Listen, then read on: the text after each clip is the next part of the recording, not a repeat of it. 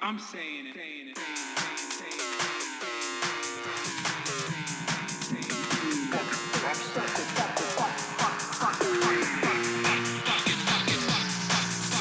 America deserved 9/11.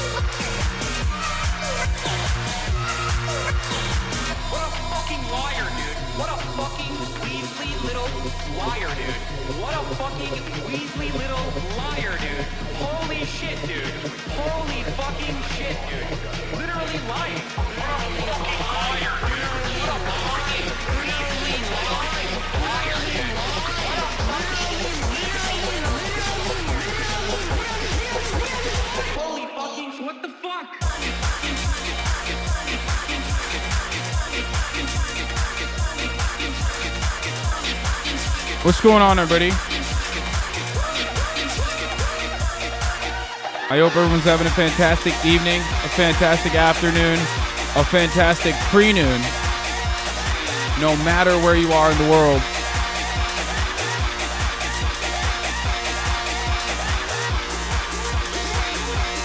I'm Hasan Piker, and this is the HasanAbi broadcast coming to you live from now sunny. It was very gray earlier. California, Los Angeles. We're live and alive, folks, and I hope all the boys, girls, and MBs are having a fantastic one because it's a beautiful day today. It's a very special day today. It's fucking Friday, folks. It's motherfucking Friday. That's right, dude. That's right. It's the freaking weekend, baby.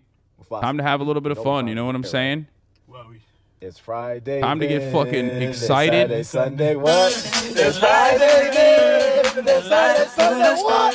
It's Friday. That's right, folks. It's Friday, May 27, 2022, 11:14 a.m., and I'm live. I'm live and alive, folks. Barely. Kind of tired. Internally, I feel like Mufasa. It's also Memorial Day weekend. It's a fucking 3-dayer, boys. For a lot of people. Maybe not you, but that's it. That's a 3-day weekend, baby.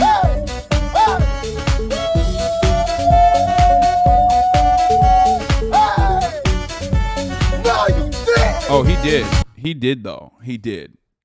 Mufasa always does it. He always does it to him.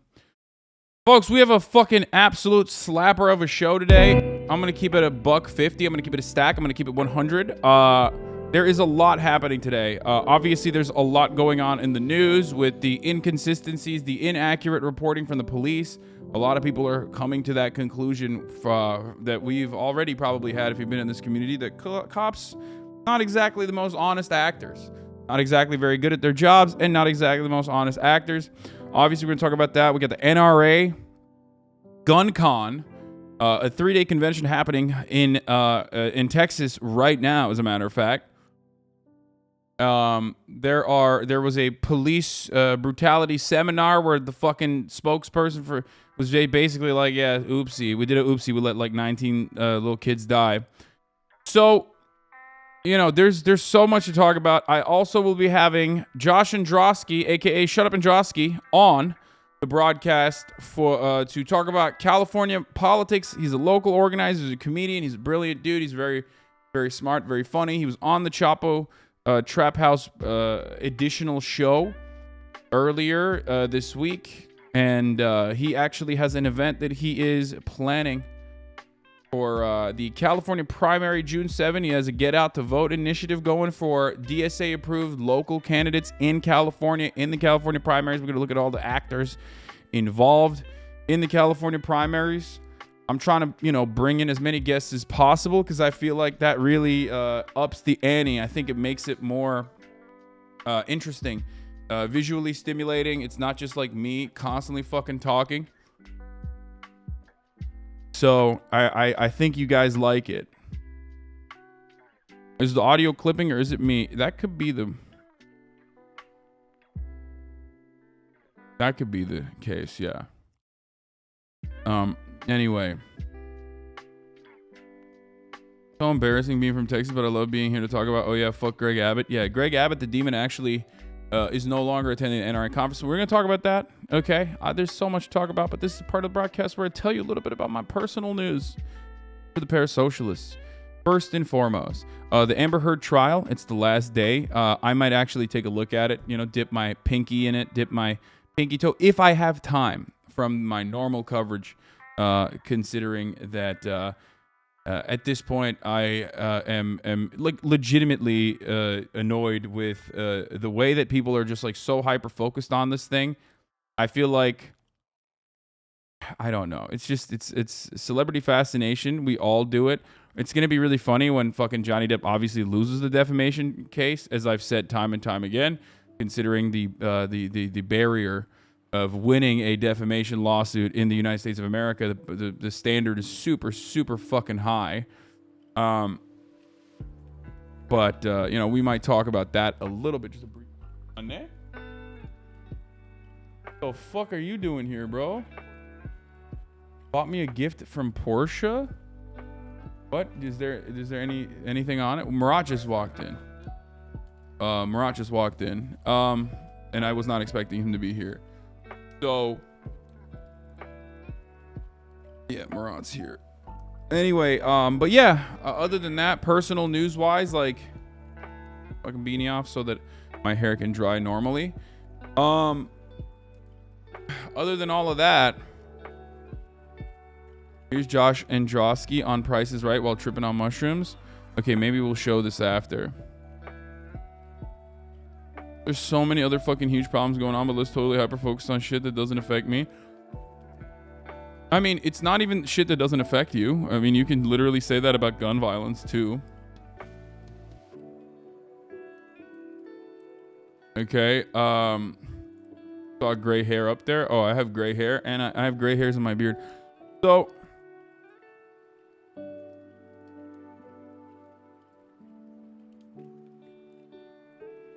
where was I? What was I going to say? Oh, personal news.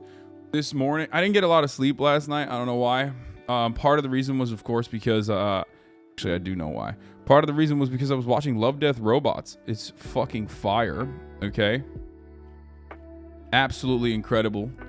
Season 3 was just bananas, dude. I mean, insane. Volume 3 of Love, Death, Robots is just... I mean, they really took it to the next level. There were so many good ones. No duds. So that's exciting. Okay. And they really upped the ante. Which is your favorite? I think it's probably the last episode, which is the one with the lady. What's up, dude? What's going on? Okay. I mean, I'm gonna get into some heavy shit right now. That's why I'm like, yeah. Jibaro, yeah, that one. Jibaro. I love that one. You should watch Severance is fire. I have seen Severance. I'm sorry, I just can't watch that show. The title pisses me off so much. Such a stupid name law. I mean, I rarely ever care about the name of any show, to be honest with you. Who cares? The Swarm episode's fire. I really, like, the writing was really bad on the fucking, you know, the Honey Badger, the mechanical, like, CIA operative base one. But underlying implication of Jimbato is kind of sus. Wait, what is the underlying implication? Dude, what happened, dude? Are you a leftist who saw rape? Is it giving fucking rape apologia vibes or something? Is that what you're gonna say? Hell yeah, dude. Let's go. Jimbato was trash in my opinion. No, I loved it. I think the art on that was insane.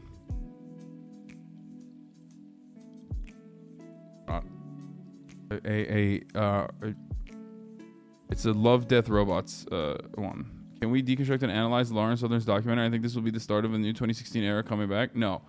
You should watch What We Do in the Shadows. There's an Ottoman king in it. I know. I am a fan of What We Do in the Shadows. So I'll just show you like a piece of it to understand. I mean, this is like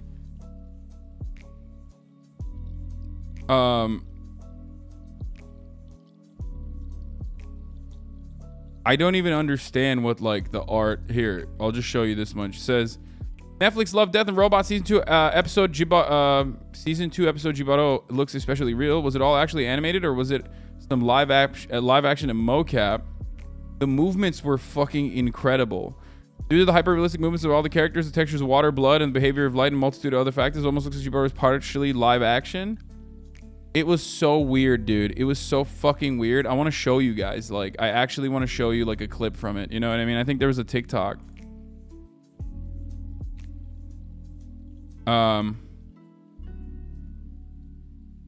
Let's see if there's like a... I mean, this is explained, which I don't want to... I just want to show you like the actual... like a piece of it. Here, this is a piece from it.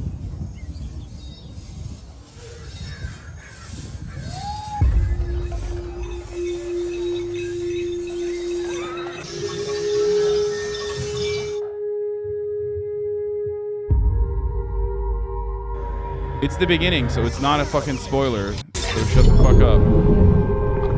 It's basically the whole thing. Oh, it's not. It's actually just clips of it.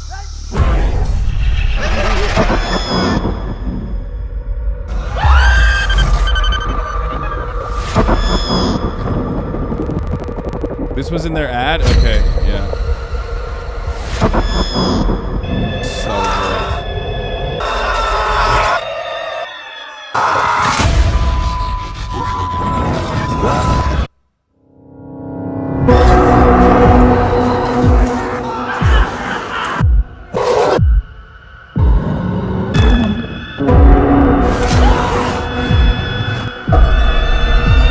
This is the one that did The Witness? Oh my God, that's awesome. I loved The Witness. That was my favorite, dude. I watched it again last night. Like, The Witness was one of my favorite ones out of Volume 1. This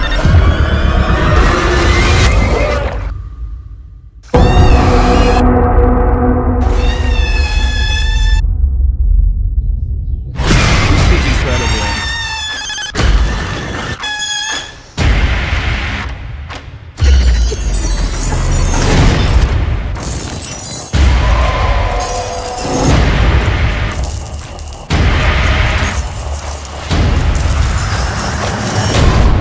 This one, dude, you guys have to watch this, dude. This one is so fucking good.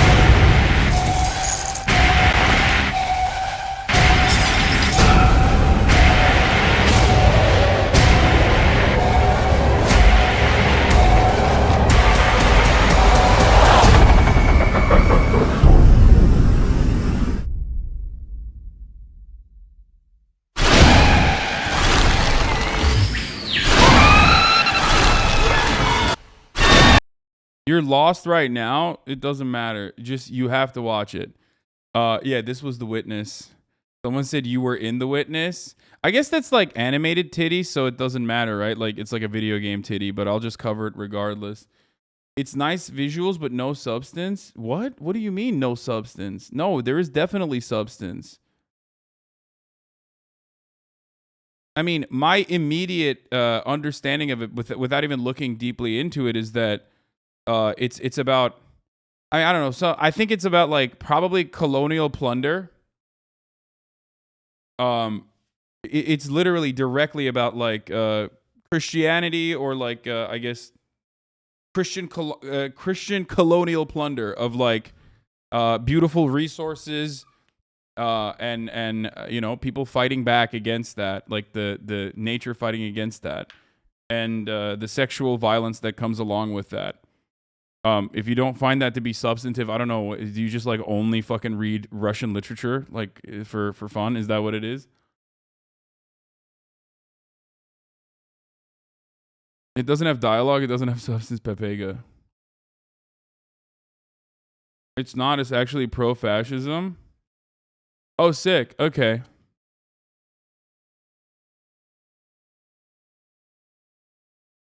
I love it. Like Attack on Titan. I love it. I love fucking like actual freak leftist, dude. My favorite thing is my favorite thing is doing like any kind of cultural analysis in a leftist chat where everything is fascism. You know what I mean?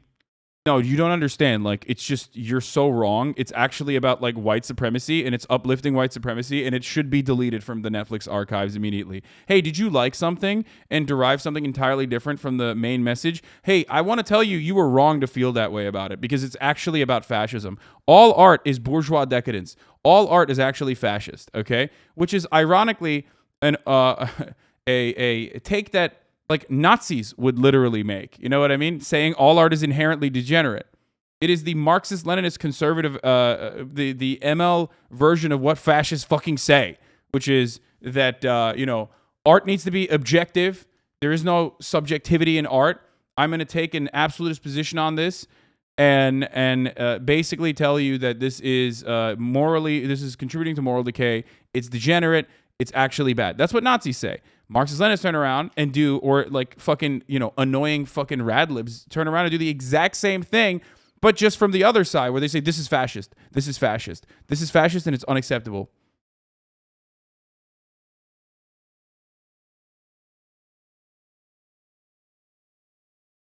That's why the whole world hates the USA. Americans are doing something bad, and then the rest of the world has to apologize for it too. What? New reports of Border Patrol arrived earlier when police said they were barred from entry by police.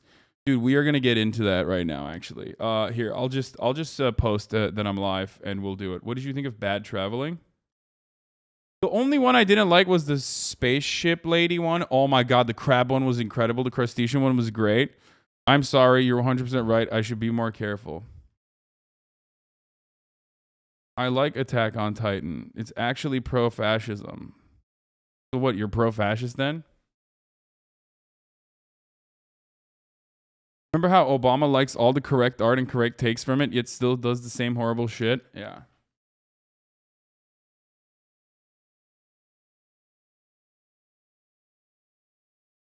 The crustacean one was really good. Probably my least favorite one was my least favorite one was definitely the fucking the spaceship one.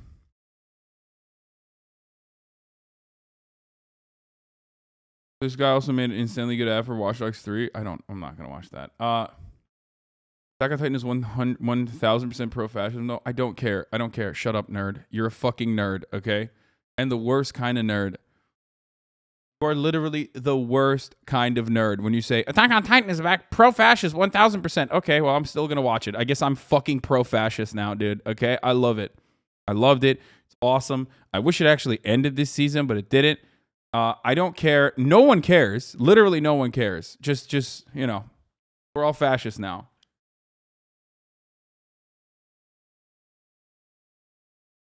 The rat one was all right. Anyway.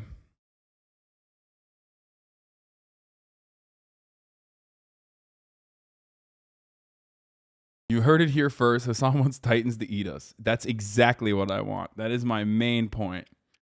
That's precisely my point. Thank you for figuring that out. My ultimate goal is for Titans to eat everyone, okay? There needs to be some kind of revenge, okay? Some kind of revenge and so that the delicate balance of the world could be struck to those who actually have the supreme power given to them by God or something. Is that fascism? Is that Attack on Titan? No one will know. I love AOT, but hate every single character in it. Very agreeable take. Except for sexy assassin who is in love or like may or may not actually. No, there's a couple ones that are really good. I mean Levi, who's the sexy assassin? Yeah, Mikasa Ackerman. Oh my god.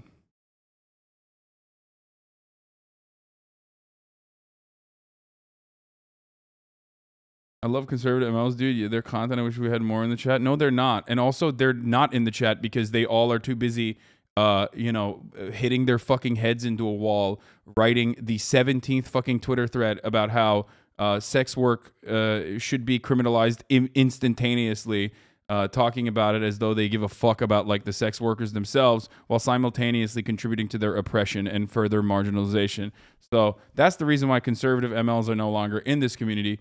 Because they're too busy being on Twitter being like, Hasan went to a brothel, which then was rated for tax evasion. But I'm going to act like it was rated for sex trafficking, even though Hasan went to a brothel 10 years prior to said action.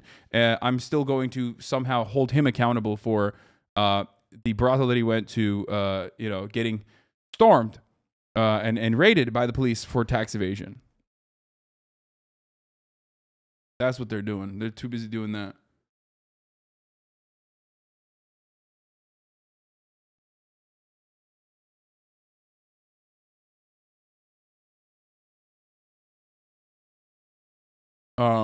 Yeah, everyone knows tax evasion is co-work for sex trafficking. Yeah, also the brothel is still working.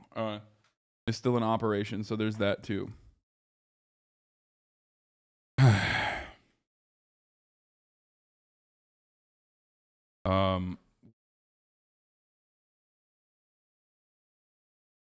at the anti-NRA protest in Houston, I just witnessed North Texas right-wing provocateur goes by the name of Chet Goldstein get ejected from the crowd for trying to disrupt the event. All right, we'll do that. It's just a fucking wild thing. It's just like absolutely a wild thing to be like, dude, you went to a McDonald's and like you know, they killed people at that McDonald's like 10 years later. You're responsible for this. Or you went to a massage parlor, got like a, you know, got a massage, and then, you know, 10 years later, there was the massage parlor was doing tax evasion, so it's your fault.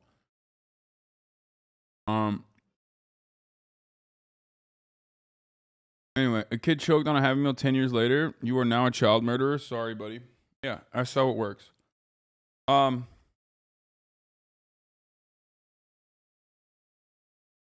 In my opinion, Maoists are more against sex work than MLs. No, there's plenty of fucking swerve MLs. Who cares? Okay. Let's blast off. Big day. NRA Convention has started. Cops offer conflicting as scrutiny mounts on their lack of action. Uvalde, last day of Amber Heard / step trial. Inshallah.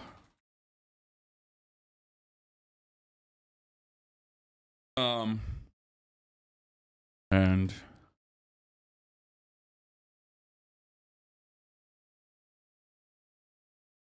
folks be on to cover the primaries. Okay.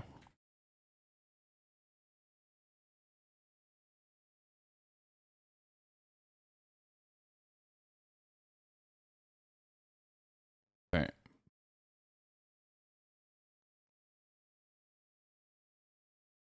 Big day.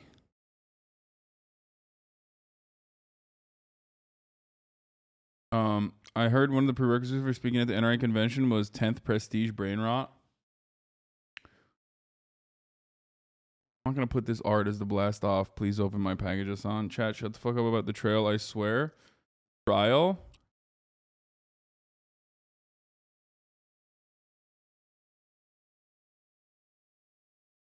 My boyfriend used to get mad that I listened to you all day while I work, and now he's a HasanAbi head and watches you with me. That's awesome.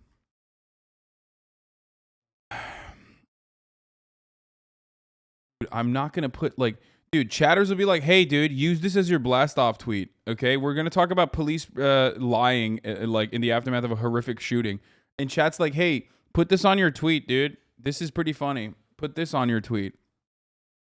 I think this will be good. I think people will not. No, I'm not gonna put your artwork either. Come on, dude. This would be sick if you do that. I mean, yeah, I'm not gonna do that though. You know, that's like a little out of pocket. Okay. For the past couple of days, I haven't been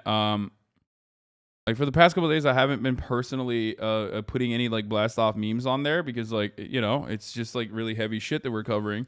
Today's the first day where I'm like, okay, we can do a blast off, but you're like, no, just like put a post about your dick, dude. Like, please, dude, please talk about your dick. Actually, please talk about your dick, regardless.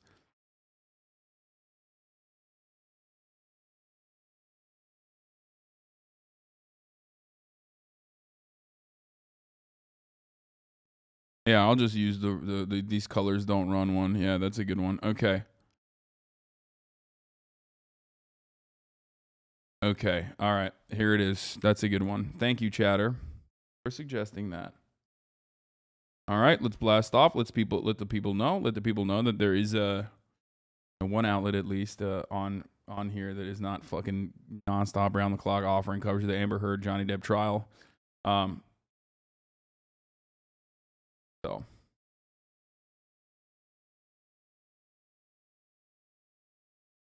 Danarchy, losing my mind. Did you ever hear my track that samples one of your rants? Yes, I did. Watched it. Also, sorry for you know, not doing Okay Buddy yesterday. I'm gonna try to do it today.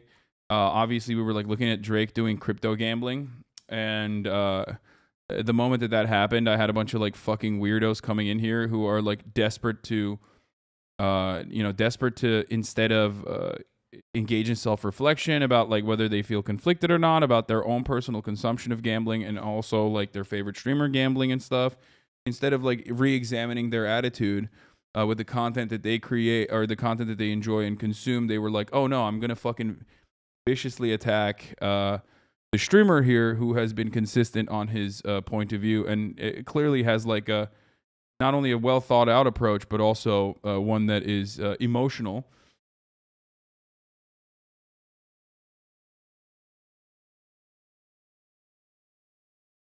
So, thoughts on Drake's first stream, lol? Yeah, it was fucking dog shit. It was so boring. It probably got people to not gamble, I'm gonna be honest with you. But that's not the case, obviously. All jokes aside. Clearly, that's not what happens, and that's not what is going to happen. But yeah, let's blast off.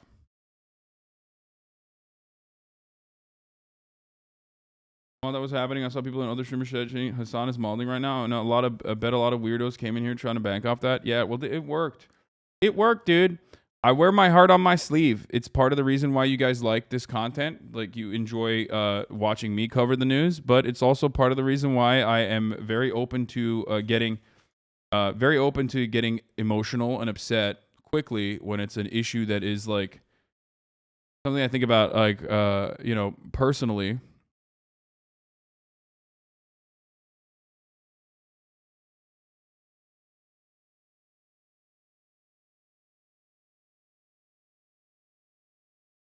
There's something about Stake's success with Twitch is that they had Drake come on the website to stream his sponsorship. Yeah.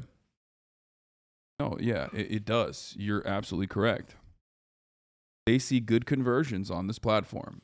They see profound success on this platform, so much so that they brought someone from outside of the platform to come and gamble on this platform. Like, it wasn't enough that Drake's entire Instagram feed is basically one big ad for crypto gambling. Also, they were like, this is even more successful than that. Yeah.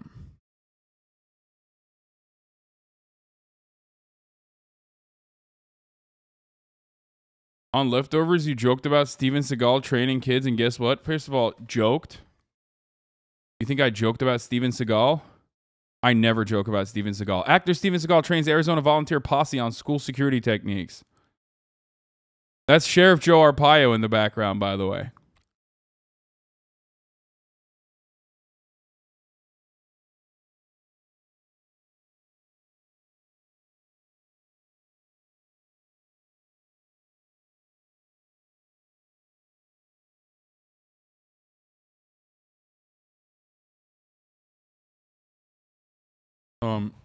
Yeah.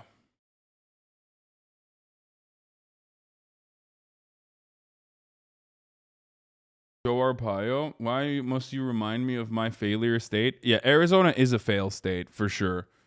I mean, they're getting better with the the larger flexicum population that is now like voter eligible, getting a little bit better. But once the Arizona GOP takes a fucking stranglehold on the Latino voters there and turns it into fucking Texas, where every fucking second generation Mexican dude is like, yeah, that's right, brother. I love QAnon. And also, I hate the fucking Democrats. They want to eat babies, like, just like in Texas. That shit will fucking die down real quick. Aisha Esquire, thank you for the 5 get the subs. Ugh, don't say that. You know it's gonna happen.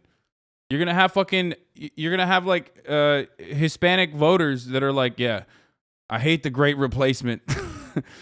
We need to put an end to this great replacement. I'm like, dude, what are you talking about? Dude, don't you realize they're talking about you when they say that?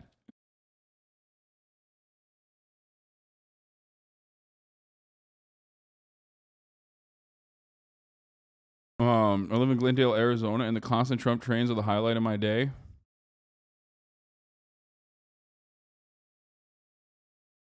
Remember that Twitter link from yesterday about the story you thought was fake? It's deleted now. And dude, that story was so fucking fake, dude.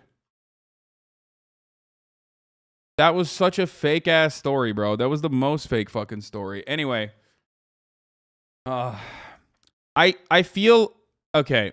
So I'll be frank. I'll be honest with you guys. Usually I stall a little bit in the first hour because like I want to make sure that everyone that wants to get the news coverage gets in. And oftentimes by this point, I'm already at like 25 or 30K people watching. Right now, we only have 19,000 people watching. I'm assuming that that is not going to change, possibly because everyone is fucking dialed in to the Amber Heard Johnny Depp trial, and they don't want to miss out on a FOMO on, like, you know what I mean? So I'm just gonna get into the news now instead of waiting further. But that's usually what I do. I like I will wait a little bit. Clout chaser, Papela, me? What? I really should never explain what I view count Andy Pog. Yeah, no, totally. No, part of the reason, dude, shut the fuck up. Stop trying to, dude. Every time I bring this up, people are, dude. The worst part is every time I bring this up, the most loyal, like, long-term fans are like, oh no, it's because of Memorial Day. Yeah, dude, it's not because of Memorial Day, dog. There's like 700 million people watching fucking the Asmongold and XQC and everyone else watch this trial. What are you talking about, Memorial Day weekend? No, I know what it is. It's because everyone cares about the fucking Amber Heard Johnny Depp trial shit. Stop. You're a fucking idiot if you think that it's like anything but that. The website, if we were to look at like the actual activity on this website, I bet it's higher today than ever currently. That's it. Waiting for your own audience is clout chasing? No, and then it's fucking annoying because I have to repeat myself over and over again when new people are coming in. Yeah. So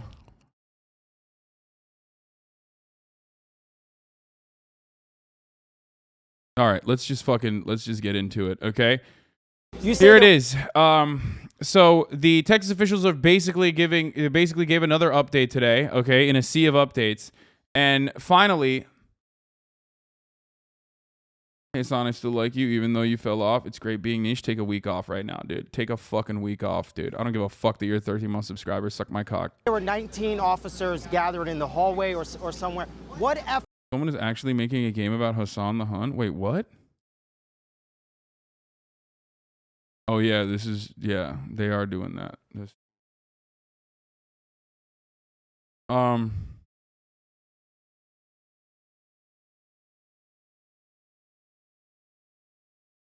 Great vid on the cops being useless, kind of a lighter vid to start the day. Oh, no, no, no, no. What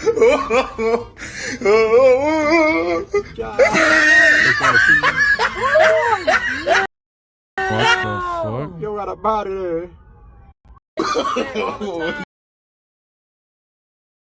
Explaining your thought process behind what people perceive to be stalling is apparently being a view count Andy. Dude, yeah, it's one of the dumber things to do. I should never ever explain my fucking way of thinking when I'm or why I'm making content a particular way, because everyone has their own opinions, and because they watch every day, they think like they know better than I do. And they're like, well, now it's time for me to tell you exactly what you're doing wrong and actually tell you what you should be doing instead. And it's very frustrating.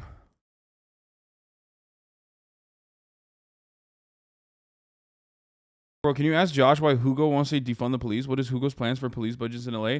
I heard he wants to fund the police more.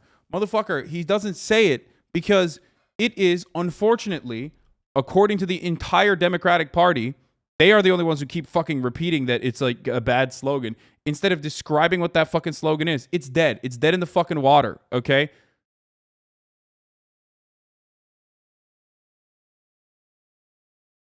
It's completely fucking dead. There was a time and place when the entire Democratic Party, alongside the media, could have basically described what defund the police was, but they didn't do that. They immediately launched against it and said, look at how unpopular this is. No shit, it's unpopular. Black Lives Matter was unpopular when you fucking started too. When Black Lives Matter first started, it was unpopular. I know, because I was a fucking staunch defender of it, and everyone would constantly, including Democrats, would constantly shit on me for it, okay? People don't remember this, and they've probably fucking had a Berenstein's Bear moment on this. They think like Black Lives Matter was always fucking a popular movement. It literally was not. Obama personally fucking criticized BLM. Like, you're crazy. Black Lives Matter straight up only became mainstream and popular when Trump opposed it, because Democrats were like, okay, We should get on board with this now because Democrats are just as reactionary as the fucking Republicans are.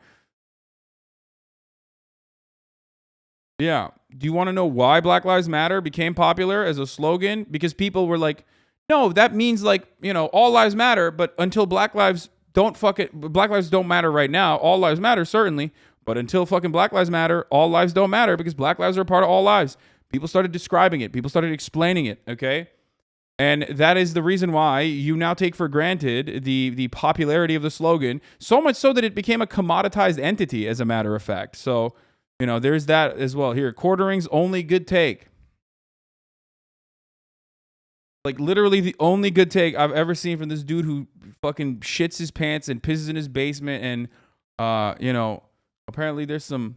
The Pod Save America guys even opposed Kaepernick kneeling at first. Yeah, I remember that. I remember criticizing them for it, as a matter of fact. Okay.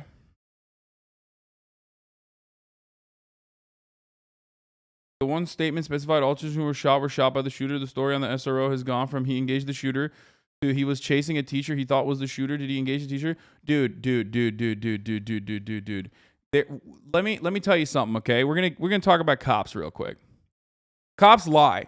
Hello, welcome to the real world, okay? Cops lie all the fucking time. They love lying. It's like their favorite thing. They are you know, big fans of lying. Okay, they lie on the stand. They call it test the lying. They lie in the courts. They lie all the time. The other thing is that they lie to get good credit from the media. The media knows that they lie all the time. If you feel this way, why do you support Hugo instead of Albert Corrado in CD13? Dude, I hate you. I'm gonna tell you right now, dude. I'm sorry. I prefer Hugo instead of Albert Corrado in CD13. Okay, that's it.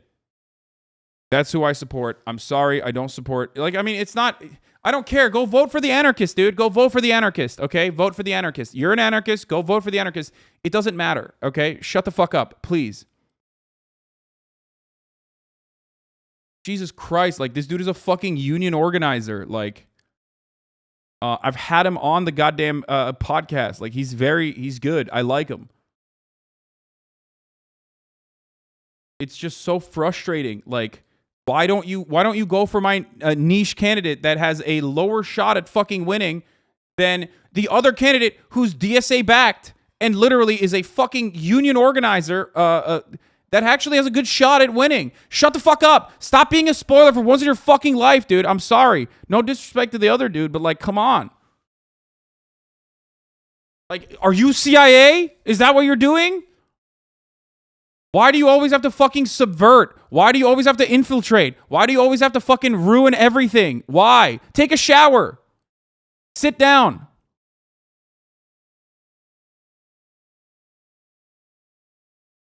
The election is not a... Oh my God, this is my best one. The election is a runoff. There are no spoilers. Top two candidates go to the runoff, bro.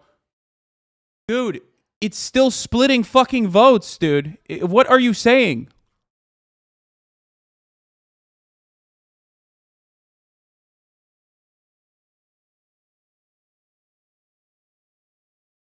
Look, you're doing it.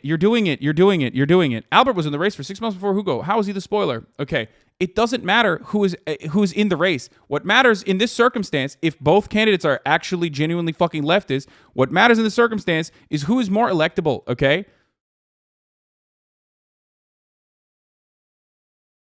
And you are in here, like, what purpose do you serve in here, you unwashed, unshowered, crusty-ass dickhead? What purpose do you serve?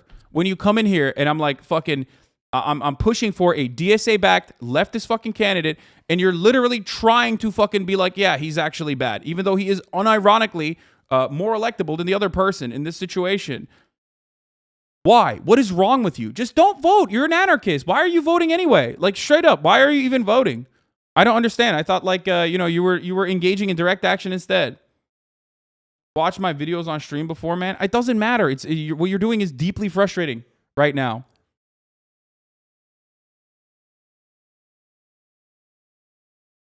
And also, I didn't watch that video.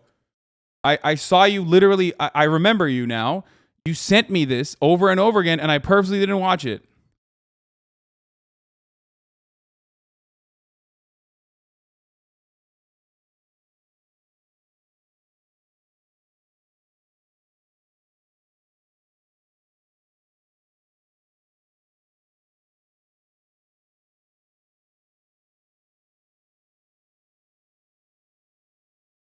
He's about to turn into a right-wing psycho. No, he's not. He's an anarchist. Like, no, and the dude is not even a bad dude. Like, he's actually not a bad person. Like, his worldview is not one that is, like, incredibly different than mine. Okay? But there needs to be a semblance of organization when it comes to these sorts of things. Okay? And anarchists are spoilers. I'm sorry. They always love fucking coming in and being like, actually, we should do point of privilege conversations. Actually, we should not fucking clap because, you know, people have...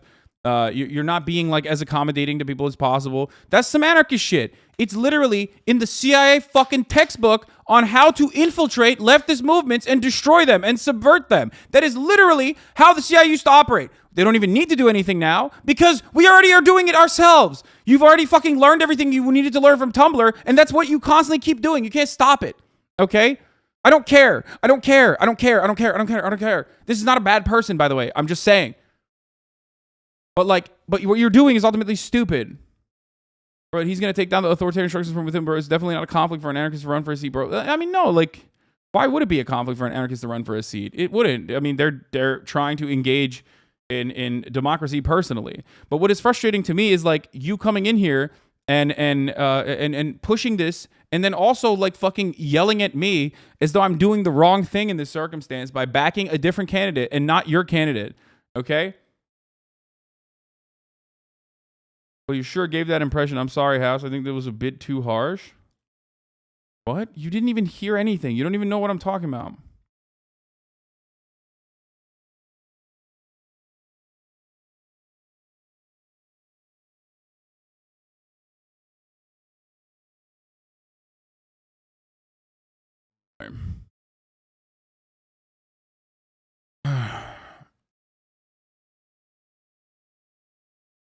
Like, do you think you're serving the appropriate purpose?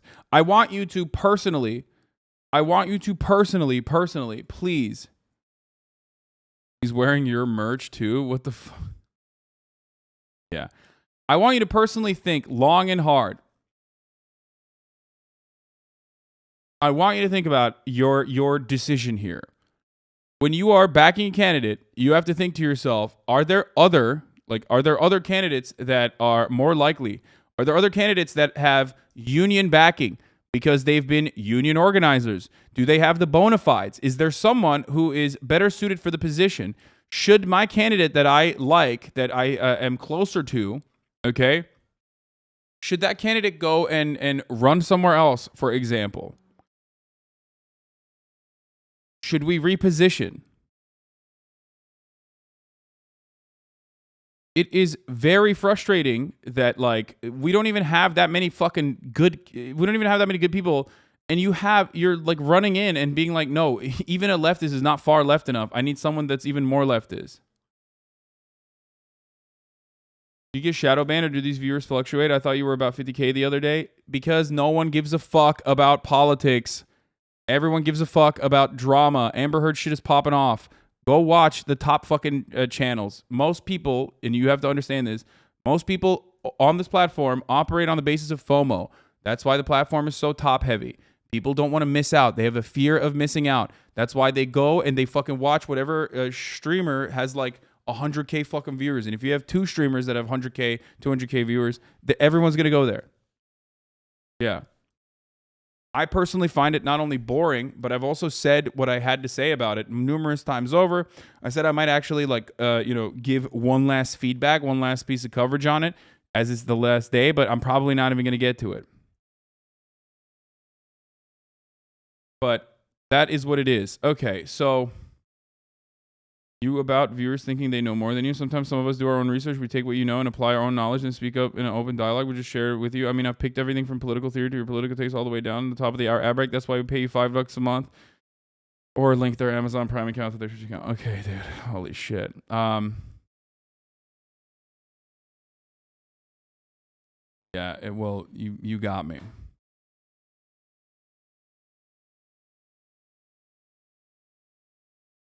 It sucks how people who are normal HasanAbi fans watching the court cases just the same thing over and over again. I mean, dude, yeah, I don't fault them for it, man.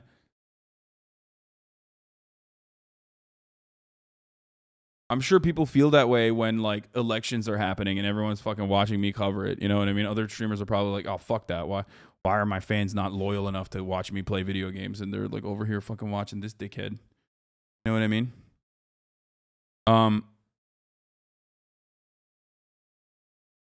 So, like, this is not a bad person, okay? Like, I don't have an issue with you know, with an abolitionist candidate, Brett Hamilton, okay? I don't have an issue with your candidate. He seems like a very nice person. But go watch Asmund, this shit's boring, hearing you cry like Amber. Dude, you probably should never be in this community ever again for the rest of your life. Sounding like a cop. We need more creators like Etika. Take the next step, please. Yeah, you're like a horrible person if that's your only fucking takeaway from that trial. And you're basically just doing a self-report on why you're even fascinated with the trial. Positivity week over? Yeah, fuck positivity. It's negativity time. Okay. So.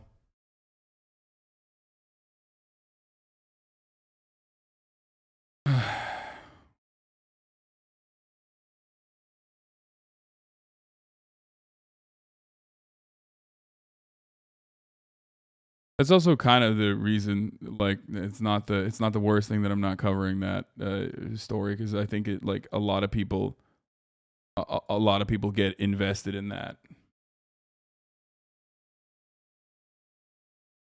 Dude, look. This is the last thing I'm going to say about this. Just frustrating to watch our society be recreated even by leftists like the DSA.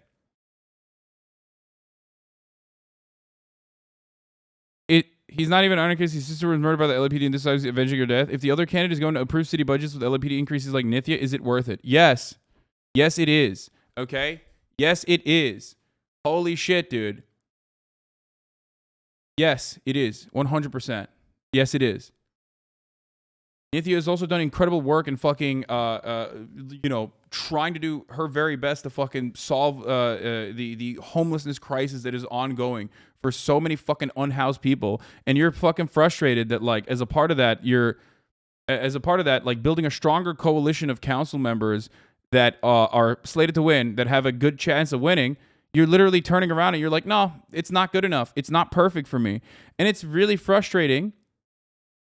It's really frustrating when you say that. Yes, we have to shove socialism down the people's throats somehow, and there's a foot in the door to start.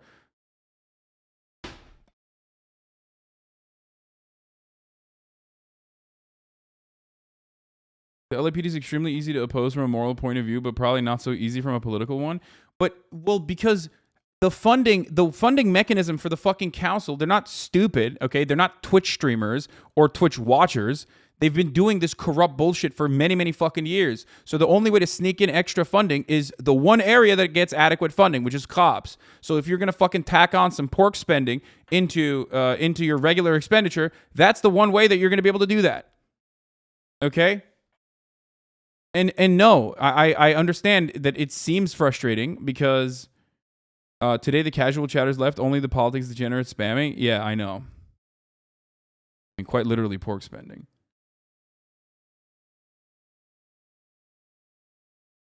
I mean, it is literally and figuratively pork spending. Like, if you are ever finding yourself in opposition of, like, a DSA candidate, dude, just fucking literally check yourself, okay? Just take a deep breath, stop, and wonder, am I just a child? Like, just reassess your point of view, and think long and hard about whether you are serious about, like, even trying to fucking enter the ranks of the Democratic Party through local organizers and whatnot. Like, is that even something that you are remotely interested in?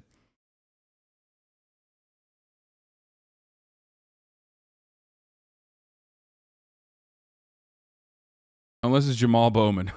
Yeah, good one. Cool.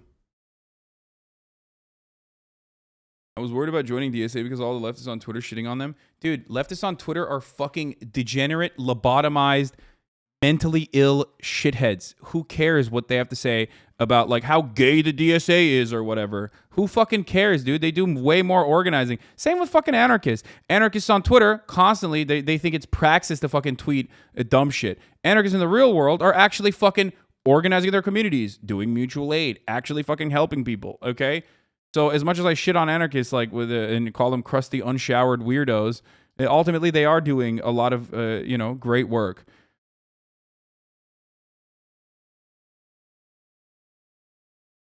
Okay, dude, but the DSA isn't perfect. They make dog shit decisions all the time. We don't have to treat the DSA as a vanguard because they aren't. I know that. But we have nothing. You don't have anything. There is no vanguard. So who cares? Shut the fuck up.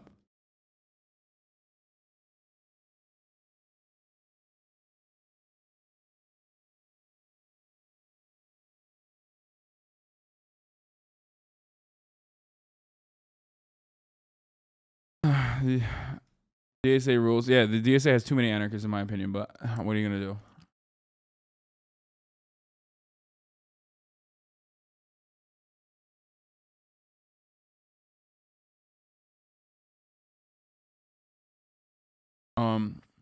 Anyway.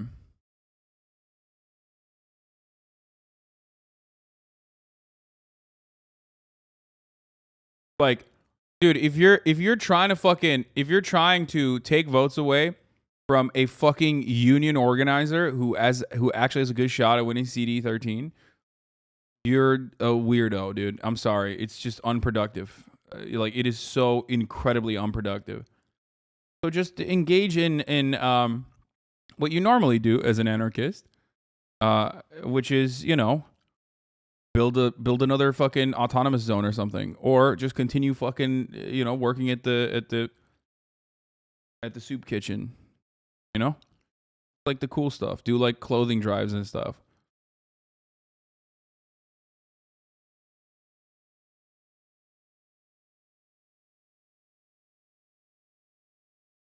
Think of all the unlocked doors cops have kicked in so they can throw a flashbang at a baby and shoot a dog. In this case, they let a gunman shoot toddlers because they were waiting for a key. Yeah.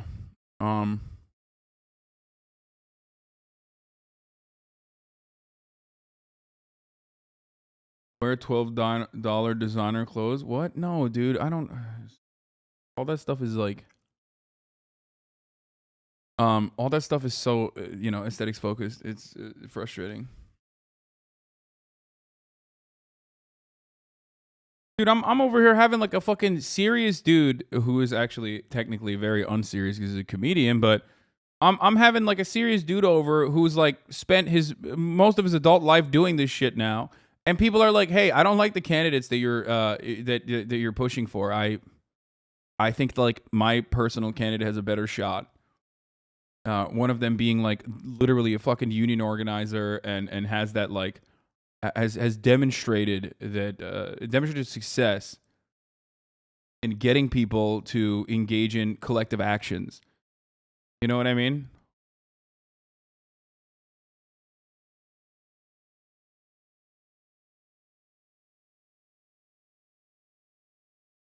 Endorse a different guy while your guest is sitting next to you. Yeah, it's just like, no, they want to fucking debate about it. They want to be like, why is this person like not coming out and saying like defund the police or trying to abolish the police like my candidate is? Yeah, I wonder why, dude. Maybe because the Los Angeles Police Department is like $2 billion. They're getting $2 billion fucking dollars. And even when cops allow 19 fucking babies to be brutally and ruthlessly murdered as they stand on the other side of that fucking door waiting for a key, nothing is going to change. There's going to be no accountability, okay? Incremental change is unfortunately a fundamental part of being serious about politics. It's just the truth. That's how it works. Top of the hour ad break is a part of the fucking broadcast, okay? And if you no longer want to see those ads, all you need to do is subscribe. You can do that for $5 or for free with a Twitch Prime. Electoral politics isn't for everyone. If you can't handle the incrementalism of it, you can focus on other types of local organizing and mutual aid. Thank you. That's actually what I'm saying. Yes. And like incrementalism, it also obviously has a fucking end point. You can't just be like, oh, well, Chuck Schumer incrementally is better. Like if there's a solid fucking progressive candidate like Jessica Cisneros, running in a fucking district against like an incredibly conservative Democrat. Obviously, I am going after the person with a better shot at winning. Oh my God, I can't even run the ad break. I'm like constantly stun locked. Holy shit.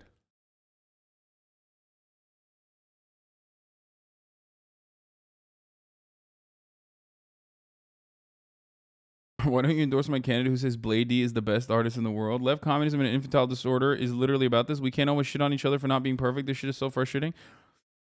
I know. It is. It is.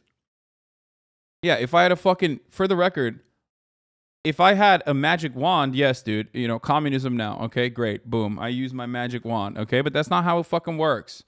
You don't even have organizing. You don't even have organizational power. You don't have anything right now. That's why I yell at like all the fucking vanguardists who like fantasize about who pray to the fucking USSR flag and take photos with a Kalashnikov in their hands and LARP as like a Zapatista or whatever. You know what I mean? Or I know that I just gave you like 8 different ideologies there, but you know it's all over the place deliberately. It's all just memes, right? And And it is you know, those people don't even realize that like while yes, ultimately at the end point there's of course going to be violence in politics, because politics is about the distribution of violence, who gets to do the violence, okay? Politics is about the distribution of resources as well. But like you don't even have the solid foundation. Or you gotta level out the tank. You talk about shitting on anarchists, they're getting uppity. What? I mean, everyone can catch some, okay? Everyone can catch these fucking hands, obviously, because you know people are fucking dumb. People are very dumb in the way that they carry themselves, in the way that they understand the world, and their form of like leftism being better than the other forms of leftism. You know what mine is? I talk about it all the fucking time, so I don't know what else to say.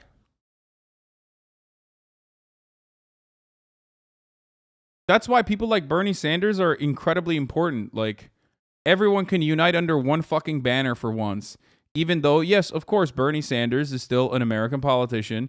And yes, of course, as a consequence of being in Congress for as long as he's had bad votes. Of course, he's not like the most designated anti-imperialist. You know what I mean? Like, but it doesn't matter because he's playing a fundamentally important role of like normalizing socialism, normalizing leftist attitudes. Like, this is really, really important. Putting it on the fucking main stage. This is really fucking important because at the stage we're at, we do not have any kind of fucking organizational power. Yeah, Bernie Sanders is not a Maoist third worldist. Okay, he's not. He is unaware of the revolutionary potential of the third world. Okay, that is where the real revolution will occur. What we need to do is cripple the forward operating bases and take over military bases right now in America to undermine the American imperialist war machine. That's a parody. Please, I'm not advocating for that. Oh my God, I'm gonna go to jail.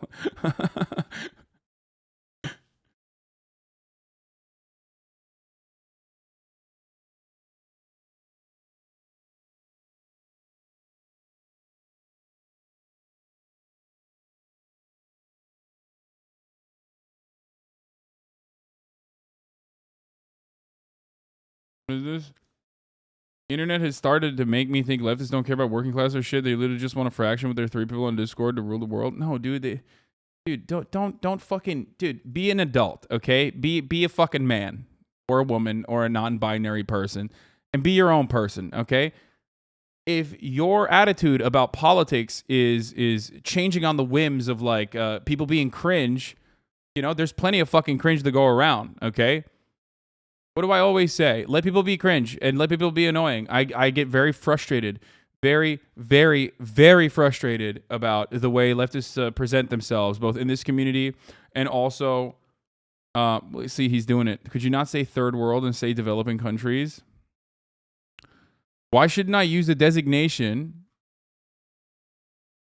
Why? I mean, this is probably a joke. I know this is a joke. I know this person's joking. There's no shot. Yeah, let me not use the designation that they use and instead use like some fucking, you know, World Economic Forum designation that whitewashes it. You know what I mean? But that's a bait, probably.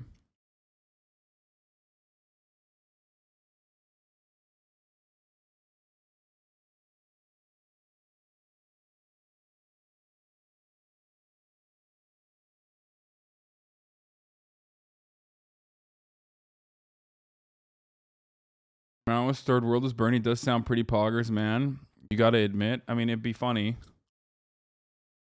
Okay, here. Let's get back to what unites us all. Shitting on cops, because once again, Americans are coming to the realization that maybe cops aren't really good at their jobs. Hello, we've been there already. We already knew that.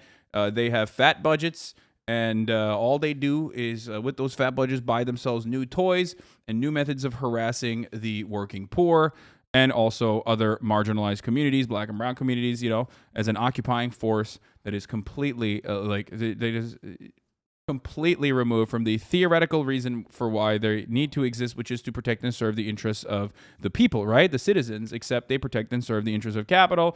And in a moment where they actually are supposed to fucking be the hero that they claim they are all the goddamn time, whenever they want to justify why they had to murder like an unarmed black teenager, turns out they're not the hero. Not only that, but also they fucking lied a lot because they were desperately trying to craft a narrative that made them look good in this situation where 19 fucking children died. Okay, 19 children, 3 adults died in Uvalde at Robb Elementary School, and they are so incredibly, desperately trying to make themselves look good while also trying to whip up the narrative that is like the best for the NRA in any particular moment. So I'm going to go over all the inconsistencies, but before I do that, I am going to let you listen to the cops themselves. Efforts were made to try and break through that door. You say it was locked. What efforts were the officers making to try and break through either that door or another door to get inside that classroom? None at that time. The on-scene commander at the time believed that it had transitioned from an active shooter to a barricaded subject. You have people who are alive, children who are calling 911 saying, please send the police. They are alive in that classroom. There are lives that are at risk. Hey, That's not protocol, is it? We're well aware of that. Right, Yeah. but why was this decision made not to go in and rescue these children? Again, you know, the on-scene commander considered it a barricaded subject and that there was time and there were no more children at risk. Obviously, you know, based upon the information we have, there were children in that classroom that were at risk, and it was, in fact, still an active shooter situation and not a barricaded subject. There was 19 officers in there. In fact, there was plenty of officers to do whatever needed to be done, with one exception, is that the incident commander inside believed they needed more equipment and more officers to do a tactical breach at that point. That's why BORTAC was requested on the scene as soon as they were there. They executed a search, or at least a dynamic entry, and went in. And of course, that was not till 12. That was not till 12:57.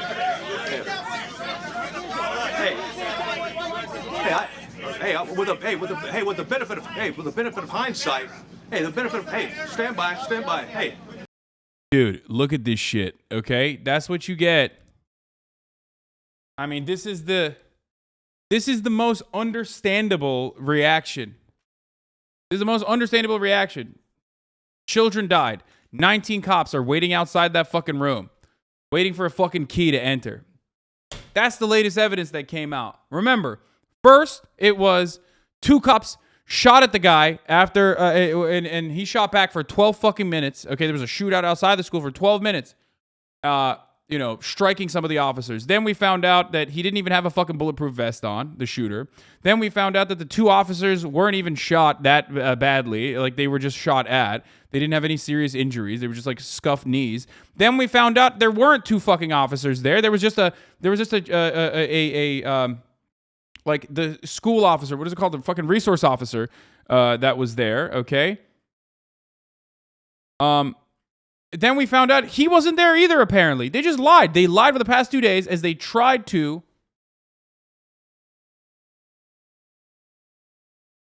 They have tried to massage the narrative as best as they can.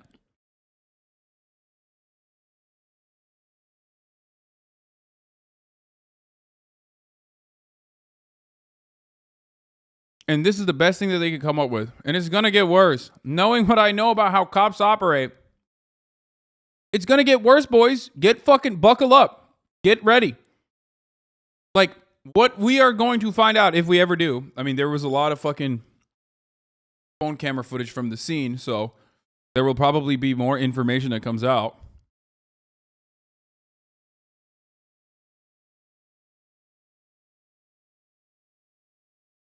There will be more.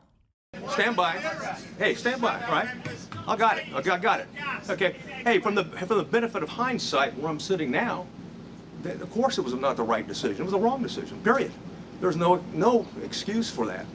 But again, I wasn't there, but I'm just telling you, from what we know. Oops, my bad, brother. We believe there should have been an entry at that as soon as you can. Hey, when there's an active shooter, the rules change. It's no longer, okay? It's no longer a barricaded subject. We don't have time. You don't worry about outer perimeters. And by the way, Texas embraces active shooter training, active shooter certification, and that dog.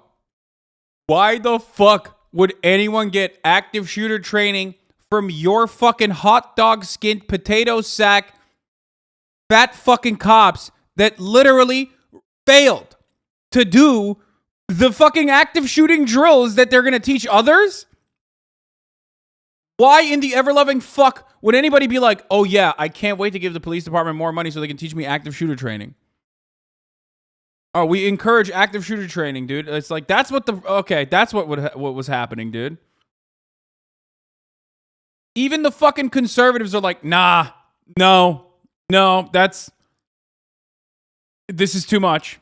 This is too much. Even conservatives are like, nope, not it. This is not it. There's fucking cops like ex-cops that literally do propaganda for the boot on a daily basis, turning around and being like, yeah, no, this is unacceptable. You're right.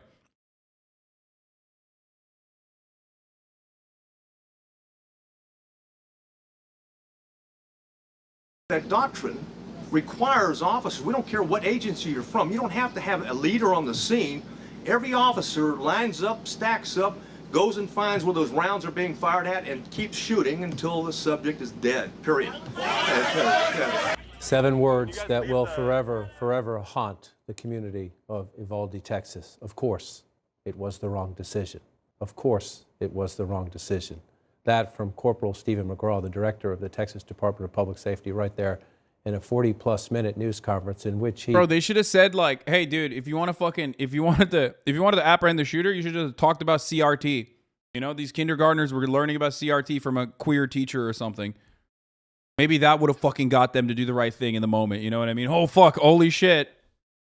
Look alive, boys. We got real dangerous things happening, okay?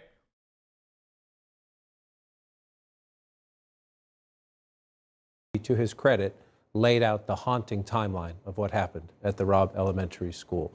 He said the shooter went in. He said that police followed him in soon after. There were 911 calls, including from young children inside the classroom, saying there. That's the worst fucking, like, that's the most disgusting thing, by the way. They literally said, okay, we're going to go through all of the bits and pieces of his you know, like all the bits and pieces of like what he talked about, okay? But it is fucking disgusting that they literally said, oh yeah, we thought that they were, at a certain point they were like, we thought that there was no one there. We thought that the kids were all dead already. That's really interesting because that contradicts, you know, the timeline of the 9/11 calls. Student calls to 911 at 12:03. One of the students whispers she's in room 112. 12:10 said multiple dead. 12:13 called again. 12:16 says 8 to 9 students are alive. 12:19 student calls from room 111. 12:21 3 shots heard on the call. 12:36 another 911 call. 12:43 asks for police. 12:47 asks for police. They left them in there and they fucking knew. They left them in there and they fucking knew that they were there, okay?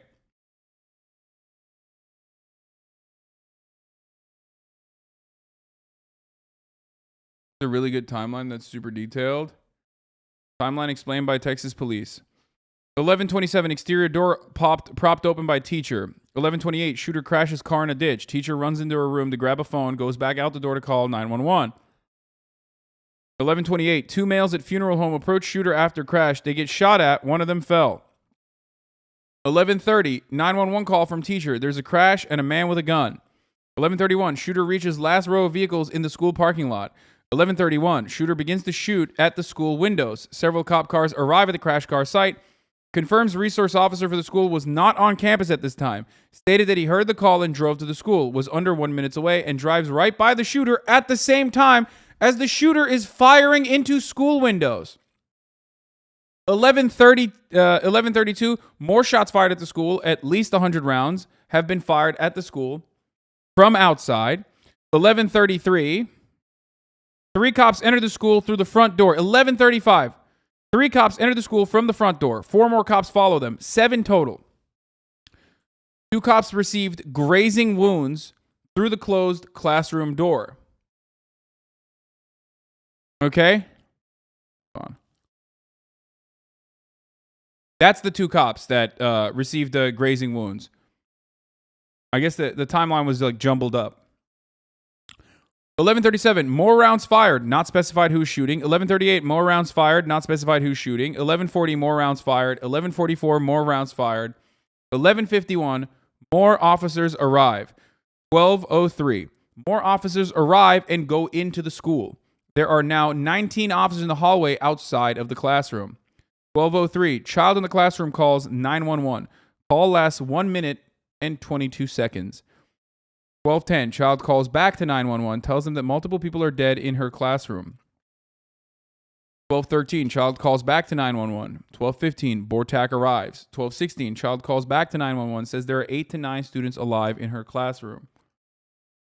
At this point, like the Bortak arriving is at almost approximately 1 hour later.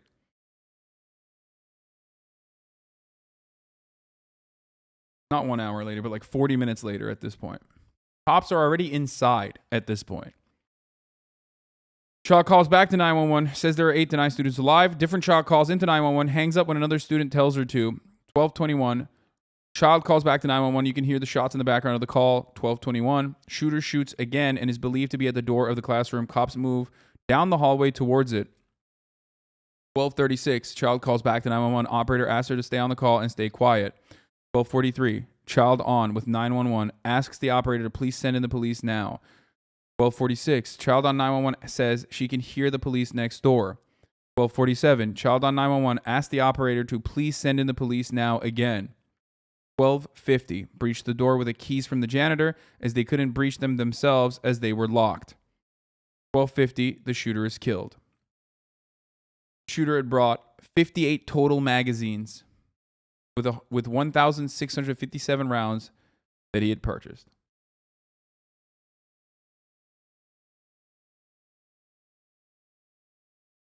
However, there's conflicting testimony on that as well because Border Patrol agents arrived far earlier than disclosed, but the Uvalde police initially kept them from entering the school, 2 officials said. Now, there are different political interests playing a role in the way that this is being covered right now. Okay, so it's hard to figure out or parse through exactly what the reality, exactly what happened.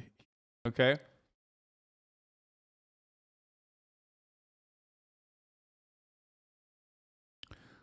Officials described harrowing series of 9/11 calls, including some of the children from Robb Elementary. 78 minutes elapsed before police, believing there were no kids at risk, finally confronted the gunman, officials say. In Uvalde, Texas, some of the worst fears about the police response to the school shooting rampage were confirmed on Friday when state law enforcement officials acknowledged that more than an hour lapsed after the shooting began as the police waited to enter the classroom where the students were trapped inside. In an emotional and at times tense news conference, Stephen C. McGraw, the director of the Texas Department of Public Safety, gave the most detailed accounting of the shooting yet, diverging in substantial points from the original timeline given by officials. Most of the time, the gunman was at the school. Mr. McGraw explained. He was inside the classrooms where nearly all the killing took place, while as many as 19 police officers waited outside in the school hallway. Just want to point out that 19 police officers could not apprehend this dude, and they had to wait for a key. Meanwhile, 19 children were being slaughtered. So it would have been far preferable if the 19 cops died instead of the 19 children. I think that's not, a ridiculous thing to say in this circumstance. Like, that is their job. Their job is to literally put their lives on the line to save children. Okay? Straight up.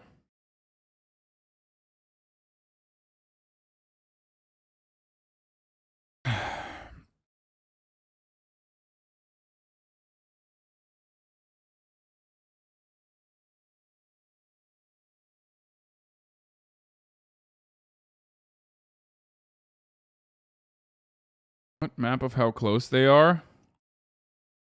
Yeah, no, the Uvalde Police Department is like very close, yes. To the elementary school.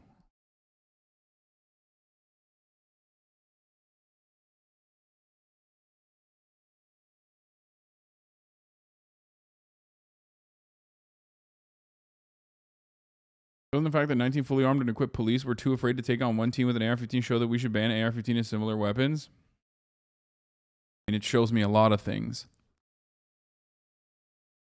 But a world in which, like, fucking, for example, firefighters, instead of fucking going into a fire and, like, saving lives, were busy, sitting outside with their fucking, their phones out, Snapchatting, would be unacceptable. You'd be like, that's crazy.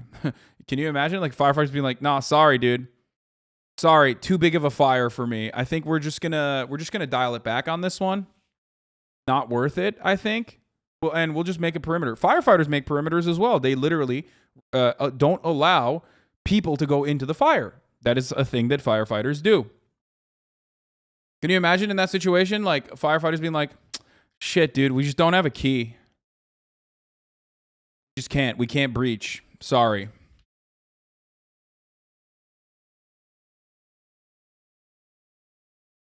We just can't do it. Oops. Liz Wheeler. This is a Republican, dude. Absent father, mother addicted to drugs, sent him to live with grandmother, loner, isolated by lockdowns, aggressive, fights in school, self-harm, violent video games, unrestricted internet access, no friends, just online chats, no church. Broken families are the problem, not guns. I mean, dude, don't show me, like, broken humans like this, okay?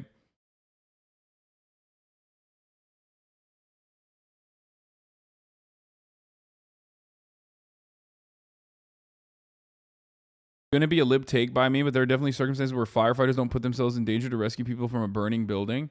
Yeah, also remember that, like, that is a natural disaster, as close as a natural disaster you can get, versus this is not. You're dealing with a human being.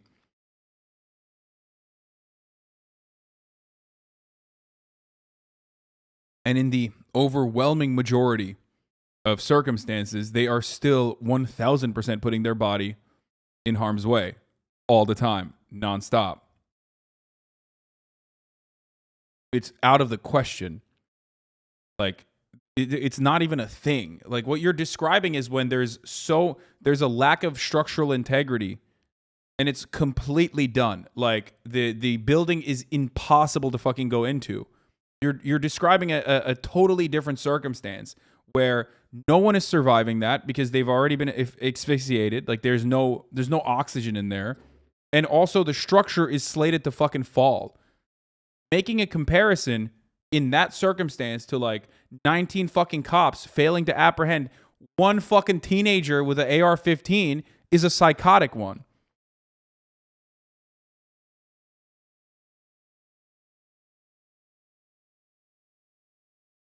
I mean, maybe you haven't really thought about fire. I don't know. My dad's a firefighter. He's done crazy things just to save a cat, let alone a baby. Yeah.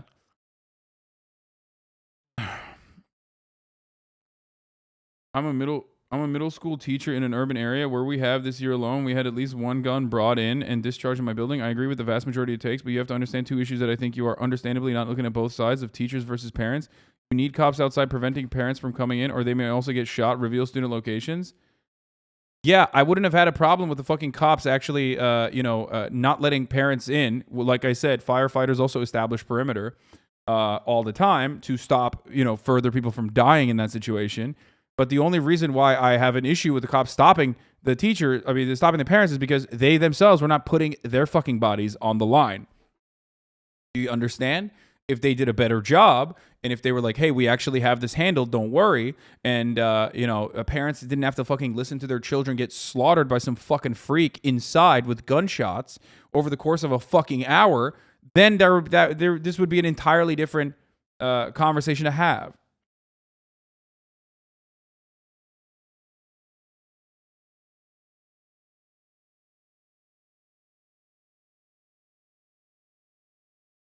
Look at how many cops with plate carriers, helmets, and AR-15s they're holding up the parents, but didn't go into the building. I mean, dude, this is it. Like, you can't turn back from this, dude. You can't look at a fucking tased parent on the ground with other parents being apprehended and be like, yeah, man, this is the appropriate thing that they did, I think, in this circumstance. Like, that's crazy. Yeah, establishing a perimeter is understandable, but like, if you're not fucking throwing your life on the line, if you're not throwing bodies at the problem, quite literally, and the only bodies that you're throwing at the problem are the bodies of fucking little children and teachers, then, you're fucked.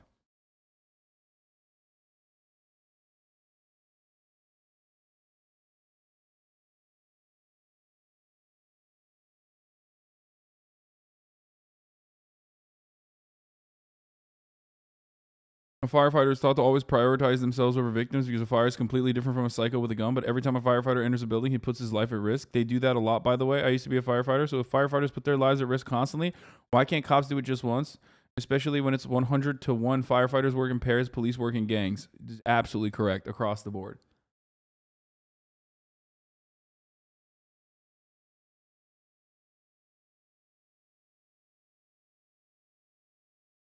Cops did exactly what they were told to do and just said, oopsies, made the wrong choice. Sadly, great example of the police system being inherently broken. I agree with you.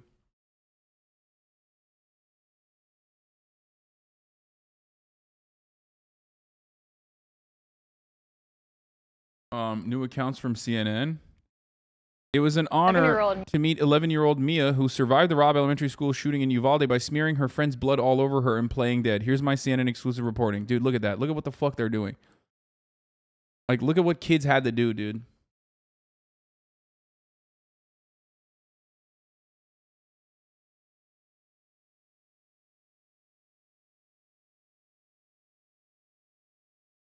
Are firefighters paid in the United States? Because I'm a voluntary firefighter in Austria, and rule 1 is to put our lives at risk. Firefighters can be paid or volunteer, depending on like the locality. But in most big cities, there are paid positions.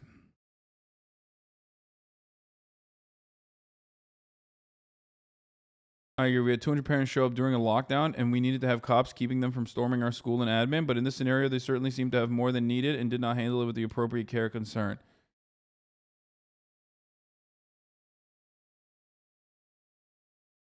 You know that the teacher who propped the door open will face more consequences than these cops ever will? Dude, that is the most insane part of this. Like that person is completely blameless, dude. What the fuck do you mean? Oh, they left the prop door open and now they're going to be used as the scapegoat? Because the cops couldn't do their fucking jobs? Because the government can't do its fucking job? They can't actually push for adequate legislation to dial back the guns that are in heavily circulated, easily trafficked guns that are so easy to fucking acquire in this country? There were kids alive. There were shots being fired. The local school district police chief was outside the door. He determined it was no longer an active duty situation. He did not order his men to break through the door. Of course, it was the wrong decision. Corporal McGraw going on to say. Yeah, remember, they were like, oopsie, we thought the kids were dead already. Just remember that. When they were making fucking constant 911 calls in secrecy, while trying to hide their voices, while trying to not show the shooter where they are. They were trying desperately.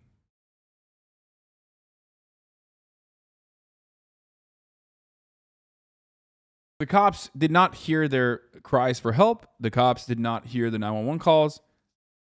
I said, they're probably dead. So, not an active duty situation anymore. It was the wrong decision, period. There's no excuse for that. CNN Shimon Prokopez live on the scene for us. Shimon, we have for a couple of days wanted the truth, wanted the facts, wanted the specific timeline. We just got it, and it is damning, it is haunting, and for 21 families, it is devastating.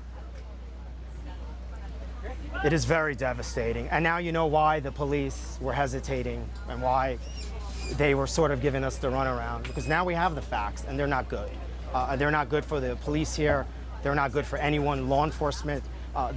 Bro, this is like, yo, people. I mean, this is a little bit of a sea change. I think this is an attitude shift that I'm noticing. I'm gonna be honest with you. Like, you got Tucker Carlson fucking shitting on the cops in this circumstance. You got 19 fucking dead kids. You got 19 dead babies, dude. I mean, these guys, and you have 19 cops outside of that door not doing shit. I don't know. Among pundits, yeah. And yeah, no, even in the media bubble, because, like, listen, these dudes love sucking the boot, okay? These dudes love... Wait, hold on. Listen, I don't want to be that guy, but I can't imagine this would have played out the same way if the school were a predominantly white/affluent neighborhood. What an interesting take from you, my friend. It did actually happen at Sandy Hook, which was a predominantly white and affluent neighborhood. Don't worry. Police incompetence is a universal factor in this, okay? But this one wasn't even as bad as, in this circumstance, they were worse than at Sandy Hook. But don't worry. Parkland. Remember Parkland? Parkland is a fucking relatively wealthy, well-off neighborhood. Yeah, white and affluent neighborhood. What did the fucking school resource officer do, bro? He shit his fucking diapers. Because when you're a school resource officer in the state of Florida, your sole purpose is to fucking brutalize black teenagers, okay? Shove their fucking faces into the hot concrete as you arrest them for being tardy or whatever the fuck, okay? That's the only time. That's what you're supposed to do. That's your job.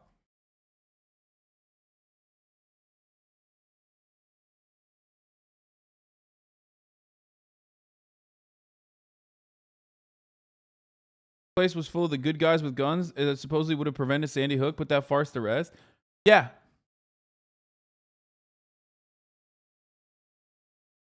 When arrested at the entrance of the NRA Convention, protesters shouting that the woman is pregnant. Nice, dude. Let's go. Let's go, cops.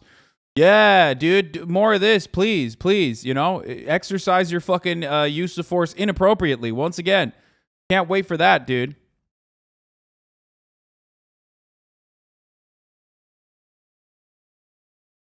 Decision to not go inside that classroom was a... For the record, just I want you to understand, dude. I want you to understand something. The reason why the police response is never swift is because cops don't have to be swift. They can get away with murder in the wrong places, and they can get away with not doing the murder in the place where they're expected to. The main point in that is that they can get away with it. There's no accountability. Because there is an attitude that cops are actually fucking throwing their bodies at the problem in instances like Uvalde. Because people genuinely believe, by way of media portrayal, because the media absolutely plays a significant role in like defending cops, no matter how fucking incompetent they are, local news especially. Okay? People have this attitude that cops are literally fucking rushing to take down shooters and throwing their bodies at the problem. Not to take away from the situation or look ahead too doomily, but this man is going to set an awful precedent for cops to jump to when they're too quick to kill someone in the future as well. Completely predictable and broken system. Exactly. There's the other side of that too. Now cops are going to be even fucking more brutal and be like, well, what? You wanted us to be fucking brutal. You wanted us to be brutal. You wanted us to be swift. Here, we're being swift. And they're going to continue murdering the wrong people over and over again.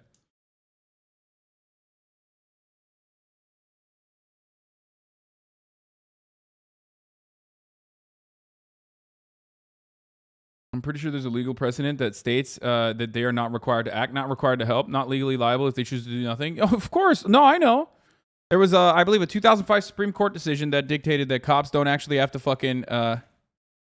they're not legally liable and are legally required to act in a situation that puts their life at risk, okay?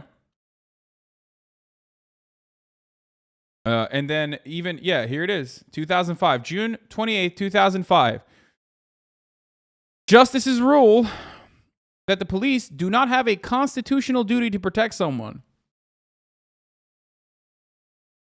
The decision, with an opinion by Justice Anthony Scalia, rest in piss, you piece of shit, and dissents from Justices John Paul Stevens and Ruth Bader Ginsburg, overturned a ruling by a federal appeals court in Colorado. The appeals court had permitted a lawsuit to proceed against the Colorado town Castle Rock for the failure of the police to respond to a woman's pleas for help after her estranged husband violated a protective order by kidnapping their 3 young daughters, whom he eventually killed.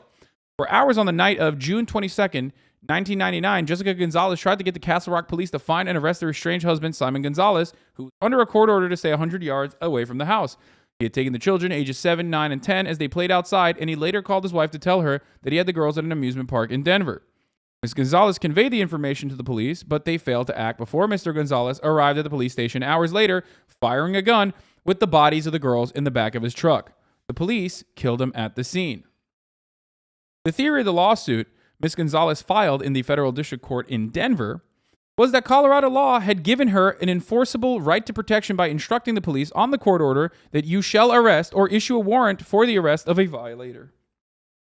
She argued that the order gave her a property interest within the meaning of the 14th Amendment's due process guarantee, which prohibits the deprivation of property without due process.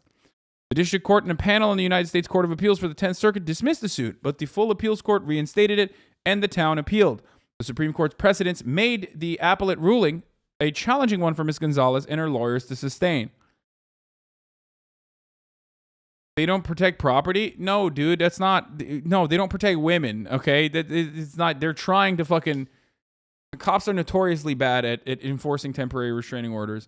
If you've ever gotten a temporary restraining order, if you've ever gotten like a sea of fucking death threats and had to at least like go talk to the cops about it, to a degree where you have to talk to the cops about it, they will straight up tell you, well, we can do a temporary restraining order, but one, you will be informing the other person, we will be informing the other person that you're, getting a temporary restraining order against them, and in most circumstances that can actually agitate them further, and two, a lot of people falsely assume that a temporary restraining order actually means like there's a physical barrier. There is no physical barrier. This person can still come over.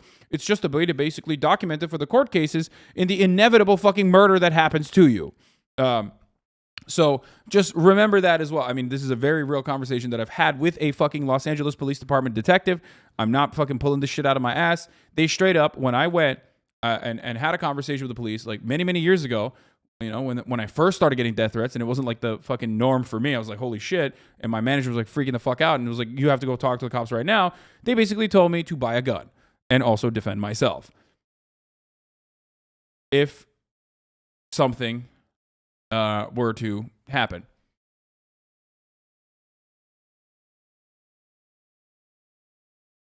Okay? So,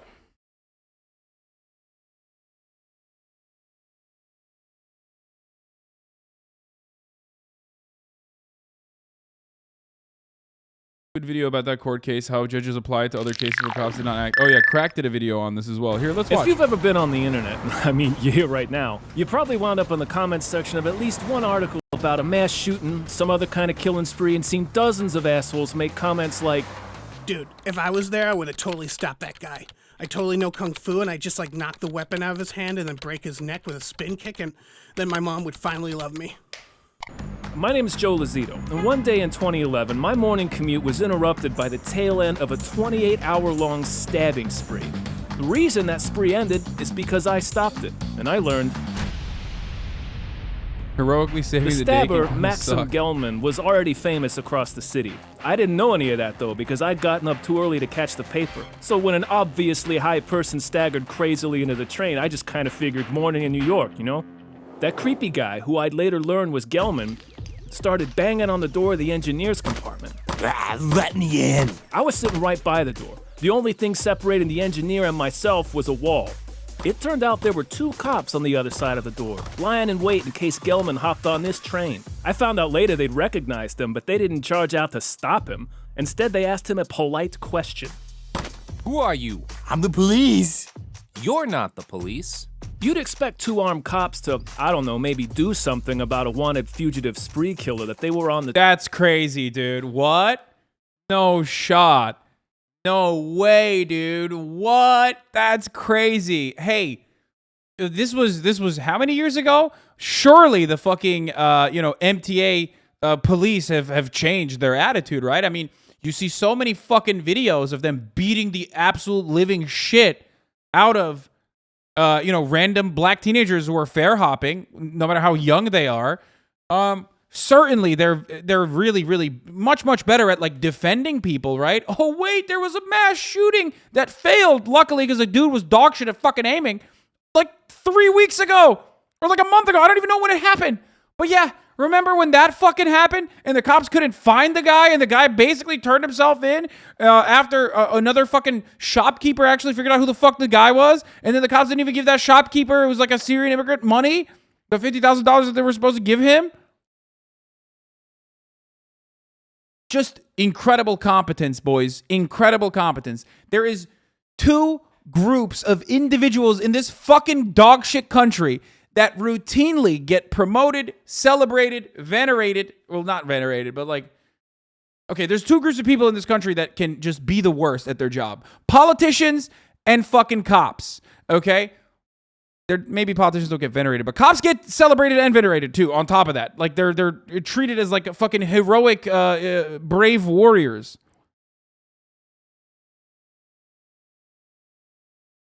The train specifically to arrest, but they stayed put. So Gelman walked up to me, whipped out an 8-inch knife and told me, "You're going to die." Then he stabbed me. I was in the sort of situation every man thinks about at least twice a day. Suddenly thrust into a life or death situation that required me to become a badass. Unfortunately, I had no badass training, but I have watched a lot of MMA, and when he brought back his arm to stab me again, I decided to dive in for a single leg takedown.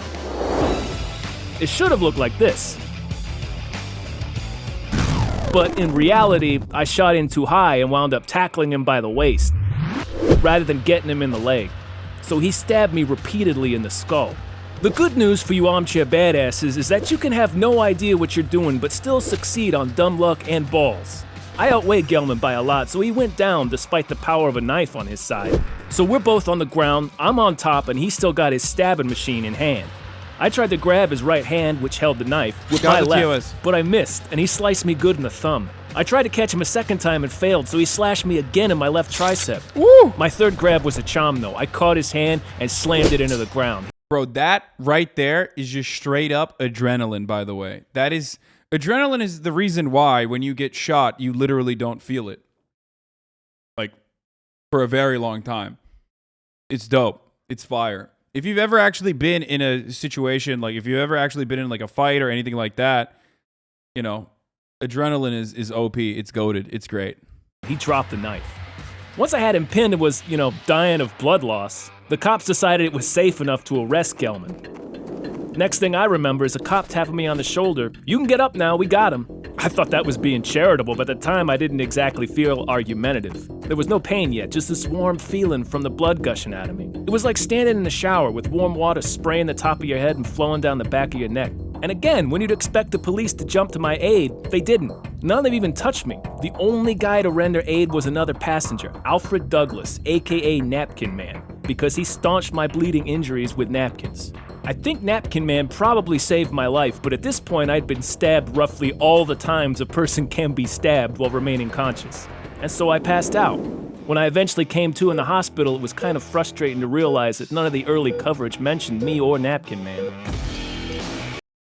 Wait, hold on. The police gave all the credit to the 2 officers who'd been in the subway train with me, only neither of them actually even left the booth until I disarmed Gelman. During the grand jury hearing, one of the cops testified, "I started to come out, I opened the door, but I thought Gelman had a gun, so I closed the door and stayed inside."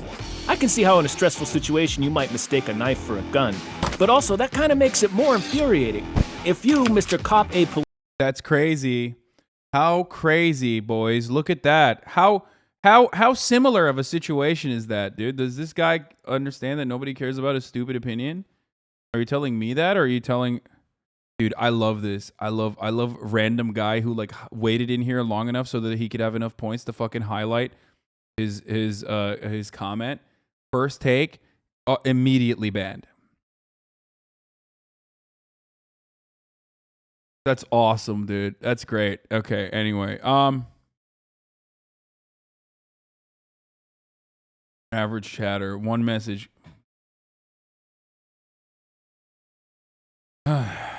No, this is you know, I guess not too far from what happens all the time. Oh my God, that's crazy. But you don't, Hasan, you don't hear about the times the cops are being heroes. Like, dude, that is expected, okay? That is the job, brother. That's the job. And not only is that the job, not only is that like actually what you are supposed to do, and you still fail to do it regularly, like, you make it seem like you do it all the time. You know what I mean? Like, if you ask the Norman, the average Norman who's like brain broken from like local news and like news in general and all the like stereotypes that you see about cops and the fucking news and shit, you would think that they're like literally the greatest heroes of all time. They're fucking our heroes. I only get down on fucking one knee, not for the national anthem, but to suck off a fucking brave boy in the blue. You know what I mean? That's how it's supposed to be, because there are brave heroes. Like, what the fuck? Policington thinks Okay, hold on. I gotta turn. this insane, drug-addled murderer has a gun, and he's sitting on a train bound for Times Square. Don't you want to stop him at all costs? So yeah, I decided to sue the NYPD. The first case I brought got dropped, so I acted as my own lawyer for the second case and finally made it to a judge. The judge said, Mr. Lozito's version of the story sounds highly credible, and his version of events rings true. but I still lost the case. Here's how that was justified in its original legalese. No direct promises of protection were made to Mr. Lozito, nor were there direct actions taken to protect Mr. Lozito prior to the attack. Therefore, a special duty did not exist. It turns out there was a major piece of legal precedent in my way. In 2005, the Supreme Court ruled on Castle Rock v. Gonzalez. Yup. In that case, a woman sued the Castle Rock PD after they failed to respond when she complained that her estranged husband had violated a protective order and abducted their kids. He eventually murdered them. The Supreme Court ruled in the police department's favor. It turns out it's literally not their job to protect people. So to the internet badasses who are about to comment on this video and claim they'd totally nailed the takedown, you should make a note of a few things. First, my insurance had me in and out of the hospital in 2 days. And the hospital didn't give me any AIDS or hepatitis tests after I'd been stabbed with a knife that had stabbed other people. Apparently that's not medically necessary. Second, if you ever get the chance to confront a dangerous armed Thank you, Matt Beats, for the fucking madman, don't trust in the police having your back. Don't expect to get the credit. And hope like hell there's another napkin man waiting in the wings to help you. That was a brilliant fucking video, dude. That was awesome. Why the cops won't help you when you're getting stabbed. The October 30th, 2017 crack.com video. Very good. Fox News had this to say about the parents of these children. McGruber, thank you for the 10 gifted subs. The littlest bird, thank you for the 5 gifted subs. Crack was great back in like 2017. Dude, I'm starting to believe that this country is kind of fucked up. Yeah, no. No one showed up. We are 30 minutes past when the NRA ILA with former President Trump was supposed to start, and here's what it looks like in the audience. Oh, he won't show up then. He won't show up. He literally will not show up. If the audience is this fucking empty right now at the NRA convention, I don't think he's gonna come out. My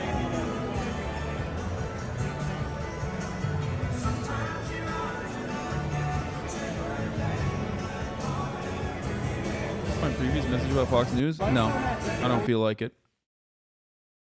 That's awesome. I wonder why. This room sits a maximum 4,300, and to be sure, more people are still filing in, but my ticket for the event says 2 p.m. It doesn't look like a ton of people are waiting to get in either. Just snap this on the security line. Versus here are the protests outside. This is currently the front of the NRA convention in Houston. Oh, fucking, that's awesome.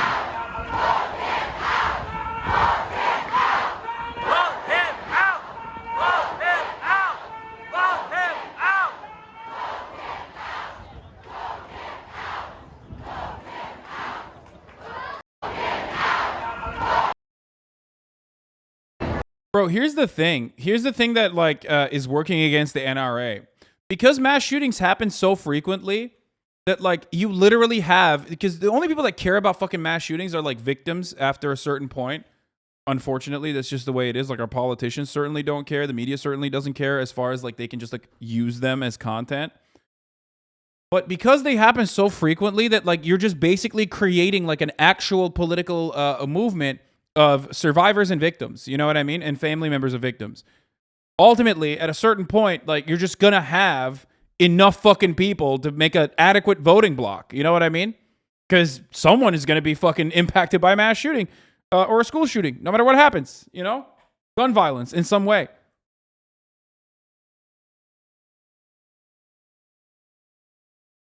An NRA event after a mass shooting with kids was not a good idea. Well, it wouldn't be the first time. They literally did that in Denver in 1999 in the immediate aftermath of the Columbine shooting.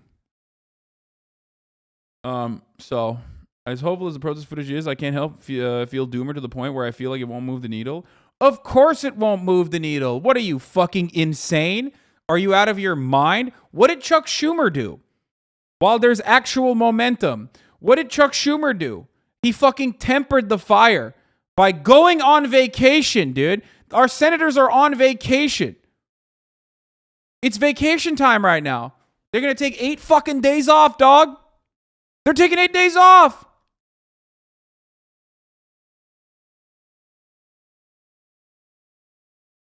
What did I tell you? No one gets fucking more money for being a fucking limp dick piece of shit than cops and fucking senators, dude.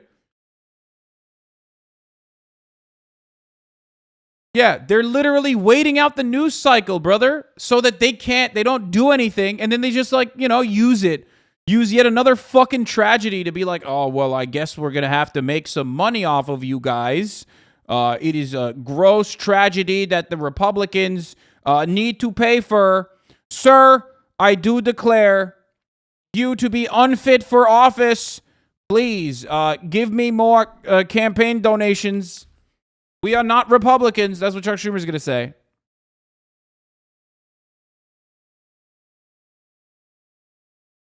How dope is that, dude? Cops in Florida school stats. Legislators responded to the 2018 Parkland shooting by hiring police officers in every elementary, middle, and high school in Florida. It didn't make students safer. Instead, it led to this. Here it is. We talked about this already. The percentage of youth arrests happening at a school hit a 5-year high of 20%. The number of students expelled from school increased 43%. For the first time ever, there are more police officers working in Florida schools, 3,650, than there are school nurses, who's numbered at 2,286. Why do you need a nurse at a school anyway? You need a cop. You need a hero cop whose dick I will suck. I will make it my life's mission to go to every single fucking school in Florida and suck the dicks of every fucking cop, okay? Do you understand? There's dicks out there that are unsucked. I will not leave one cock unsucked. Do you understand me?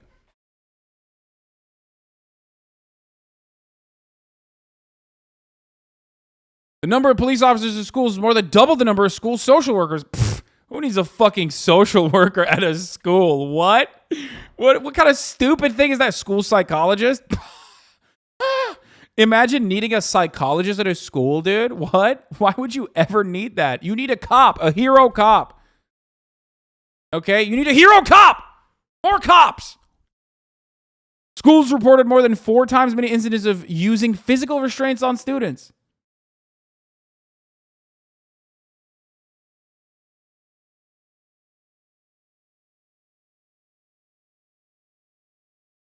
By the way, he did because he was bullied for speech impediment and mental health, bro.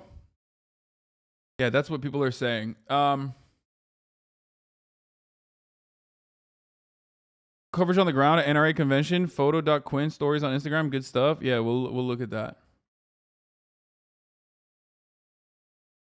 Jesus, bro, my coworkers can hear you through my AirPods yelling about sucking cocks. I'm sorry. Is there a fucking problem? Are you telling me that your fucking coworkers would not suck the hero penis of a hero cop? What the fuck do you mean? You should be celebrating this. You should be fucking you should turn to your coworker right now. Gently tap them on the shoulder and ask them the question, sir, do you venerate our boys in the fucking blue? Would you suck a hero cop's cock right now if they were to walk through that door? And if they say no, they're a bad person. They're just goddamn un-American.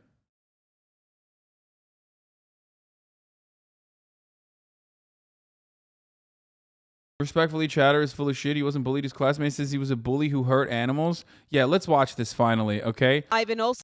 There's conflicting testimony on this. Some are saying he had a speech impediment and was bullied for it. Others are saying that he was the bully himself.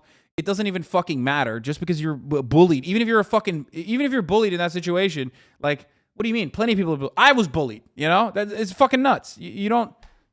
This is not to say like this is the real thing. I mean, this is a reason for why it happened. Also says he knew the gunman well and described him as a bully. Salvador Ramos was a boy who was not bullied. He would try to pick on people but fail, and it would aggravate him.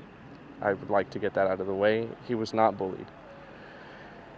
He, prior, and I don't see this covered, and I'm going to put this out there, he would hurt animals. He was not a good person. Ivan.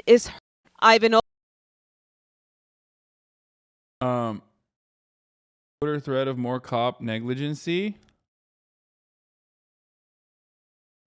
Our cop's not willing to put. Okay, dude, I'm not gonna sit here and read every time like our hero fucking boys in the blue fail to do their jobs. Okay, I would literally have to stop the broadcast and constantly, on the one hand, suck the hero cops' dicks, and on the other, constantly talk about how fucking awful they are. To be very, very difficult. Active trolley situation alert. Sir, there's no active trolley situation. No one is allowed near the lever or you will be tased. That's a good one.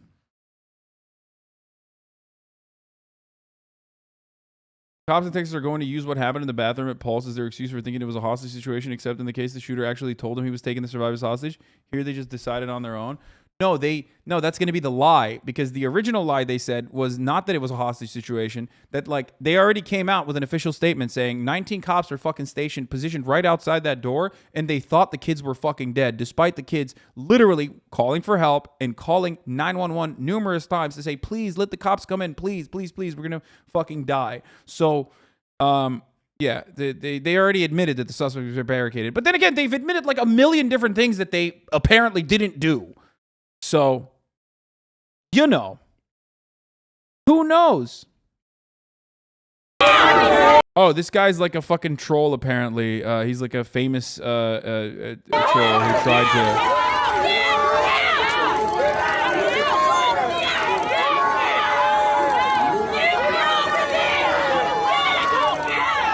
Damn, bro. Did I hear that a mother ran and rescued her kid, bro? I was watching Ben Shapiro today, and even he was railing against the police. Chuck Schumer and the White House are pieces of shit for not doing anything about the cops. Yeah, dude. This is an opportunity. If Democrats... Wait, is that the pedophile hunter pedo? Is that the pedo that is a pedophile hunter? Oh, that's awesome. So, let me just say something. Let me tell you something, okay? Here's why what the Democratic Party is doing is fucking awful. Well, one, because they're dog shit. They're horrible, okay? But here's what the issue is. If the Democrats had a consistent message on maybe like not defund the police, but at least like try to explain what that meant, or at least had a different fucking approach to it and said like police budgets are inflated, they're not doing shit, they would be ready right now. They would be ready to mobilize. Republicans never let a tragedy go to waste. They immediately mobilize around it. As a matter of fact, if they don't have a fucking tragedy to mobilize around, they make up tragedies. Like how the mass vaccination campaign is actually turning everyone to autistic and homosexual Bill Gates supporters or some shit. You know what I mean? Like they are literally actively creating new tragedies in their minds. Sometimes in an unironic, like, you know, schizophrenic episode that resembles a schizophrenic episode of psychosis, like, and hallucinations. So, Democrats, on the other hand, don't do that because they're feckless, they're cowards, and they heavily just exclusively rely on the Republican Party being bad. Okay? So they don't have like a viable agenda other than, look, I'm not a Republican and Republicans are bad. So please vote for us. Please give us money. Look at fucking little dead babies, little dead children. Republicans did that. Please give us money. Okay? So for that reason, they were not ready. They were not ready to mobilize on this issue that is otherwise like an incredible moment for the Democrats to be like, hey, dickheads, look how much we funded the fucking cops. And they still are, you know, dog shit at their job. And instead, what did they do? They kept fucking agitating to fund the police further, even though the police weren't defunded. They literally took the Republican propaganda hook, line, and sinker, cucked themselves, made it seem like there was some like defunding going on and that they were somehow responsible for it, regularly brought it back and talked about how bad that messaging is, okay? Advocated for pro-police, pro-NRA fucking candidates like Henry Cuellar against Jessica Cisneros in Texas 28. So that was another wonderful thing that Nancy Pelosi and Jim Clyburn did. Okay? And now they have nothing in this moment where they could be they could be using this as an opportunity to like actually push for a legislative agenda, or at the very least like do something if the only thing they care about is like winning the elections, winning the midterms, winning the fucking primaries, then they should be using this as an opportunity to be like, dude, look at this. This is fucking insane. This is insane. We're the only country where this happens. And Republicans want more of this to happen. Can we do something about this? But they're not doing that. Instead, they're going on vacation and letting the story and the momentum die out and further causing apathy. There's a reason why the plurality in this country doesn't vote, because who are they going to vote for? On the one hand, you got these fucking psychos who are like, we are the party of like murder. We love murder. We want to do more murder of it. We want to do more murders. Like, it's great. We love guns. We want to kill babies. We want to kill fucking little children. Who cares?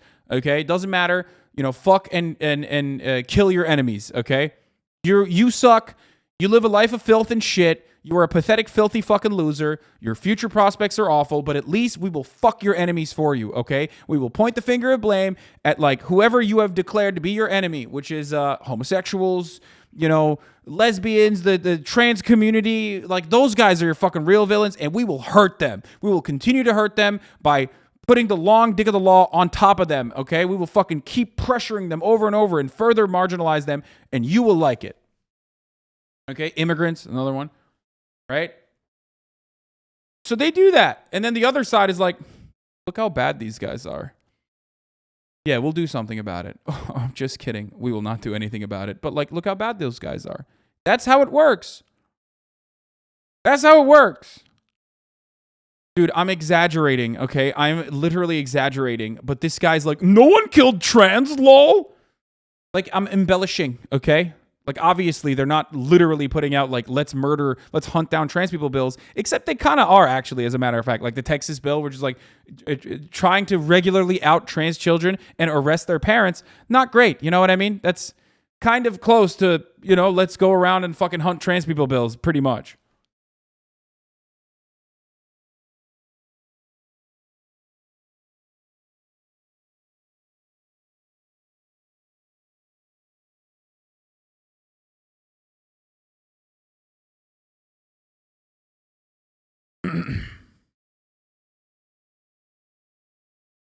Laws against someone's rights is violence.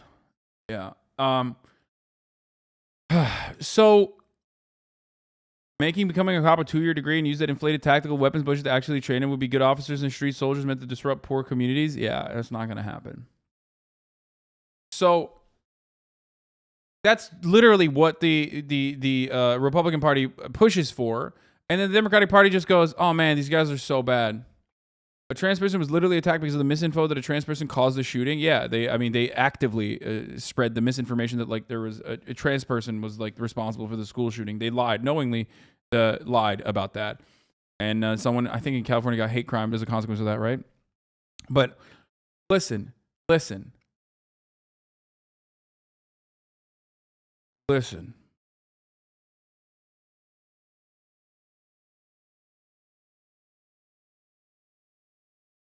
Literally making it a felony to be trans in red states. Ultimately, there is a reason why there's so much apathy. There's a reason why the plurality doesn't vote. Because in that system, you are negative campaigning all the time, which is, of course, always going to have a depressive impact on voter turnout. And on top of that, you're showing that even when you do win, you're still losing because the Republicans are winning. Like, they're passing kill gay people bills, okay, all around the country. They're literally passing, they're bypassing the legislative body by, or they're bypassing Congress by using state legislatures where they actually, no matter what happens as a consequence of gerrymandering, have a significant advantage. And that's where we're at. That is where we're at in this country. Why the fuck would anybody turn around and be like, yeah, I'm going to vote for this party, actually. These guys are doing a good job. I like what these guys are doing. Why would you vote for that? Why the fuck would you vote for that? You know, I love the idea of voting. I'm straight up bringing a fucking community organizer today to talk about local politics and the impact and the importance of like actually having progressive people run for positions of power in like their local communities, especially. Okay. But ultimately, I understand why people just don't want to fucking vote, because why would you? There's nothing. The Democrats are fucking so bad at their jobs. Meanwhile, here's an arrest happening at the entrance of the NRA Convention. Protesters are shouting that this woman is pregnant.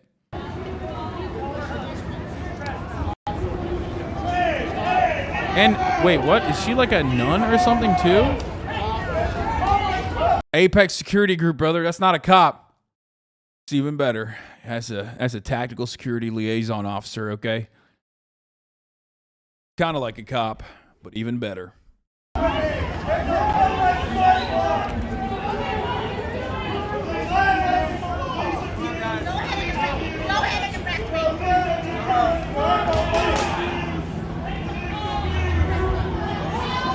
Oh my God, he's like checking her with his chest. What the fuck?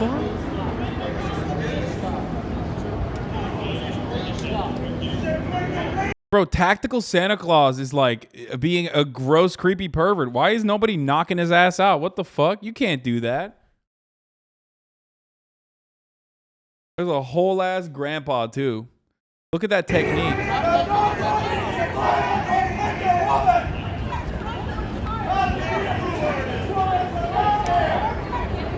Oh, and the cops come in. Our brave boys in the blue. I mean, hopefully they got their dick sucked after this. You know what I mean? Because, like, they deserve it after a long, hard day of, like, I don't know, killing dogs, tasing children, not going in and saving children from being slaughtered by a psychopath. They're coming in, dude. Beating their wives. Let's go. Oh, man.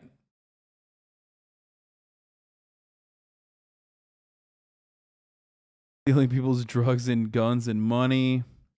Yeah. Ooh, that's good. This is good. Avoiding the top of the hour ad break at the top of the hour where there's a 60-second ad break. You know, they're not doing that. Cops aren't doing that. Cops are actually watching the ad break. So if you're not a cop and you want to avoid the top of the hour ad break, all you need to do is subscribe for $5 or for free with a Twitch Prime. By connecting your Amazon Prime account to your Twitch account, you can get one free Prime subscription a month. Use it on your favorite broadcaster. Hopefully that is me. Or you can get gifted a sub if you're lucky, but not many are. Make your own luck. I'm going to be watching the Trump. Oh my God! Fuck 12, that's 13, 14, 15. What the fuck? Oh my God! Fuck 12, that's 13, 14, 15. That's awesome. Anyway, not as awesome as avoiding the top of the hour ad break, which 5 people now will be able to do thanks to Ace Assassination. Thank you for the 5 get the subs. Bro, I'm keeping myself off from watching more Stranger Things episodes by watching your stream. Damn, bro, that's crazy. Wamick7, thank you for the 5. Lemmy Cobra, thank you for the 5 as well. This is fucking awesome. Oh my God! Fuck 12, that's 13, 14, 15.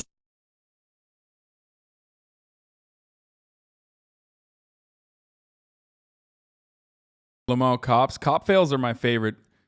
Footage from a few months ago of a DPD bomb squad near Dealey Plaza backing up and falling into a fountain. No.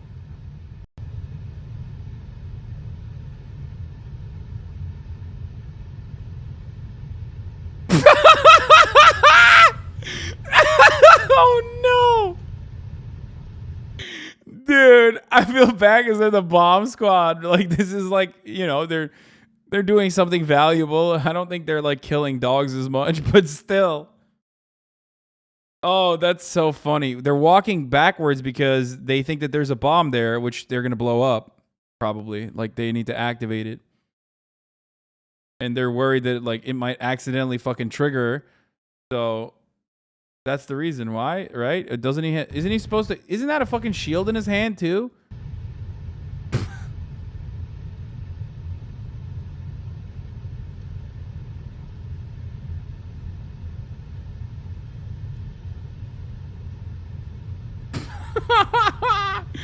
Yeah, they're more protected on the front. Yeah, he was tactically displacing water. Dude, that's so funny. That's awesome. I love this video, dude. Here, let's watch it again.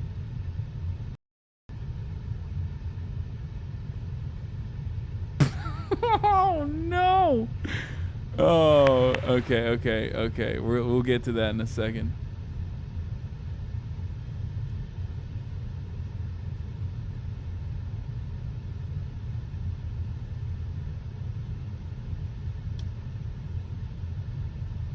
What? Why did his homie run it? Dude, the other cop doesn't even have a fucking... The other cop doesn't even have protective armor. He just runs in, dude. What? What is he doing, dude? Oh, this is hilarious, dude. Every part of this video is incredible. A gift that keeps on giving.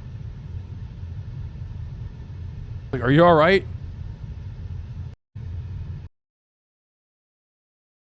Oh, dude, that's great. He ran faster to his hog friend than they ran to the shooter. Incredible. The cop did more to save his water homie than the cops did to save his children. Of course, cops do more to fucking save their save each other than they do saving. Ever underestimate the power of prayer. There are other things that we can do at the same time. But condemning the NRA and law-abiding gun owners for the evil acts committed by deranged criminals is not one of them. Yeah, that's how dare you blame the NRA, dude? That's so fucked up. The real victims in all of this are not the fucking children, Over the last 10 are not years, the families. We have It's the called NRA. for funding to secure our schools and help protect our teachers and children. Over the last 10 years, we've called for more resources to give teachers and mental health experts the ability to help kids in need. And over the last 10 years, we have called for fixing our broken mental health system once and for all. And sadly, none of this has been done.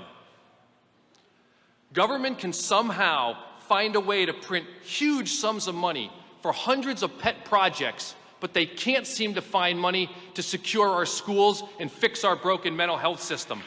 That's just not right.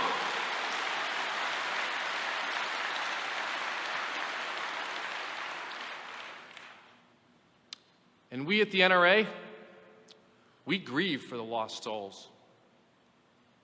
And we at the NRA have heavy hearts during these trying times.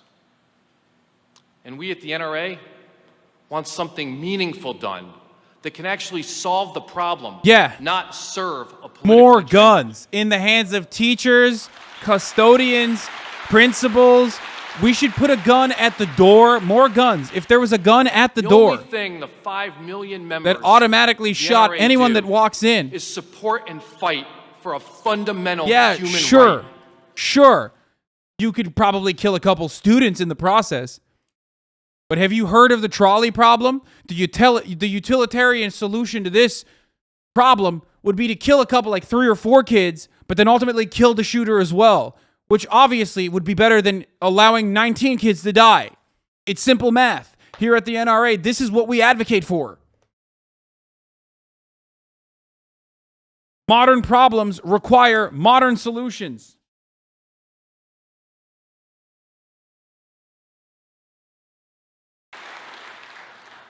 And we will continue to oppose all those failed policies because they are not the answer and will only endanger more people. And we're going to take this message to Congress, the voters, and ballot boxes all across the country this November. Thank you. God bless you. God bless America, and God bless the NRA. It is like, can you imagine, like, liberals, if they did something similar to this, like, they would be getting blasted on Fox News every day. Like, throwing a pity party for themselves in the immediate aftermath of a fucking insanely deadly shooting. Throwing a pity party at your fucking gun con in the immediate aftermath of a fucking, one of the most deadliest shootings that has happened at a school is wild. Oh, here it is. Here's Greg Abbott, who couldn't show up personally. I come before you this afternoon with a very heavy heart. America is grieving with an evil madman that took the innocent lives of school children this past Tuesday. Moments like this tear apart the very fabric of a community that until Tuesday never thought that a tragedy like this could ever happen in such a quiet South Texas town. Dog, it happens all the time. What the fuck are you saying? It is literally a consistent thing that happens. It has happened like 300 times this year. What are you saying? Another one happened literally 10 minutes, 10 days before. Other children who survived are scarred by what they witnessed. As Texans and as Americans, we grieve and mourn with these families. The loss of their child is a tragedy that no parent should ever have to endure. As parents ourselves, Cecilia and I are heartbroken by such a senseless tragedy like this. We urge everyone here today, everyone across the country, to pray for those in Uvalde who are impacted by this atrocious act. The courageous actions of the many teachers and staff at Robb Elementary School What about the cops? should be applauded. These men and women are heroes for their fearless defense Wait, what about the cops? of the children in their charge. The Lord teaches us that he's no longer... child is a precious gift. This is important. He's no longer talking about the cops. Stole those gifts from their parents on That's Tuesday. a dramatic And change from the first day. Remember this. There are thousands of laws on the books across the country that limit the owning or using of firearms. Not in Texas, Laws baby. that have not stopped madmen from carrying out evil acts on innocent people in peaceful communities. In Uvalde, the gunman committed a felony under Texas law before he even pulled the trigger. It's a felony to possess a firearm on school premises. But that did not save him. Wait! And wait! What he did on campus is capital murder. That's a crime that would have subjected him to the death penalty in Texas. Well, just as laws didn't stop the killer, we will not let his evil acts stop us from uniting the community that he tried to destroy. I'm in Uvalde this afternoon working to heal the brokenhearted. We will bind up the wounds of the people of Uvalde and once again restore the luster to a community known for its warmth, its friendship, and its values. May God bless the people of Uvalde, and may God forever bless the great state of Texas. Wow, that's awesome, bro. Yeah, the shooter actually was trying to destroy the gun community, dude, by doing gun crimes. This is like such an insane thing to watch, especially from like outside. If you're not American, you're probably like, what the fuck is happening? She spent much of her time outdoors. Hey, by the way, no cop mentions on this. That's an attitude shift. That's deliberate. This is a pre-canned statement. Obviously, he wrote this. His team wrote this. That's a big attitude shift that we just caught. Hunting. During her tenure in public service, she has worked tirelessly to protect our Second Amendment right to keep and bear arms and to make sure that our kids are safe. After being elected governor in 2018, the very first bill she signed into law was constitutional carry. Since then, she has only continued to sign more pro-gun legislation into law, making sure the Second Amendment and freedom remain uninfringed. Ladies and gentlemen, it is my honor to introduce to you the Governor of South Dakota, Kristi Noem.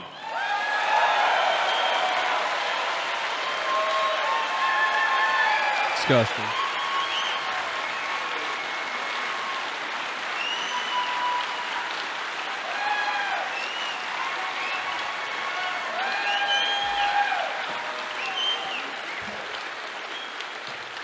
I will not be simping for Kristi Noem today. Well, good afternoon. Thank you so much for that wonderful welcome. You know, it's an honor to be among a group of America-loving patriots like all of you. You have guts and you've got conviction. You know, it's inspiring to look out on a crowd like this. When I was walking around the hall earlier today, I saw families, I saw parents and grandparents, young women, professionals, teenagers, hunters and sportsmen, members of law enforcement. NRA members come from every single walk of life, every race, every creed. And I am proud to be a lifetime NRA member and to stand with all of you.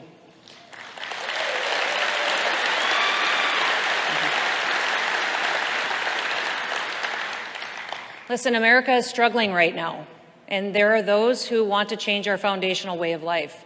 And then there are those of us who value the gift that we were given by the founders of this great republic. Chat, when they're talking about their foundational way of life, they're literally talking about experiment in human history called the United States guns. of America is truly the only government that guarantees an individual's liberties and freedoms. Totally. Now, our hearts are broken. Your individual liberty to die or get medically bankrupt, or your individual liberty to fucking have your children get slaughtered by some fucking psycho with an AR-15. Families of those dear children and 58 and magazines. those teachers are going through. I hope that you are all lifting them up in prayer. And sadly, it's not the first time that we've experienced this type of grief. I think all of us here today and across the country never want to see anything like this ever happen again. But we have very many difficult questions that we have to answer today. This isn't the time for grandstanding. It's not the time for shouting or division. This is the time to be honest, to work together to protect the future for our children and our grandchildren. To truly decide where we are going as a country, we need to reflect on our history and look back at where we've been. Abbott already spoke. Here are Dude, some we of watched those it. questions. Why was the Second Amendment even created? Does it still hold value today? Dude, this is incredible. Why is it okay for some to have guns? This is and actually others fucking not? incredible, dude. They're literally just they're politicizing this tragedy in the opposite direction. They left the whole like don't politicize this tragedy attitude to be like, no, we're gonna fucking sell more guns off of this. Than material things? It's bold. If we limit the average citizen bold. from having a firearm, will that keep those who choose to ignore the law from accessing one as well? Listen, I don't have all the answers for you today, but I do want to share with you why I believe the Second Amendment may be the most important of our Bill of Rights. Now, the Second Amendment is sacred to me and to our family. It always has been. And able to understand why it's so important to us, you need to know a little bit about me personally. Growing up on a farm in South Dakota, guns were just a fact of life for my family. My dad was a farmer and a rancher, a real-life cowboy who worked harder than anybody I had ever known. He was tough as rawhide. He lived a life of integrity, and he expected his children to embrace those ideals. Of course, this also applied to our firearms. For people to understand how psychotic this is and how big of a loser this person is, just substitute guns for Funko Pops, okay? It's the same shit, except Funko Pops are significantly better than guns because you can't kill someone with a fucking Funko Pop. Like, this is just a commodity that they are speaking about right now. Like, Funko Pops were fundamentally important in my family. From day one, I was a Funko Pop lover. It's the same shit. Like, that's what they're saying. But Americans, like, are so distorted that they think, like, no, guns are something different, actually. Guns are a part of our family. If you're cold, they're cold. Bring your gun inside next winter, okay? And from a young age, my siblings and I, we went with him. We had guns hanging in the back window of every pickup. Our gun cabinet was proudly displayed in our living room. Firearms were woven into the fabric of our day. We grew up educated about guns and hunting. And as much as I love hunting, the Second Amendment isn't about any of that. The Second Amendment is about deterrence. It's about ensuring government respects the rights and the liberty of citizens. A well-regulated militia being necessary to the security of a free state. The right of the people to keep and bear arms shall not be infringed.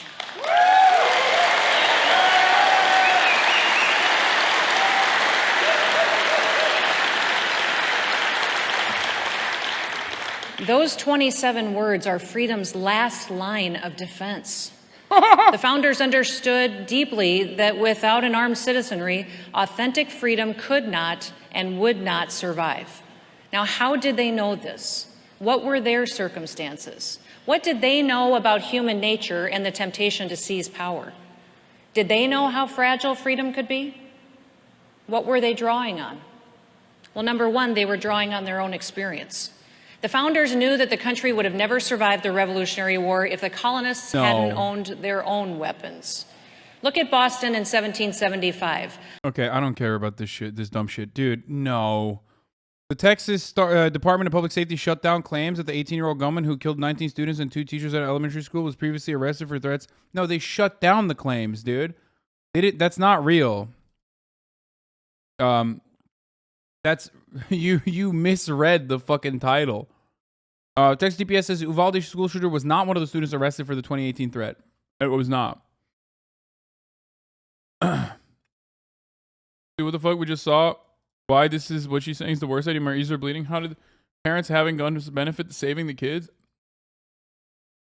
When was the last time an NRA supporter drew a gun on the TSA infringing freedom? Never. They're all pussies. I agree. That's why I fucking threw my support for Madison Cawthorn, who is a fucking woke and brave Second Amendment warrior, okay? Allah has given his strongest warrior, Madison Cawthorn, his hardest battles. Sneaking a gun onto a fucking flight. I'm often struck by the subject and the issue of timing. The first 10 amendments, the Bill of Rights, were ratified effective December 15th, 1791. But what else was happening in the world at that time?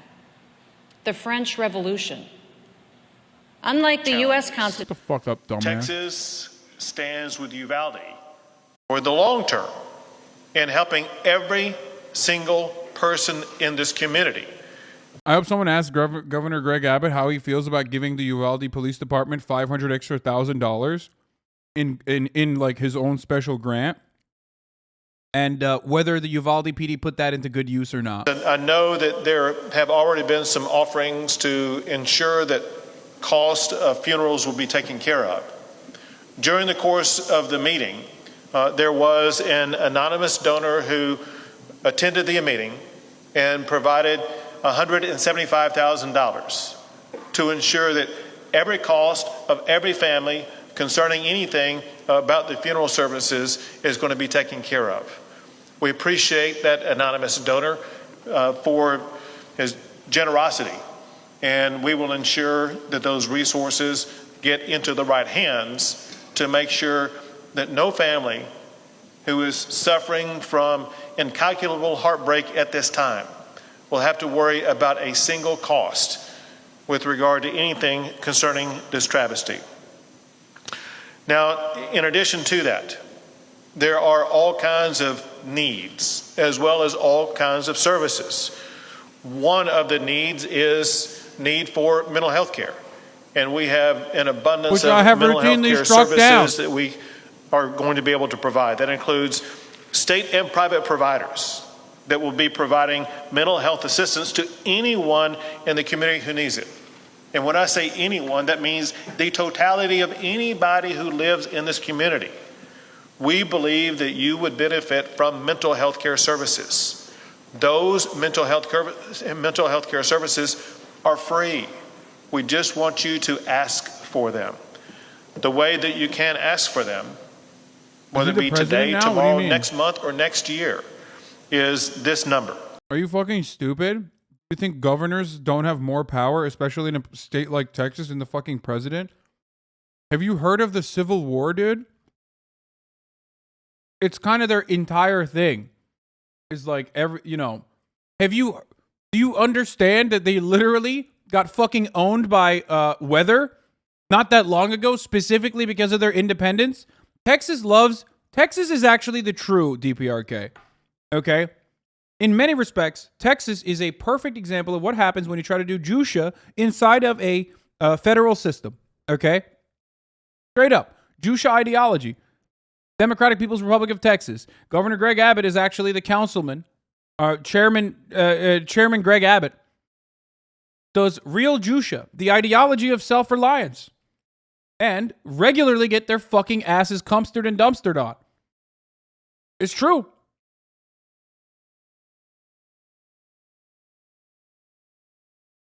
Uvalde SWAT team bagged about training at schools on Facebook. Oh yeah, no, I know.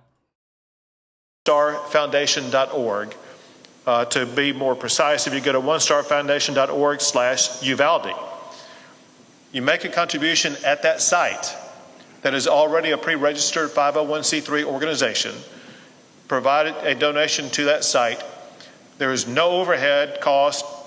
100% of the money that you donate is going to be going directly to victims of this horrible crime to help them with their lives. One of the pre-designated donation sites that it would be going to is the Robb School Memorial Fund. So again, the OneStarFoundation.org.Uvalde. Well, you can do your part to help out the people in this community that are suffering in incalculable ways. In addition to that, we have set up a central headquarters for victim assistance services at the Family Assistance Center located at the Uvalde County Fairplex. As we'll discuss probably here momentarily, there may be a relocation. Someone pointed this out in the chat as well, but this is a lock. You know cops are going to get... I wonder if we're still thinking about this a month and a half from now, like 2 months from now, we'll see an article written about what percentage of the revenue that was supposed to go to the victims went directly into the cops' pockets for their PTSD fund. Oh, it was Cleric who said that. Yeah, the cops are going to get all the money to help with their PTSD from hearing little kids die. 100%. Someone will write, like the Texas fucking State Ledger or whatever, the Star Tribune will write an article. No one will care about it. We'll cover it. But you know these motherfuckers are going to get like a big chunk of that. Whether it be food or gas or other... Bro, what is happening back here? Why does this person look like she's going to cut fucking Greg Abbott's head off? We speak. Also, at the Family Assistance Center, the Health and Human Services Commission, who you'll be hearing from more here in a second, they will assist families in finding health and human benefit programs. Staff from the Texas Department of Insurance, the Teachers Retirement System, the Employees Retirement System will provide access to benefits, including workers' compensation. Staff from the Texas Workforce Commission are available to get families child care and unemployment benefits. And state staff are available to provide assistance to business owners impacted by this tragedy. Healing the broken hearts, it's going to take a long time. But through the generosity of our fellow Texans and the good works of neighbors helping neighbors, we can begin to stitch back together the fabric of Uvalde. Helping us to do that is the leader of Uvalde himself, and that is the mayor of Uvalde, who I would like to ask to speak at this time. Governor, I'd like to thank you for bringing all these state agencies here and the services you've offered our community, our citizens, because these families are going to need this help, not just today, but in the long term, as you mentioned. So for that, Governor, I appreciate, and Chat, all I what can time say is I've seen you these last 2 days in the capacity. What time? I don't give a fuck about this guy. Fuck this guy.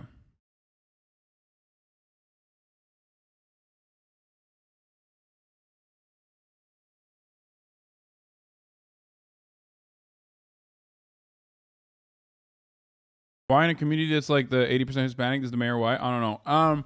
Trump is on at 2:30. Oh, okay. Okay. That's good. Good to know. My heart's broken for these families. But the one good thing about our community is Uvalde's a strong community. I think if some of you reporters have been here a while enough, you'll see that there's a lot of unity in our community. And it will take some time, but we will get over this. And Uvalde will come back stronger and better than ever. So God bless you and thank you. Yeah, this guy called Thank you very Beto much. O'Rourke And a son of a someone bitch. who has been actively engaged in helping the victims of crime already and will remain engaged all the way through is the District Attorney, Christina Mitchell. Thank you, Governor, for being here. And we want to thank everybody that's reached out to us in Uvalde from across the state, from across the country. Are you good? Are you okay? Like, first of all, the second part of this, I think is a fucking. Why is myth catching strays? Like, myth is awesome. You know, shit on me all you want, but why the fuck are you talking shit about myth? You know what I mean? Also, I would like to shout out this person. This is not the first time I've heard about this. You know, everyone said, you know, this would die. This community would die when Bernie was no longer in the running. This community would die when, you know, Joe Biden became president. And this community would die over and over again. I've heard it many times. That it would die after the elections. And it has only grown since then. Considering saying that myth fell off is pretty funny, considering that he is like what? Is relevant for us 22 in the years gun old, rights community. multimillionaire. In one of his earliest battles, the young Colonel a great person in general, like he's fucking killing it, dude.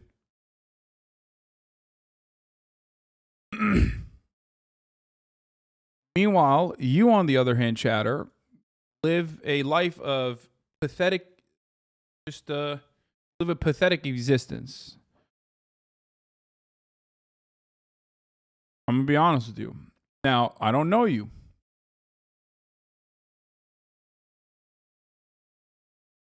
But if you're spending your time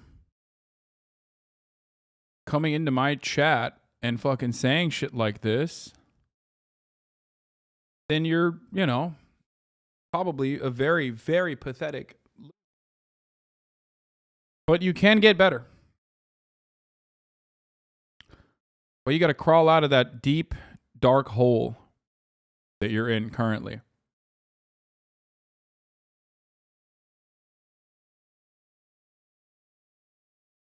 Anyway.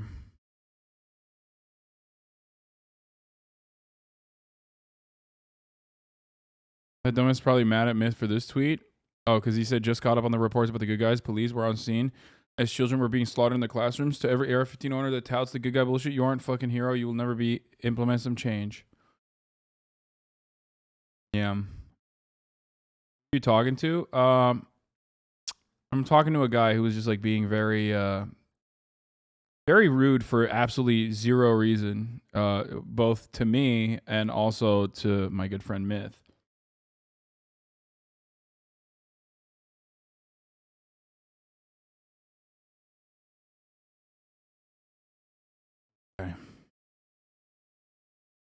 Window or break through a window and start helping them outside where they're able to run to safety.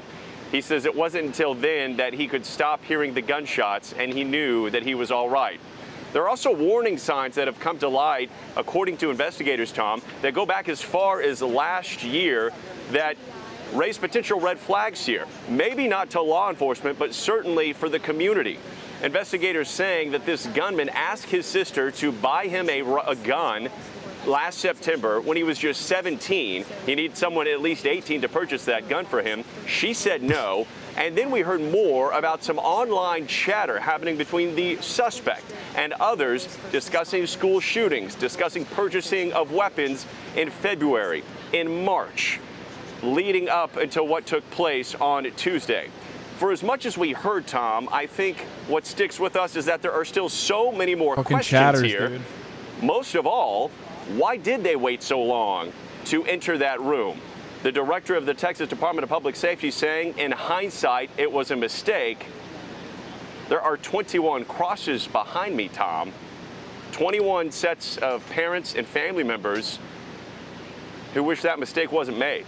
Yeah, I'm sure any of those answers from today are not going to satisfy any of those families. I think, Morgan, one of the most chilling details. The only reason why cops can say, like, oops, my bad, about a situation like this, where it's like an abject failure of the highest magnitude, is because they've been able to get away with it for so long. Straight up, that's it. That's the only reason. There were repeated calls, and it's important to note the timing of when these calls came in. We know that officers initially received fire, a group of about 3, one of which was wounded. This That guy looks drove like them back he couldn't make the because of this cut firepower this gunman had. of, But when that larger group foreign got inside, war Tom, correspondents, they so he's doing this essentially instead now. Waited, and it was during that time span. Like, he's of not 47 sexy minutes, enough to we be the know war that correspondent there for were 911 NBC, so he's calls doing made, this Tom, instead. where He's got the hair, students but the inside hairline doesn't fit. classrooms were calling, whispering for help, describing the scene to dispatchers Hold on, I gotta pee. inside. One girl describing how the gunman shot through a door window, what he was saying, calling for help. And this, I think, struck us because when we asked officials why they didn't move in sooner, they said that, again, they needed to wait for tactical gear. When it arrived, there was still a lapse of about half an hour. And those 911 calls, while we haven't heard them directly, Tom, they give clear indication that there were students in need. Tom? All right, Morgan Chesky for us. I want to bring in NBC Justice correspondent Pete Williams, who joins me with the latest on the investigation and the timeline. And Pete, I think one image that we're not going to forget ever from this are the parents outside the school pleading with police officers to let them in, to go in, to charge the suspect. And as we've received more information and a clearer look at the timeline, but again, this may change again, Pete, you've honed in on a few different times where police clearly dropped the ball here. Well, I think the question that they're going to have to answer is the question that this may sound odd. I think the question is, where was the janitor? Why did it take so long to get the key from the janitor to open the door? Did they simply not think about opening the door with a key? What the explanation we got today from the police was that they didn't want to make the situation worse. That's what the Texas Department of Public Safety has been told by the police officers on the scene. That they thought that because so many rounds were fired the moment that Ramos walked in, more than 100 rounds, that they assumed that he had done the bulk of his shooting. Yeah, and then it was. You don't understand, chat.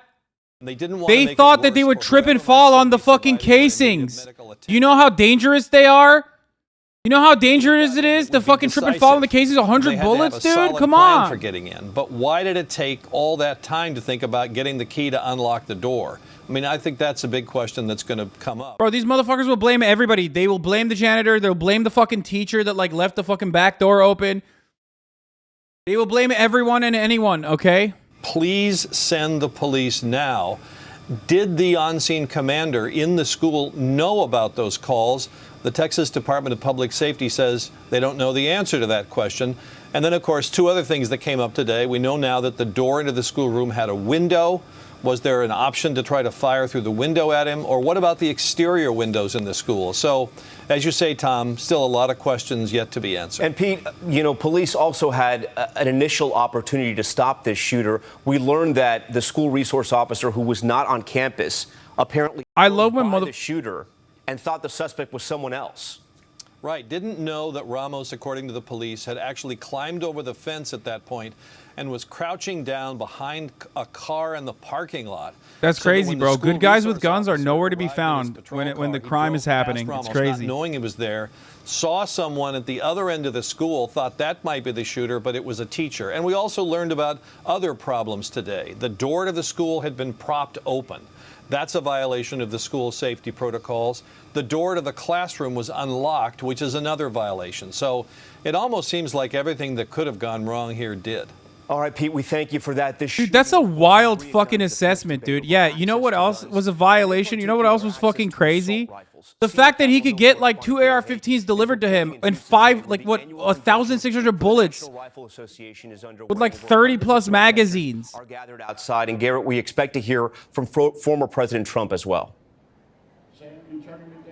Yeah, that's right, Tom. As a custodian in Texas, really encapsulated As a custodian in Texas, we have to make sure we lock ourselves into a room or closet so that we aren't targets for the guy to get our set of master keys. These guys are fucking idiots. Check my last message. Damn, we got a fucking custodian in the chat, dude. Thank you for that information, Munch. Also, be safe, dude. Straight up. Like, if you're a Texas custodian, who knows? You know what I mean? You're like, you're literally, you know, you're... Considers himself to be a strong Second Amendment supporter. He your life is kind of at risk, unironically. Today. Likewise, Texas Senior Senator John Cornyn not appearing today, but Ted Cruz, the junior senator, speaking momentarily, and of course, former President Trump, the headlining event here tonight. Tom, I've been talking to attendees here, and they are just... Trigger warning, Theodore Jebediah Cruz, folks. He's right. He's over. He's talking. Let's hear what he has to say. He, brave enough, continued to go to the NRA Convention. He didn't pussy out like Greg Abbott did. Texas has repeatedly seen the face of evil. Repeatedly. I've been on the ground after these tragedies, one after another. I was in Dallas in 2016. In Sutherland Springs in 2017, in Santa Fe in 2018, in El Paso and Midland, Odessa in 2019. Okay, bro, is this your hobby? Like, what the fuck? At a certain point, you should have fucking recognized that guns play a role in this, right? Was the picture of horror. If children are the picture of innocence, then the lunatics and the monsters like this one, the one who would deliberately murder children, they are the picture of evil. Many of us in this room are mothers and fathers. What happened in Uvalde is the ultimate nightmare for every parent. The anguish of those families right now is unimaginable. The very worst pain on earth. All of us in Texas need to come together and comfort those families right now. We need to love them, embrace them, and take care of them. And no matter what, do not blame the guns, okay? And if those families end up blaming the guns, then fuck them. You know what I'm saying? We need to pray and comfort ourselves. Let us not forget in this dark hour, in this dark time, who the real victims of society are. Not the parents. They are victims too, but the guns themselves. I want all of you to join your hands, interlock with one another, and join your hands in prayer as we pray to AR-15 to ensure that no harm comes to our guns. And lay people coming together and standing as one. No matter the horror. Why do people say check my last message, Our state's response to each act of evil, to each top of the hour, challenge, get fucked, has always been one of unity and strength and resilience. I need to ban that person at this point, right? Like do I just eat that? Do I just take that? I don't think so, right? It is true though. This is the top of the fucking hour. If you no longer want to see those ads, all you need to do is subscribe.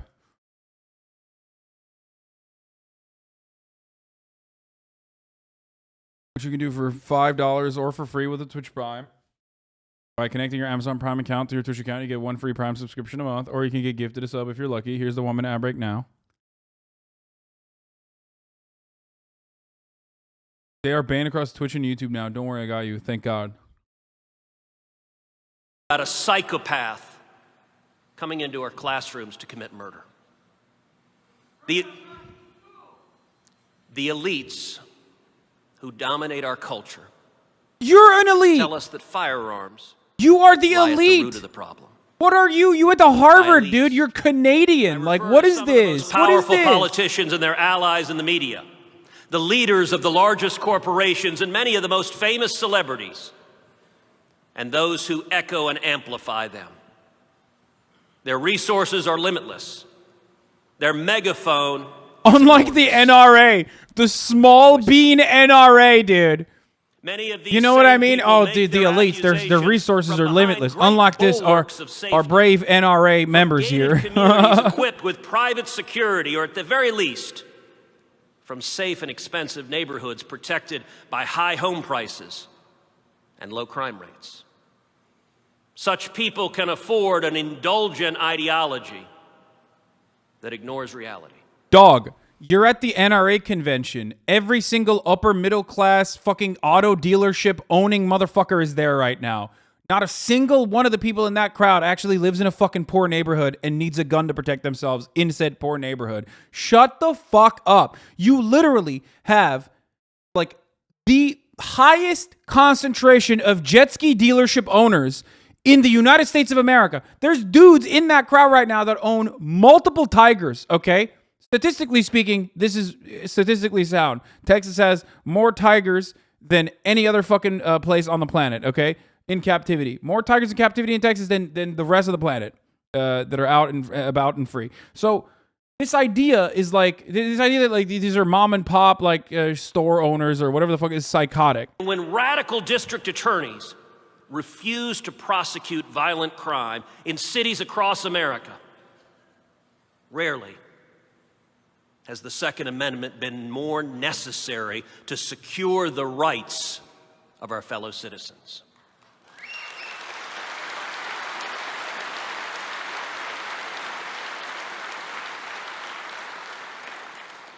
But many would still tell us that the evil on display in Uvalde or in Buffalo derives from the presence of guns in the hands of ordinary American citizens. It's far easier to slander one's political adversaries and to demand that responsible citizens forfeit their constitutional rights. Yeah, it's so easy. Than it is to examine the cultural sickness giving birth to unspeakable. Dog, it's literally the Republican Party. The moral rot is coming from inside the house, dog. Oh my God. The cultural sickness is the Republican Party. Hatred is so prevalent in America. It requires a sick soul to drive a truck into a crowded sidewalk, to plant a bomb at a marathon, or to fly a plane into a building. It requires a sick soul to open fire in a movie theater, or in a church, or in a school. A speeding automobile in the hands of a madman is deadly, as is a jet airplane. Tragedies like the events of this week are a mirror, forcing us to ask hard questions, demanding that we see where our culture is failing. Looking at broken families, absent fathers, declining church attendance, social media bullying, violent online content, desensitizing the act of murder in video games, chronic isolation. Once again, not incorrect. Prescription drug and opioid abuse and their collective effects on the psyche of young Americans. Except for the video games, but not incorrect overall. We are a sick nation. Multifaceted. But like, you're not doing anything about it. The only time that these motherfuckers bring up like structural problems is to point to their existence as a matter of as a way to deflect away from other systemic solutions that are required to be enacted to, I don't know, like lower the number of guns that are in circulation and shit like that. See, they don't have less gun violence. Indeed, they contain some of the most dangerous communities on the face of the earth. We also know that there are communities in places like Texas with extraordinarily high rates of gun ownership and extraordinarily low rates of gun violence. We know that keeping guns away from citizens who follow the law does very little to keep them away from criminals who ignore the law. We know that there are no more guns per capita in this nation today than there were 50 or 100 years ago. That's worth underscoring. In 1972, the rate of per capita gun ownership in the United States was 43%. In 2021, the rate is 42%. The rate of gun ownership hasn't changed. Wait, what? And yet, acts of evil like we saw this week. Dog, the handguns in circulation, the type of guns in circulation is drastically different. And also, there are more guns in circulation than ever before. There's no way that is right. There's no fucking way that that is right. How many people die by suicide of firearms in Texas, Ted? No, there's no fucking shot. He's saying per capita is population based. I don't believe that. I don't believe the per capita ownership. I do not believe that. Especially since like the 70s, dude. What the fuck? Saying ownership, not number of guns. Gun violence per capita is literally lower in Illinois than Texas. He's such a liar. LaMaFAO. Hold on. He's doing the misgive, bro. 58% of you aren't subscribed. I mean, dude, that's always true. In 1950, there were so many 100 million. There were probably 100 million less Americans. So percentage kind of shitty way.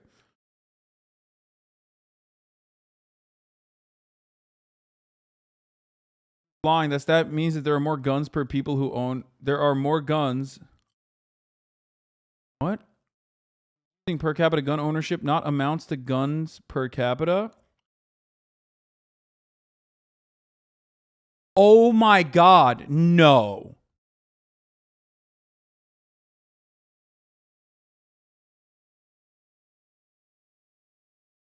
Oh, he's trying to say that like the armed percentage of the population is like pretty much the same. That's fine. Okay, yeah. Yeah, but you're literally fucking comparing like dudes who had pea shooters and shit with the artillery that you can fucking purchase now.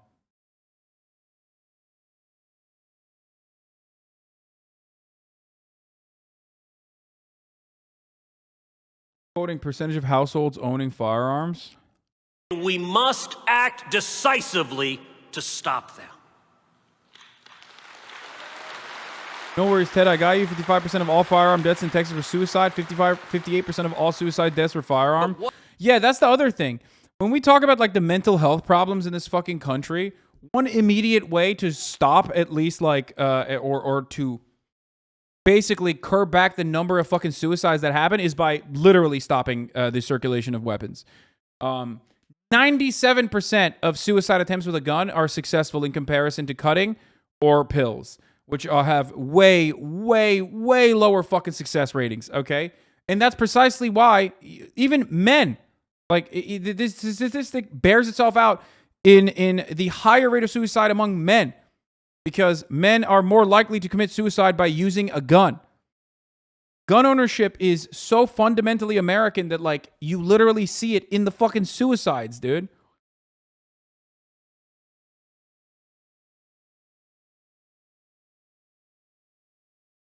Well, mental health is obviously huge. I'm glad they're at least looking at that now, but, like, can someone get mentally sick, get a gun law?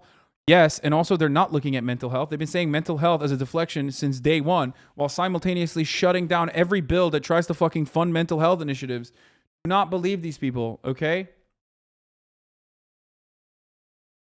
It's the same concept as, like, what about our homeless veterans, okay? People always love talking about, like, oh, well, you know, immigrants, we're gonna help immigrants. What about our homeless veterans? And then when you talk about homeless veterans individually, they're like, yeah, they're homeless because they didn't work hard enough. So don't ever fucking listen to a thing that a Republican says, or even a fucking Democrat, really. Don't ever listen to a thing that a politician says and be like, wow, he's genuine about this. He's being genuine as fuck. It's actually positive that they're talking about homelessness, or it's positive that they're talking about fucking mental health initiatives. Like, they're just using that as a deflection. Republicans love using one systemic inefficiency against another in an effort to deflect away from the main problem. It's all show, and suckers eat that shit up. These horrific crimes would not end.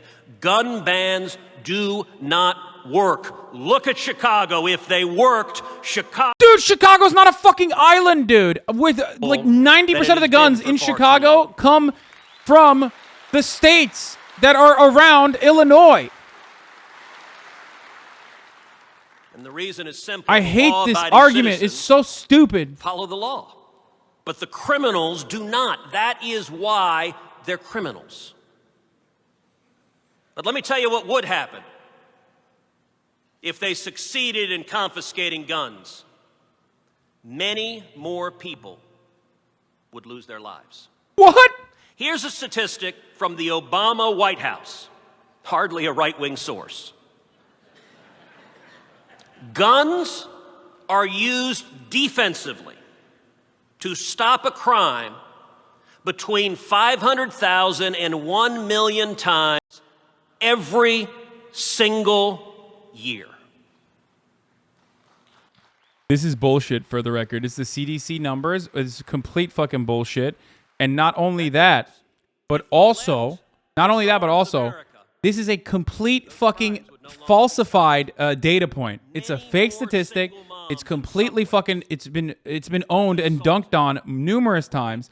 For every fucking crime that a gun actually prevents, you're 7 times more likely to kill yourself with a gun. 11 times more likely to kill yourself with a gun. For every fucking crime that is thwarted by a gun, you are significantly more likely to actually be harmed by the gun itself. It's fucking bullshit. It's not, I think it was like a CDC, I think it was a CDC study or something. Wait, hold on. I think my guess is here. 1 second. Stopping the bad guys, imprisoning violent criminals, and protecting our vulnerable.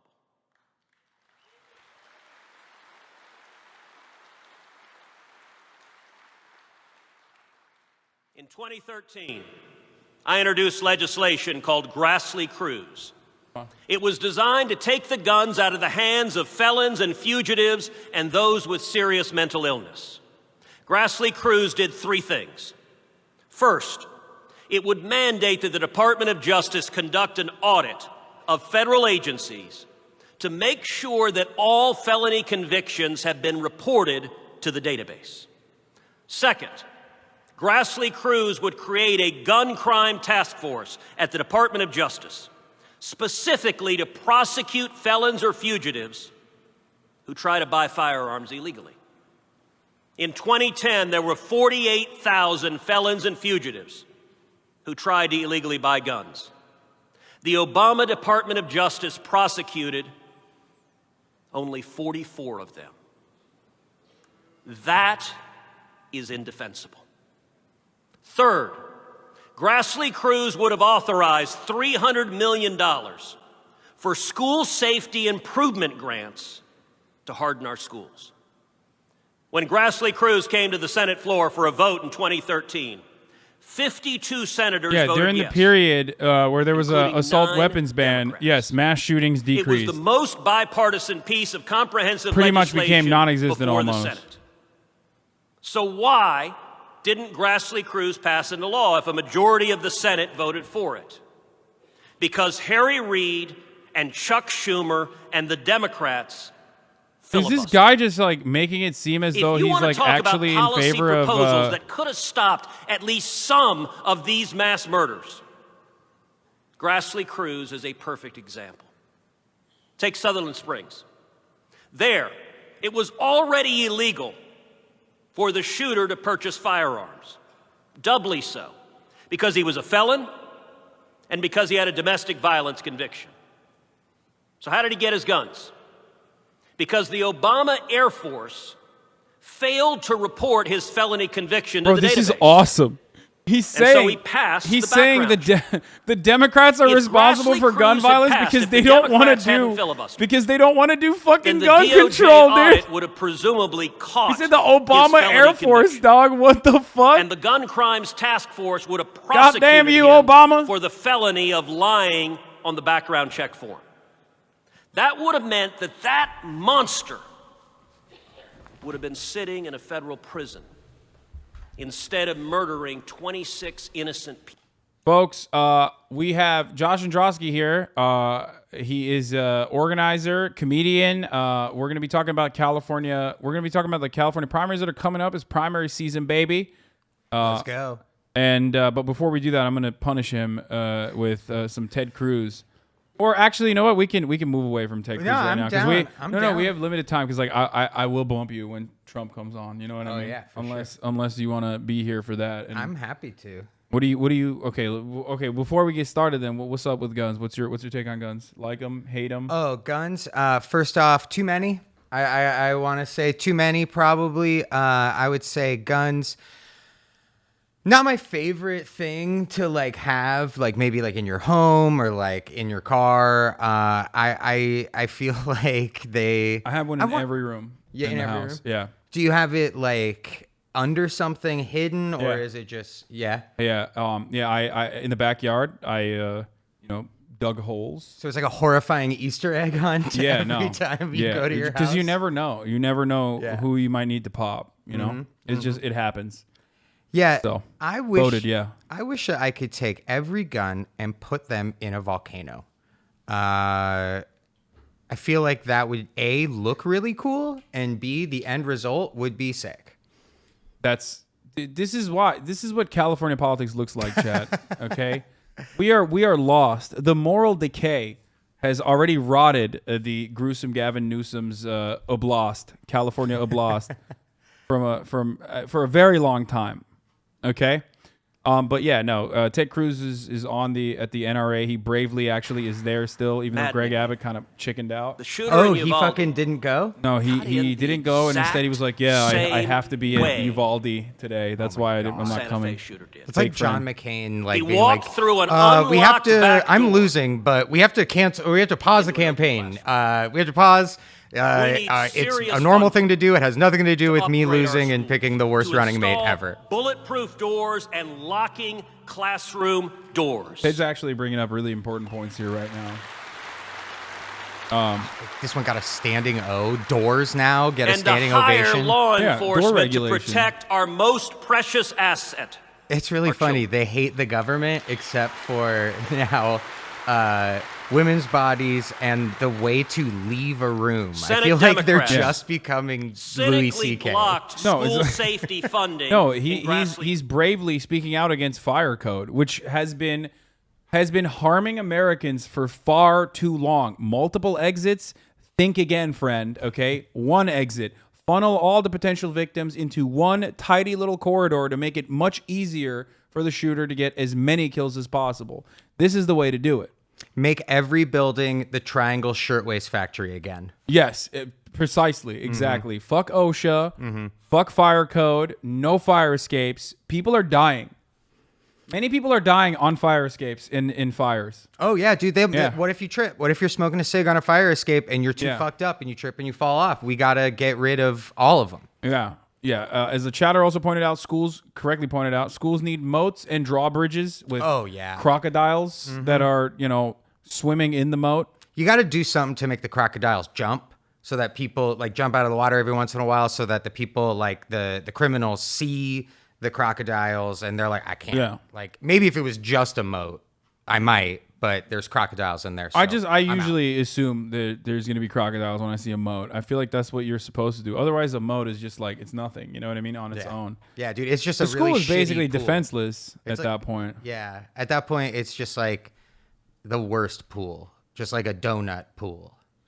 By the way, what do you think about how fucking disgusting it is that like they have, instead of blaming guns or the police for their incompetence, they are looking at blaming the school door and the teacher that may have propped it open, and also the what was the other one? The custodian. Now apparently they're saying the custodian is responsible because he took his sweet time to give the cops the key to actually unlock the door after the shooter was barricaded in there with like multiple children who were calling 911 the entire time, begging for the cops to breach. Was the custodian also the person who told the cops, nah, let him in, let the shooter in? Because then maybe I would blame he was not the custodian. No, he wasn't. Okay, so look, dude, like it's so at this point. So for the last couple of years, it's been like, okay, they don't even believe what they're saying. But now they're like running out of things to lie about. Yeah. Like doors, bro. Like fucking doors. Like Somebody, both like the doors are bad, and then also somebody opened the door, but then somebody else didn't open the door enough. Like, fuck off. Like, I know you think we're stupid, but we're not that fucking stupid. I think we're that stupid. I mean, I think Americans are definitely that stupid. I mean, I'll tell you this much. Part of the reason why these insane conspiracy theories have been popping around since like Sandy Hook about like how it's a psyop or a false flag. And that exact same fucking conspiracy you saw in the Buffalo shooting as well.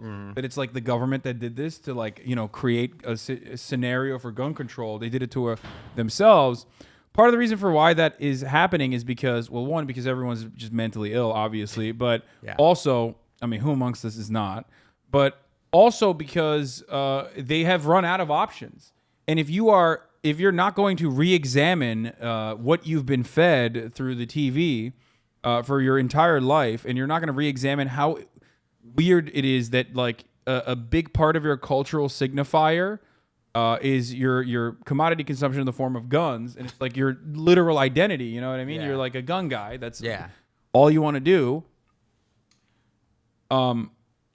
Instead of re-examining how fucked up that is, or how there's something wrong with that, you just look for new reasons as a coping mechanism.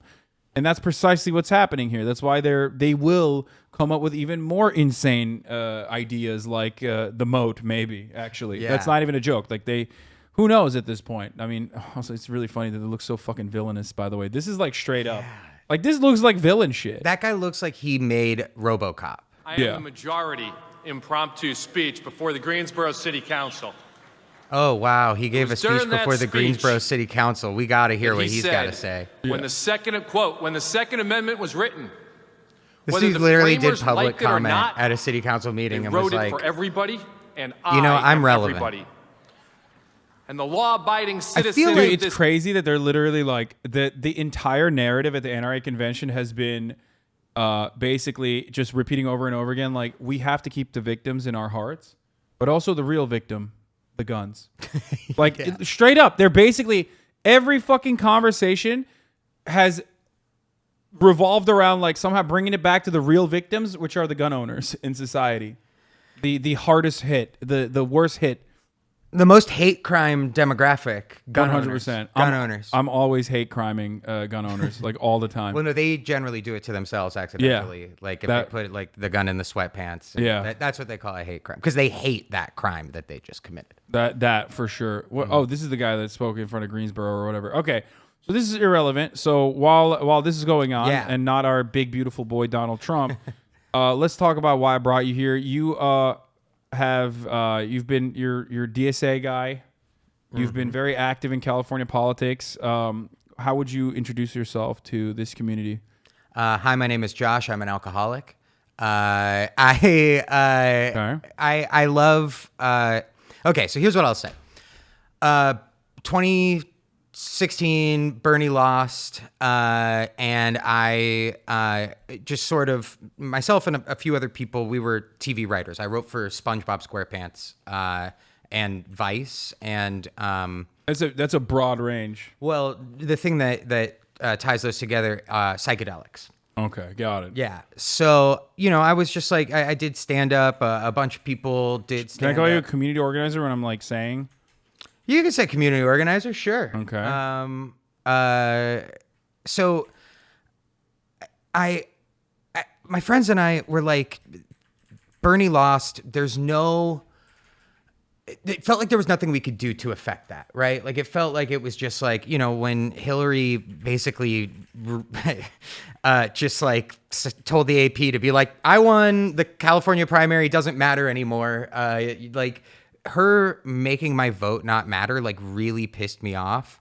Because this was like the one time in my entire life living in California that my vote for president actually mattered, that I had like a say in any way.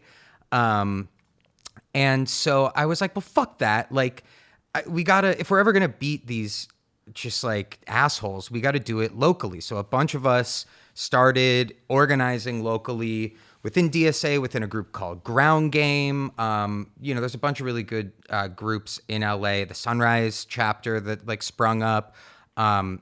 We we decided, like, we found out, right? We all live in LA, that the LA City Council is the most powerful city council on the planet. Oh, yeah. And it is that way for a couple reasons. One is there's only 15 of them for 4 million people.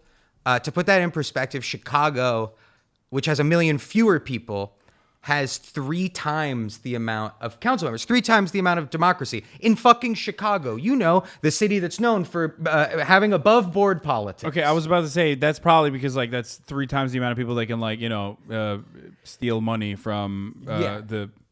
There's 3 times more corruption opportunities. Sure, there are, but there's also 3 times more opportunities. Like every time there's a smaller constituency per politician, that smaller constituency has a better chance of like dragging that politician forward towards things that would actually help fucking essential workers and shit.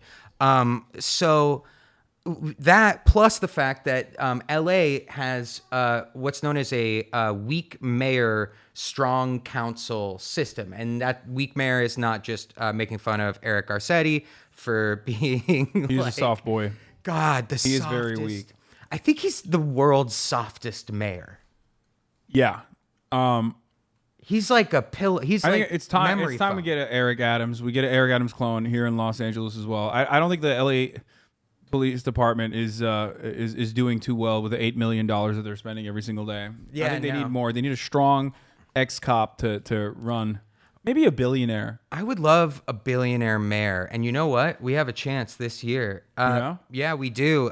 We have our own little like baby Trump, it's weird. He's like a bizarro Trump because Trump really wants to be friends with celebrities, but never gets to be friends with celebrities. And then he also You're about to say Caruso doesn't want to be friends with celebrities, but celebrities are like, I love you? I think so. I genuinely think that Rick Caruso doesn't like being friends with anybody. Okay. You know what I mean? Like, I feel like he truly, like, he hates people. It really, like, when you look at him and the way that he created the Grove. By the way, if you are familiar with like the Americana, profound achievement, greatest. I despise the Grove so much with all my heart. It's the worst place. I hate going there. I hate that. I absolutely despise it. It's just like a tourist trap. Oh my god! I have a anarchist in the chat who has been fucking throwing daggers, and we're gonna talk about your boy Ugo. Yes. Because there's an anarchist who's like really fond of. What's his face? Albert? Yeah, dude. I mean, look, okay, so let's talk about that. Very quickly, I do want to say about the Grove. For those of you that have never been to the Grove, imagine the world's fanciest mall that was also trapped in a snow globe made by Goldman Sachs. Like, that's what the Grove is. That's a perfect description. Thank you. Yeah, I worked there. Oh, you did? I worked at the Cheesecake Factory at the Grove. It was my first There was job. a Cheesecake Factory there? There isn't anymore? I don't think so. Damn, man. R.I.P. That's a bummer. I do love Cheesecake Factory. I'm actually unironically a fan of Cheesecake Factory and other like American things. As a person who came here when I was 18 years old, like those are things that I'm fascinated by. Mm-hmm. Like CVS and all of the goods that you can purchase. It's great. Okay. So the city council races. So yes, someone said it's still at the Grove. Sorry. Oh, it is. Thank God. Yeah. Thank fucking God. Okay, so I work with a candidate named Ugo Soto Martinez. This is Ugo. So he is a longtime labor organizer. He's been working with the hotel workers. He came on this show once. Yeah. On your stream. I don't know why I just called it a show. I made myself look like I was like 60 years old. Like, he was on your old TV show. We say that sometimes. You say show? Okay. I say broadcast, but it's all good. Okay. So 15 years he's worked with hospitality workers, right? We're talking busboys, we're talking cooks, we're talking housekeepers, like some of the hardest working people in our city, most of them immigrants, and he goes up against fucking BlackRock and he wins like pay increases. He wins fucking free family health care, even for fucking part-time workers. Sounds like communism. It is, and it's great. But the thing that he also wins, which is like the favorite, like his thing that he talks about the most, is when you build a union, you create a permanent structure to fight your boss. You create this like structure that allows you to forever not get fucked over by your boss. And so like in doing that for 15 years, you know, learning from these immigrant housekeepers like himself, like he was a server and a food runner at a hotel that he got in high school because his dad became disabled and he had to work to help his family. So he worked his way up and then helped lead the unionizing drive. But it's that kind of thing, right? That like Ugo's been able to, you know, at these hotels, they're like as diverse as our city, right? There's like the cocktail servers who are mostly white, like the front of house, you know, like receptionists, right? That are like mostly white. And then you've got like the back of house Latino and, you know, other immigrant and people of color. And there is a way to find mutual interest, right? To be able to talk. And that's what Ugo's so fucking good at, is like getting in, working through the tension with people who have differing ideas, and then allowing there to be like a point of like mutual, like a goal, a mutual goal, right? So a perfect example of this is he is endorsed by both the Sunrise Movement and the Oil Refinery Workers Union. And the reason why is because they both trust him to do a real just transition that doesn't fuck over workers, you know? And so that's what Ugo, like, that's what Ugo represents, is like bringing together the diverse movements, right? Like the immigration movement, he brought labor into the fight against police violence because one of the people he organized a union with, his son was murdered by the sheriff's department, by our neo-Nazi fucking gang-ridden sheriffs. Yeah. And so, you know, it actually happened in the district where Ugo's running, and the incumbent that he's running against didn't do shit. And so, like, Ugo's brought in, you know, the movement against police violence, labor, immigration. He's been working with DSA and No Olympics, doing like anti-Airbnb stuff for years. So like he is part of all these things. So like that's what he represents, is like bringing all of the movements together. And that's why I personally am like working with him. As to Al Corrado and Kate Painus, who are both like good candidates as well, the great thing about California primary elections is they're called jungle primaries. And the reason why is because it doesn't matter what your party is, because this is such a fucking one-party dictatorship. Yeah, awesome, which is what it's supposed to be. Right. It's the actual. We're following the revolutionary principles of Marxist-Leninism, unlike all these other revisionist states. One party, baby. Like, yeah, that's why, you know, hail Newsom. Chairman Newsom. Hail Newsom. So if no candidate gets over 50% of the vote, there's a runoff. There's a fucking runoff. So the more good candidates there are, hell, even the more bad candidates there are, that's every single vote that doesn't go to the incumbent is a vote that makes sure one of the challengers goes to a runoff. So for me personally, like and like Ugo and our team, like we've talked about this the whole time, right? It's like, we're in this against Mitch. We aren't going to ever like talk shit about another campaign because we're happy. Like whatever happens, I'll do that. Them.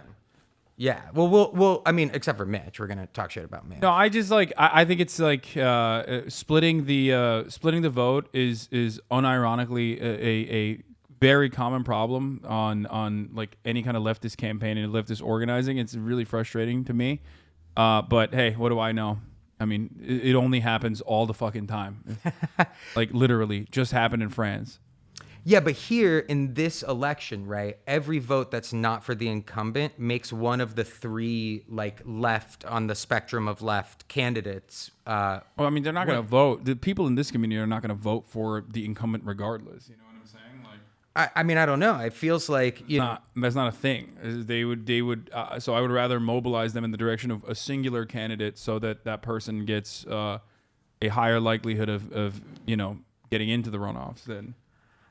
For me, from where I'm standing, you know, like that would make sense if there were maybe only 2 candidates that were like left candidates, but because there's 3 that are viable candidates, and they all take like kind of different demographics, like I feel like to see the incumbent go under 50%, like you have a better, just by the numbers, you have a better chance of getting the incumbent under 50%. And so what I would want the most is that we all rally behind the winner, no matter who it is, right? Like the entire left in Los Angeles, and I would hope across the world, right? When you're in this situation, you then, like, even though it's not your exact person, if it's somebody who like shares enough of your values, right, where it's like all 3 of those candidates signed the No New Cops pledge. You know, Ugo gets shit from it all the time in mailers from the fucking police union. You know what I mean? Yeah. But yeah, so those are my feelings on that race. Like Ugo, I personally feel is like the candidate to do it, and he's doing a big benefit show with another candidate that I'd love to mention if we have a sec. Her race is easy. It's just her versus the incumbent, and her name is Eunices Hernandez. That's EUNISSES. Yeah, there she is. So, we'll play. Let's play her. Her launch video. Her launch video. Her campaign video, real quick. Okay. My district has lost. In the last 9 years, my district has lost countless families to skyrocketing rents, lack of affordable housing units, and deep neglect. Our street infrastructure is still broken. Traffic deaths are high, and people who need support have nowhere to go.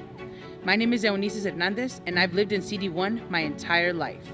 I have roots here, from the schools that I went to the people and businesses I still go to every day.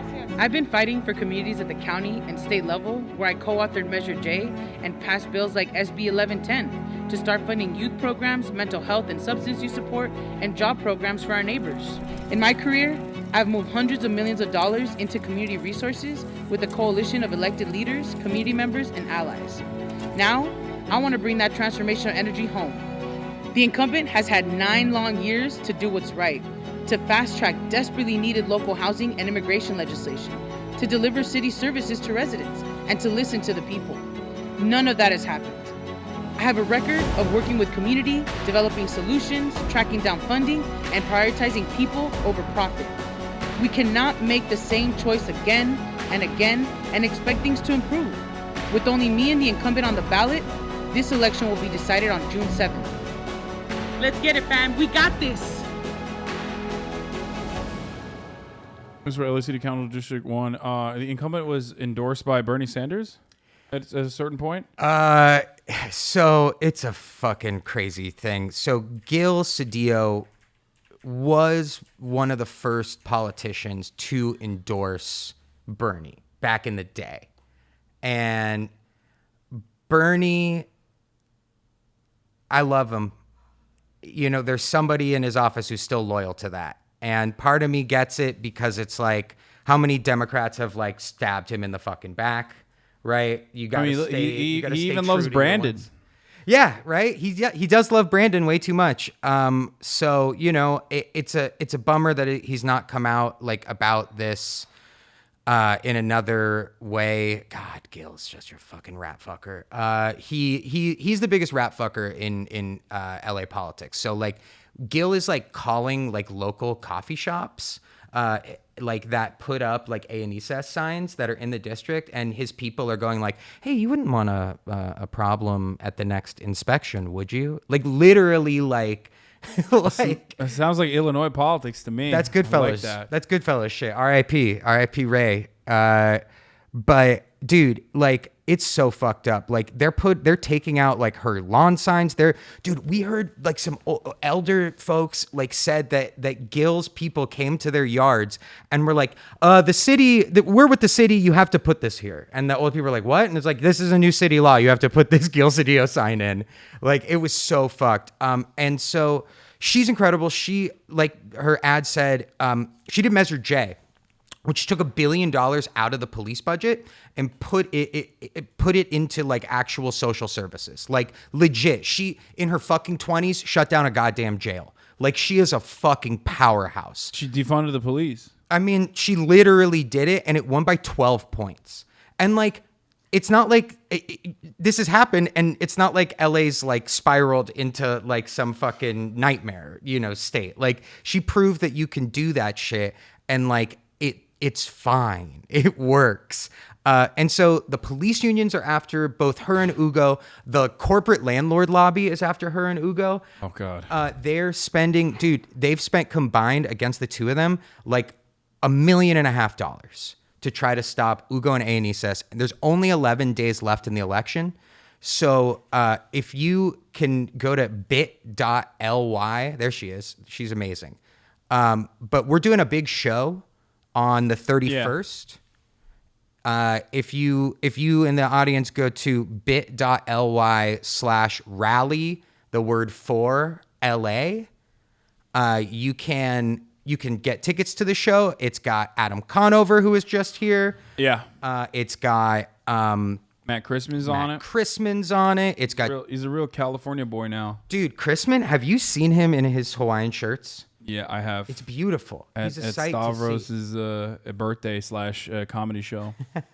He looks gorgeous wearing his Crocs and his Hawaiian shirt. Like he's such a California guy now. It makes me so happy. Yeah.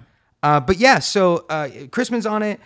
Jamie Loftus, who's an incredible comedian. Chris Estrada, who's really great.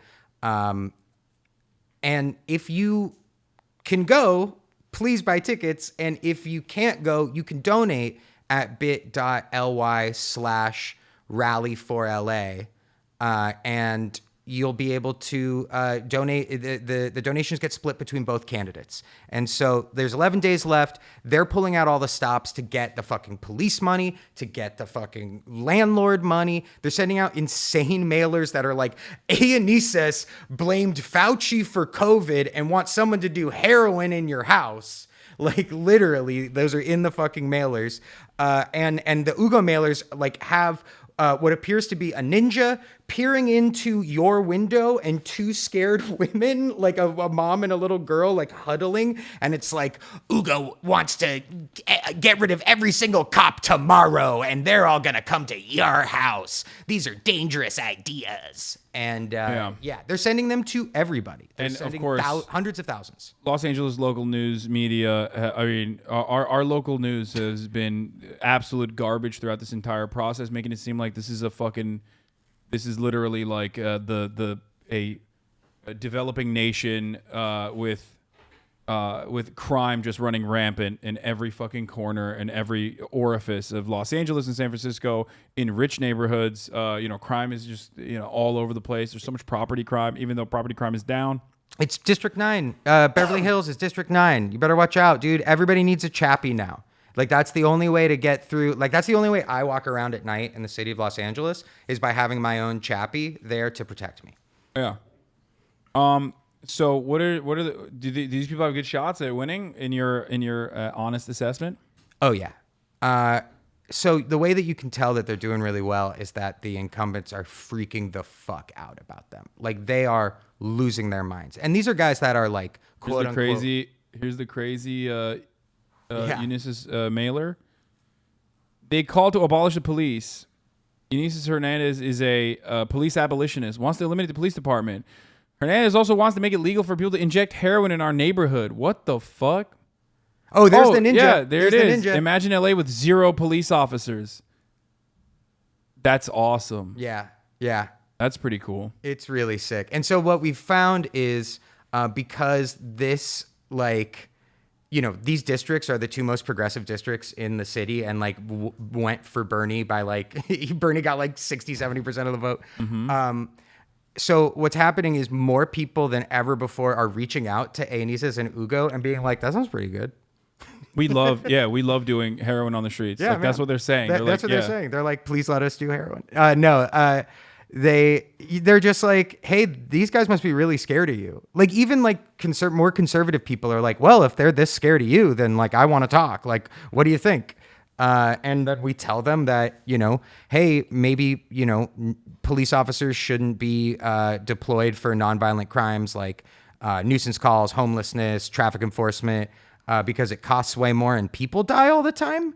And then they go like, that makes sense. And then we're like, yeah, okay. And then they vote for us. I'm going to ban this person. Before I do, I want to make fun of him, and we can do it together. Sure. DSA is always going to suck because it socked them like, come on, sock thems are the progressive wing of fascism. North American revolutionary potential does not exist in America. It only exists in Latin America. The path forward is Latinization. The vanguard class is the intersection of indigenous and immigrant struggles. I don't even disagree with this part of it. Yeah, that part of it, I agree. I do agree with it, but like he's still like, but I'm still gonna LARP as like a fucking Maoist third world is here. He says, do you think DSA membership stops people from seeking out membership in actual revolutionary orgs? Kind of seems like a false consciousness. Revolutionary orgs like the PSL that also fucking worked alongside Governor Gavin Newsom in an effort to stop, Larry Elder from becoming the next governor. Those kinds of revolution organizations. Well, I mean, look, PSL is great, but I think what this guy's talking about is Bob Avakian.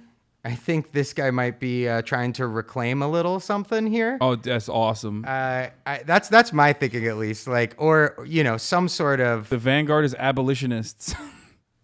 No, there's always guys like this. This is fucking dope. Tired of this DSA electoralism bullshit. Electoralism will not save us. Look at Allende. Join an actual revolutionary org, not DSA. Okay, so here's what I'll say.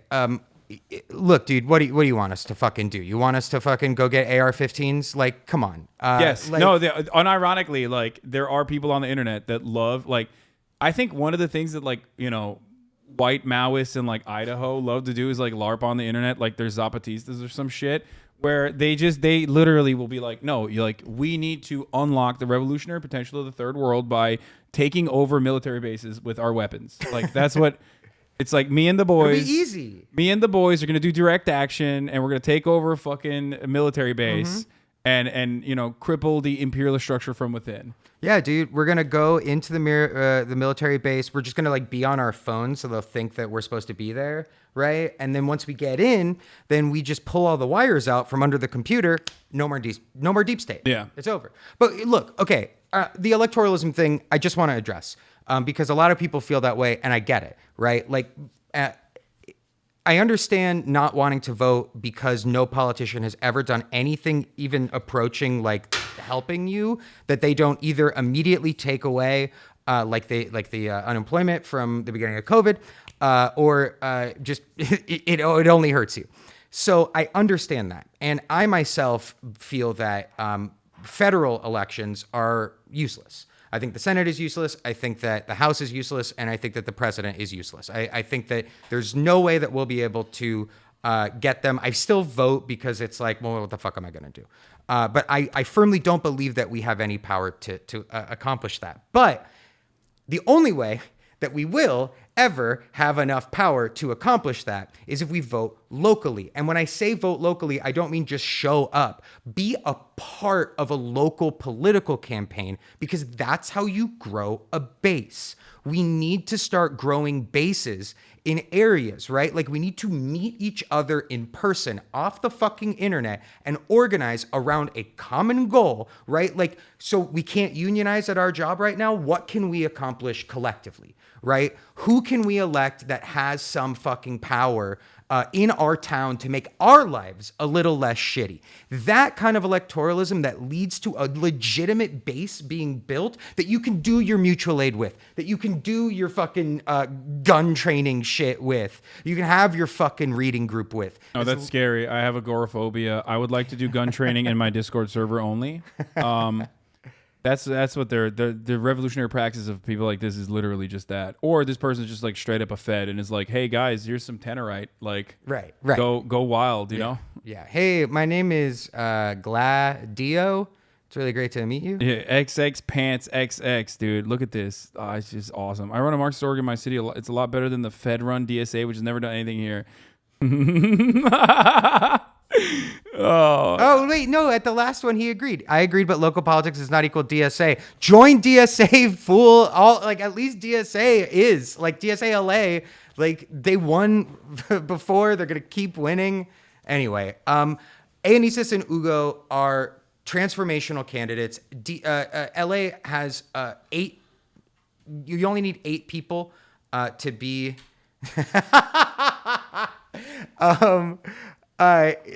you only need 8 people to change the fucking city. And so a group of 3 with Nithya, Aenesis, and Ugo, if they all 3 win, or one of the other progressive candidates in the 13 race, a group of 3 of them, that's a third of the council. Yeah. And so you can do so fucking much with that to actually help the most vulnerable people, including ourselves. It's so bit.ly/rally4LA, and come see the show. We've got a couple really big special guests coming up that we're going to announce over the weekend as well. All right, so let's go through the California primaries now. Let's do it, baby. Okay, is there a ballot I can find on the internet? You want to find your California ballot guide. Yeah, I think that's the one, the top one. SOS.ca.gov. Yeah, you want to try to find your actual. Where is the actual ballot? I mean, I have one over there, but I don't want to show it. I think it's the official voter information guide. I think it's that third link down on the left. Voter information guide. I believe that's it. No, it's not. Go back. That isn't it. So it's the Never first done this one. on the internet. The Voting certified list of candidates, maybe? Candidate information. Contact list for certified candidates. Character-based name. Statewide candidate. Character-based name? I don't know what that is. I'm Zelda. Oh, they just have like different it's characters. like Chinese. Okay, yeah. characters. Yeah, got it. Leftist LA voter guide. Not a fan of this guide. It was just one dude that made it. You saw it already? He works for one of the campaigns. They always do this. There's always like some shit like this out there. Look, here's what I'll say. It's a good guide. It's insanely biased in the CD13 race against DSA. Ugo. Does DSA not have one? DSA has one. Yeah, it's just this guide, if I may just say like one thing about it, it's a very good voter guide other than the CD13 thing where there's just like weird like shots fired, which is a bummer. But everything else is probably fine. I prefer the NOC voter guide and the DSA-LA guide. Okay. Also, the little rose guy at the top is like my favorite dude now. I love this guy. This is cool. I really love that guy. See, this is why. I mean, you guys are obviously reformist, revisionist. Like that's why you're trying to make voting look cool and undermine the revolutionary potential of the Maoist, the Shining Path supporters in Idaho. Their chapter. So well, there's not that much tall grass in Idaho. Is the only problem. Yeah, I just don't know what you're gonna. Okay. Well, let's go through these real quick. So we have for mayor Gina Viola. Yeah. So Gina's great. She is the left candidate for mayor. She is she is the candidate that represents the left the most. So if you live in LA, you should probably vote for her.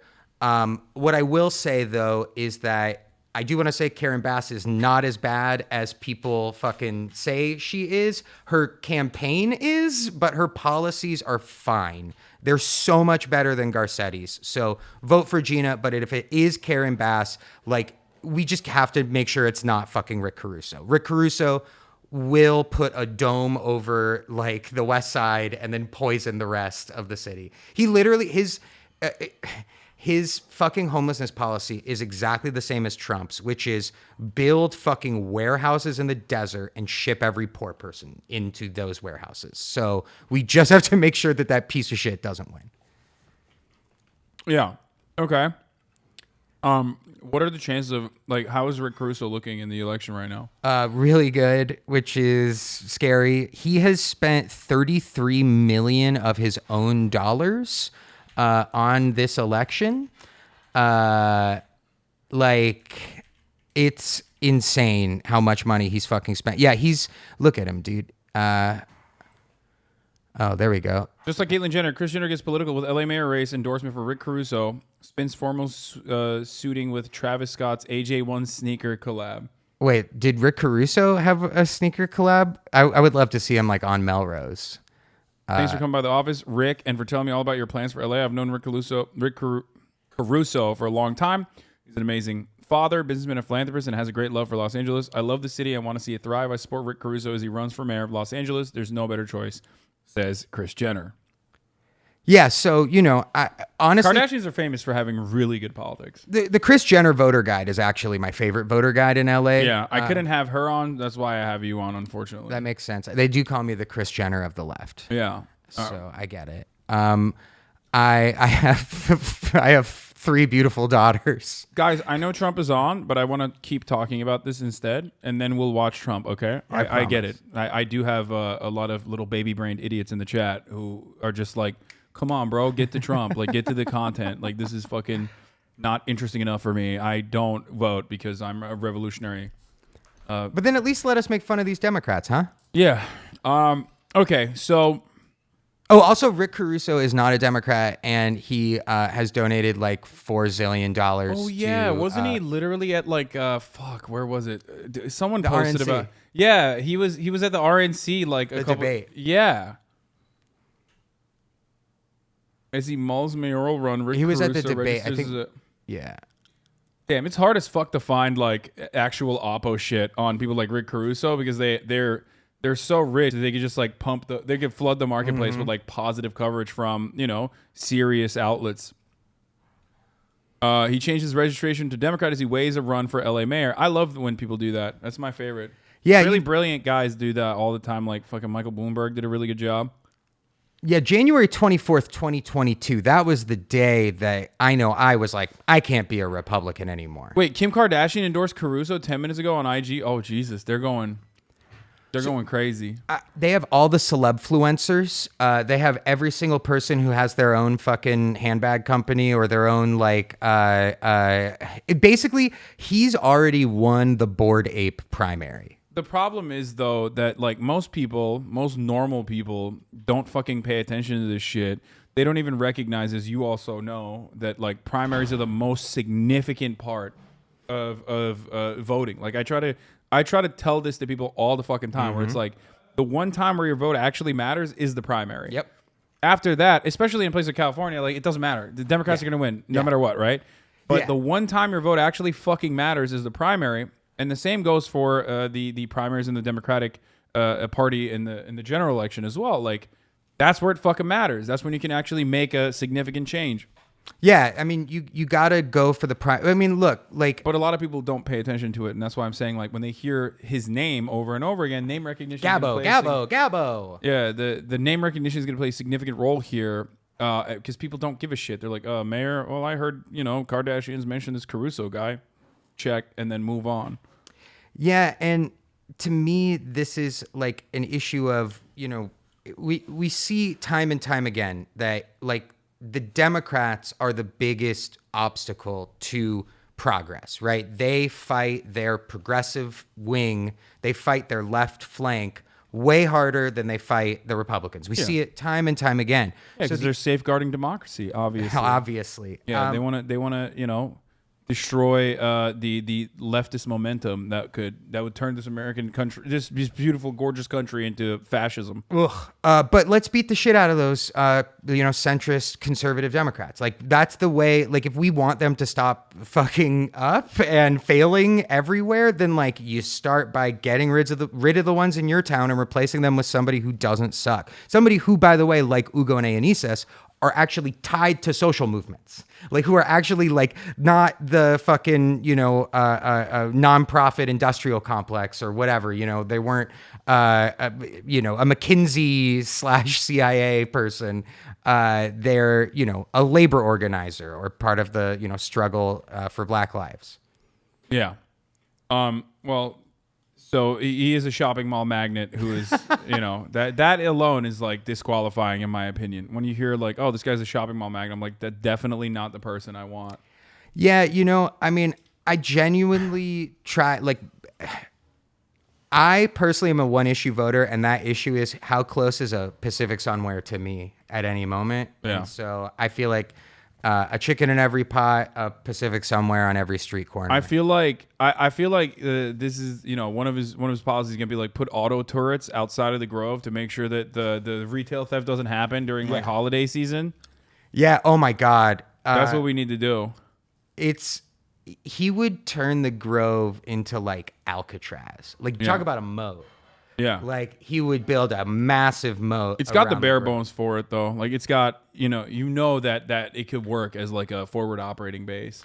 That fucking parking structure. I mean, come on, dude. Like you talk about, there's so many defenses around it. They filmed The Price is Right there also, which I don't think has anything to do with like maybe defending the Grove, but we could all watch The Price is Right. Yeah. Which will be going every day. The Price is Right is such a funny, like, capitalist show. Like, I was thinking about it the other day. So I was like, it was on, because I put it on. And, like, some girl, like, won a hot tub. And I was like, she looks like she lives in an apartment. Like, where the fuck is she going to put that hot tub? She put it in her fucking courtyard? You're going to become a Twitch streamer. Yeah. That's what you do. You put a hot tub in your apartment, and then you can be a Twitch streamer. Okay. Caruso dropped his longtime Republican affiliation. He's donated to Republicans and Democrats, including President George W. Bush. And one of Caruso's potential mayoral rivals, Representative Karen Bass. And now he's just on the board of the Ronald Reagan Presidential Library Foundation. It's great. Great. We love Ronan. We love Ronnie. I think that like all of the defund the police is the reason why like cops aren't doing their jobs, and not because they're like lazy fat pieces of shit. Arguments that you heard from local news is probably going to play a role in this like tough on crime approach that this man has built into the foundation of his campaign.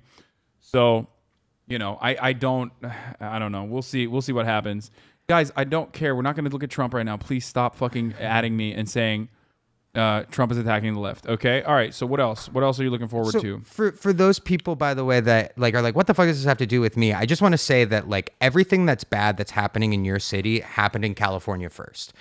In particular, a lot of it happened in Los Angeles. There would be no SWAT team if it was, without LA.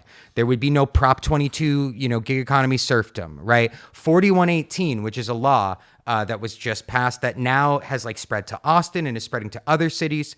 4118 makes it illegal to be poor in a particular area. Like, it literally was created to stop hippies from hanging out, and now it's used to stop homeless people from existing in public space. I love when, like we use the Nixon Reagan era red California policies in our neoliberal safe haven now. Yeah, well, so some of the most brutal, awful, fucking anti-worker shit happens in California.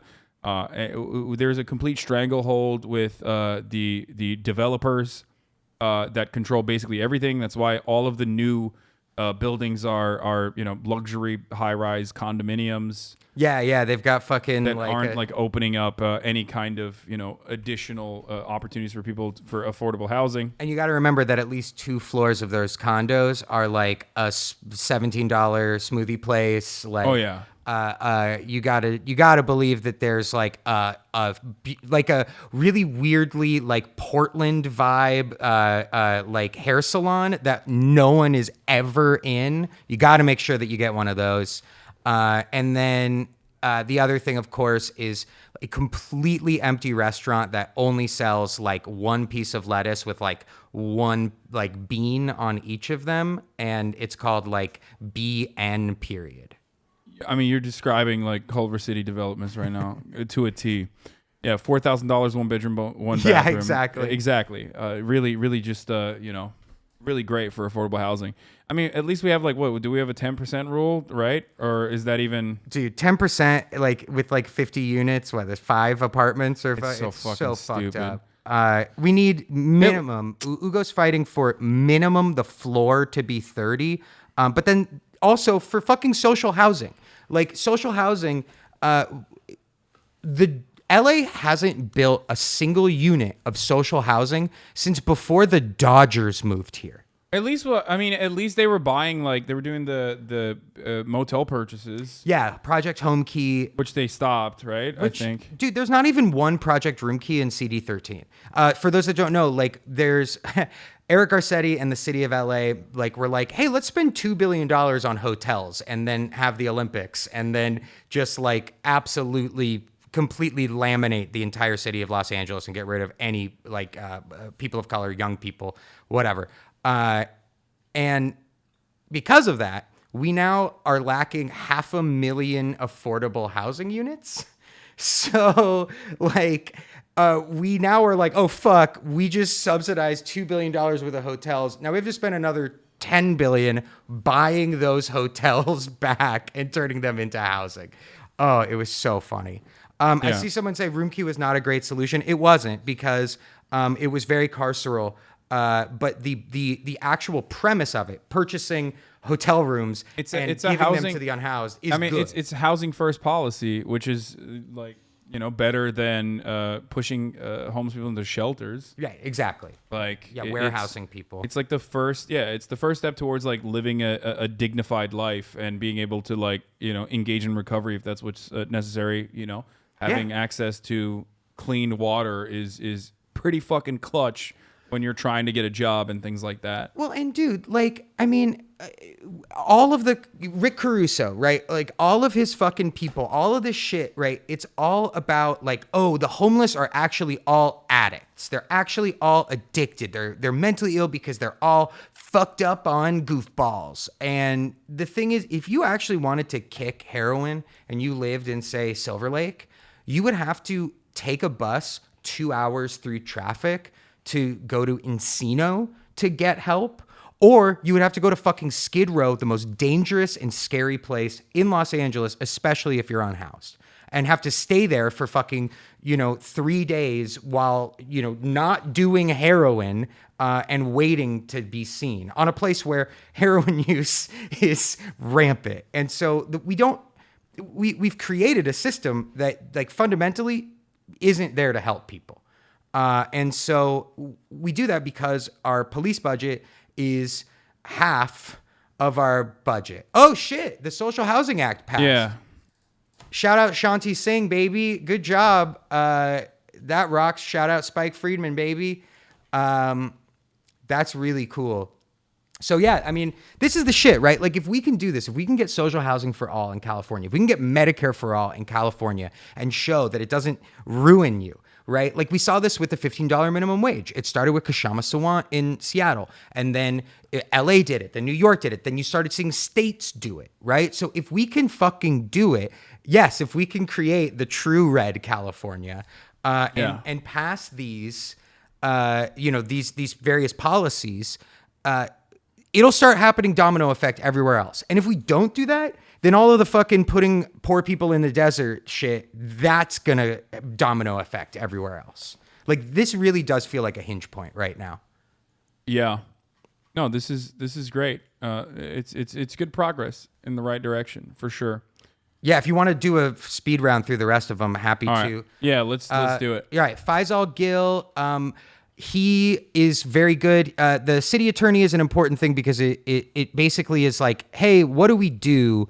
What things do we say are legal and aren't legal? So, for example, everybody wanted the mayor of Los Angeles, because he was granted these powers during the emergency order, to just take the hotels. You can do that. You can commandeer, you have the power. But our city attorney is a cuck.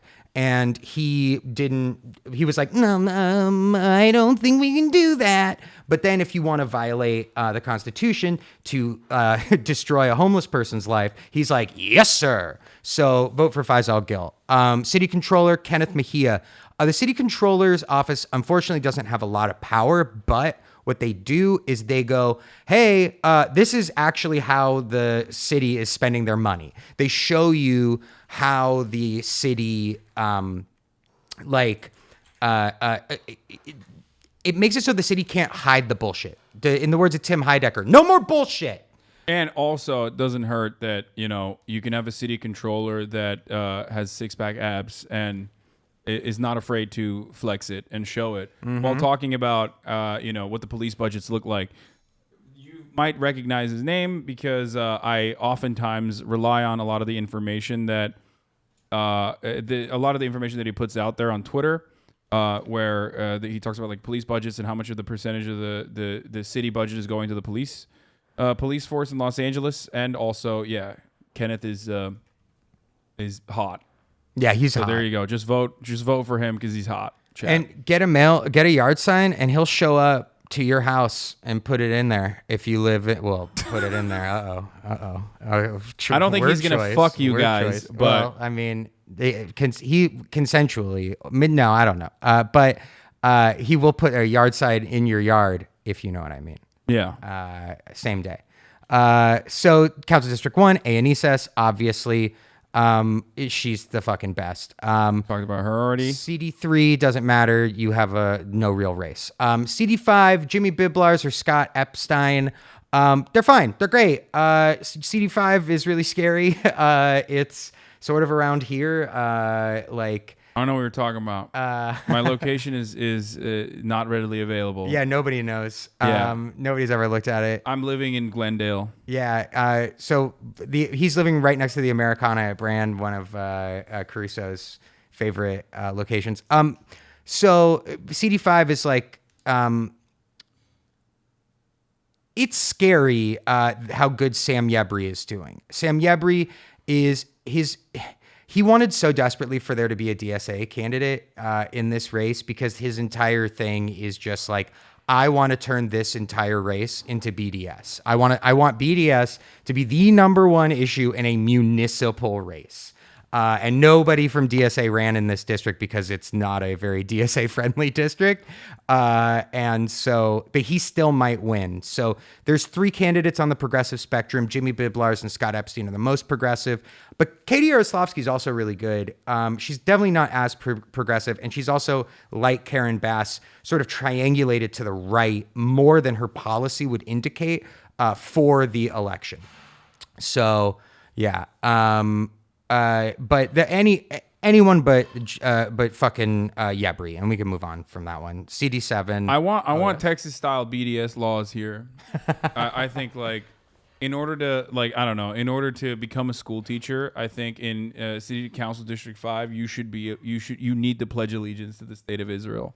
I think that's a really good idea. Personally, I know that I will only use Sabra hummus. I go to Zanku Chicken and I bring my own Sabra hummus. Yeah, don't try. Yeah, because it's the best hummus, and it in no way is the worst hummus. It's so bad. It's the worst. I mean, how do you even, dude? How do you fuck up chickpeas? Like, it's not that hard. It's chickpeas and tahini and lemon and garlic. It's so easy, dude. It's so easy to make hummus. It's like that's kind of the point of it's like really easy to do, and yet Sabra is just like. Yeah, it's really bad. More like sad, bruh. Damn, fucking got him. You got some zingers. Sad, bruh. All right, nothing for City Council District 7? Nah. There's the incumbent's just gonna win. CD9, this is interesting. There's 3 candidates. Adriana Cabrera is the write-in candidate. She's definitely the most left. CD9, it's just fucked how this city is. Like, other cities really get shit for being segregated. But LA is like so fucking segregated. CD9's like South Central, South LA. And this is CD9 is where, I don't know if you covered the police blowing up a fire truck or like a fireworks truck and like destroying a neighborhood. Yeah. Yeah. So it was just a big oopsie, Yeah, oh man, how are we supposed to know that cops are not incompetent, other than like how incompetent they are all the time? Yeah, and people keep putting tampons in their cappuccinos. Yeah. Please, if you don't know what I'm talking about, just type in LAPD tampon cappuccino. Yeah, that was awesome. Yeah, never believe cops in general, but like especially when they're talking about being hate crimed for being a cop. Yeah. They love that shit. It's their number one favorite thing. Their favorite thing is like faking being comatose by like being in the vicinity of fentanyl. Fentanyl particles in the air immediately render cops useless. Like it's their kryptonite, as we've said many times. Mm-hmm. And also fast food workers are constantly disrespecting them. They know that they're cops and they're disrespecting them all the time. Yeah, they can tell from being on the microphone, just by the voice, that it's a cop. Yeah. And then, I am a cop phrenologist, though. I do believe that, like, I'm not a believer in phrenology, but except for cops. Yeah. I do believe that they do have a skull shape, like, that makes them look like a thumb. Well, the wider the neck, you know, obviously the more aggressiveness is like. Yeah, the wider the neck, the higher you are ranked in the police department. Like it's just destiny. You can't stop it. The wider the neck, the more lives you'll wreck, baby. Yeah. So yeah, CD9. Two candidates that are not inspiring are going to probably move to the runoff. Man, I don't know. Like Curran Price. So this is like a very. I don't know if this happens outside of LA or California, but like both of these candidates are like really, really good on one thing or two things and then fucking dog shit on everything else. So like Curran Price helped do the $15 minimum wage and he is a great ally to labor, but he sucks at everything else. He is trying to do a UBI pilot, which is sick. But like as far as like housing or like development or any of that shit, yeah. Oh, and they're both landlords. Yeah. Both candidates are landlords. Yep. And then Dulce is like, I don't know. She might not be actually progressive, but she sure sounds progressive. And I think she probably would be better on some things like housing or homelessness, perhaps. Mostly because Curran Price has to recuse himself from every housing vote because he's a landlord and his wife's a landlord. But Dulce's a landlord too, so who the fuck knows? Adriana Cabrera didn't get enough people to sign her petitions, or they fucked her over. And she also has apparently more than 10,000 in Airbnb stock. That's wild. Yeah, dude. And she also has weird charter school connections. There's no winners in CD9, Jesus dude. Christ. It's fucked. It's fucked. Okay, I feel that's bad. great. All right, moving on to City Council District 11, Aaron Darling. Yeah, our little darling. We love Aaron Darling. He's great. So CD11 is the LAX Westchester. It's bad, dude. CD11's a bad place. I feel like I look like a Vietnam veteran right now. I worked on the fucking Bonin recall, and that place, dude, fucking hell. So it's a very uphill climb for the left. It's very, very uphill climb for the left there. Imagine like the absolute worst of YIMBYism merged with the worst of like tech bros. Yeah. But then also that same kind of like California, LA, like NIMBY shit. It's just like a grab bag of it's the West Side. You know the fucking West Side. Yeah.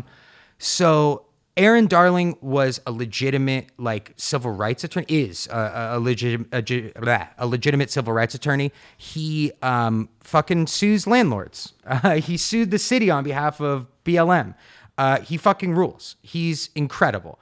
So absolutely vote for him in CD11. So CD13, obviously Ugo, our boy. I mean, that area is a toxic shithole for local politics. So we'll see. Yeah, it's well. Look, my honest thoughts are that they're gonna elect the fascist candidate Tracy Park, and then things are gonna get way worse over 4 years. She's either gonna get recalled for real, which would be so funny after they tried and failed to recall Bonin twice. But she'll probably get recalled, or she'll lose in 4 years to Aaron Darling if he runs again. But yeah, it's a disaster. So CD13, we already talked about Ugo. CD15, Bryant Odega. Bryant is great. He is he's like a young. I love the proud ex-cop and conservative council member. Proud ex-cop. Do you know Joey Buckets? Do you know? No. You don't know Giuseppe Buscaino? No. Oh, we got to look at Giuseppe Buscaino a minute. He does sound like it. I mean, that's a great cop name. Yeah. So Joe Buscaino. Yeah, there he is. Joe Buscaino is Angry Jeb. He is like he's got the like please clap energy, as you can tell by this picture. He's got real please clap energy, but he also is the king of getting pissed in California politics. He has a little buddy that's his comms director, who's like a little bald guy named Bronimir, who like always like tries to pop off at people, and so he's always going Bronimir. It's really funny. He spent $1 million on videos from a company, like horrible videos with like Napa know-how, like guitar music behind it. Well, he's like, hey, let me tell you something about LA. And it's the most like truck month shit in the world. And then the other money that he spent. So it's like $500,000 on Butt Rock. Yes, on Butt Rock Truck Month. And then $500,000 on literally flying to various Italian American destinations to do like red and white checker tablecloth fundraisers. I'm gonna vote for this guy now. Yeah, I know. Well, no, but fucked up. He's running for mayor. Yeah, he's not. I can't even vote for. I'm going to vote for him for mayor. You can't and now here's the thing: you can't vote for him for mayor because his entire tough on crime, tough on homeless, like bullshit, like proto-fascist shit. It was stolen by Rick Caruso. So like Buscaino was polling in like the teens. Rick Caruso comes in. Buscaino's polling at 1%. He bummer. left his council seat to do this. Another POC cut down. It's fucking bullshit, dude. So now he's like a little Caruso cuck, and he like follows him around and is in videos with him. It's really cute. Okay. It's really cute. Board of Education District 2, Rocio Rivas. Yeah, Rocio Rivas is she's the UTLA candidate. That's all you need to know. Yeah, we can jump through these. I mean, so the sheriff. Okay, this one's good. This one's great. I do want to bring up one of the attempted insurgent candidates. You want to talk about shitty names and weird names? Cecil Rambo. That's awesome. Cecil Rambo, who has shot 3 people on the line of duty, 2 of which were fellow deputies. And he tried to shoot. Wait, yeah, what? Yeah, Wait. Yeah. Okay, so he's based. I mean, he's got a better track record than Dorner.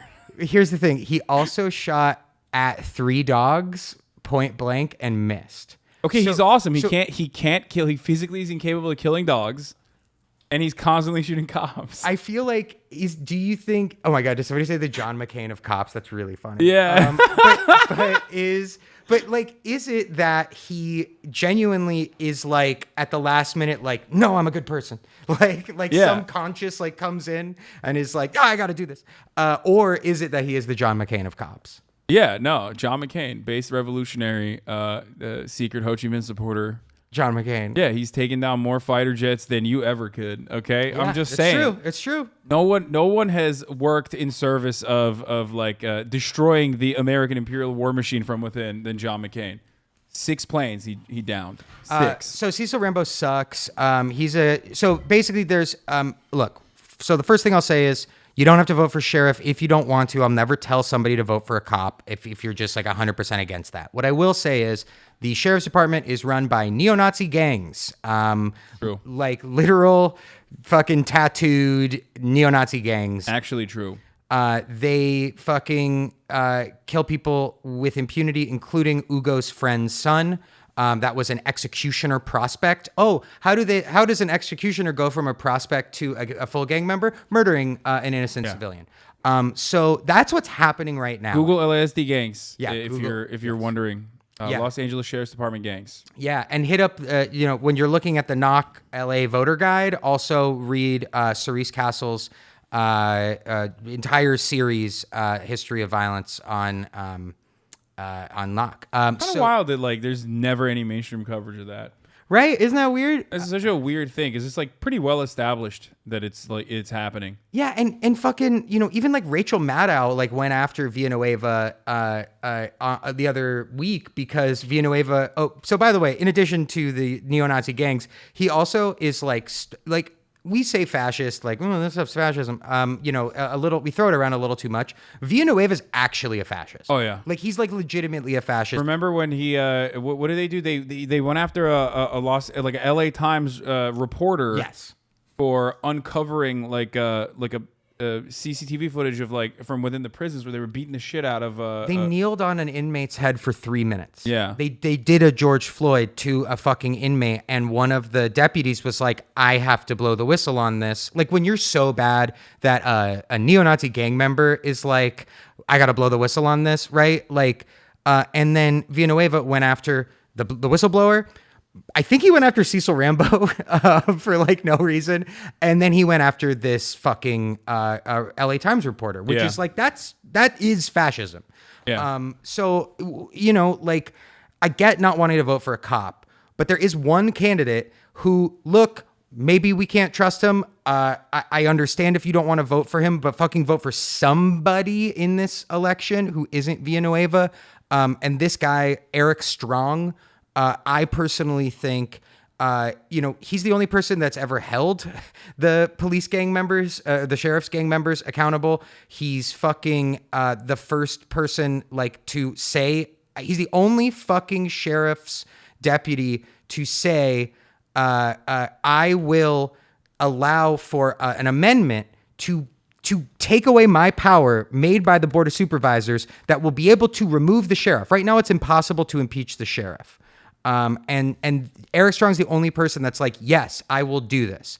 I will say that Villanueva, he didn't run on a progressive platform. He just ran on no ICE. That was it. The other sheriff was running on turning over people to ICE. Villanueva was running on not doing that. I did not vote in the sheriff's election last time. This time I am going to, because he still apparently collaborated with them though by making them wait outside the jails while sheriffs bring them inmates. Reinstated his buddy and accused abusive stalker to the department.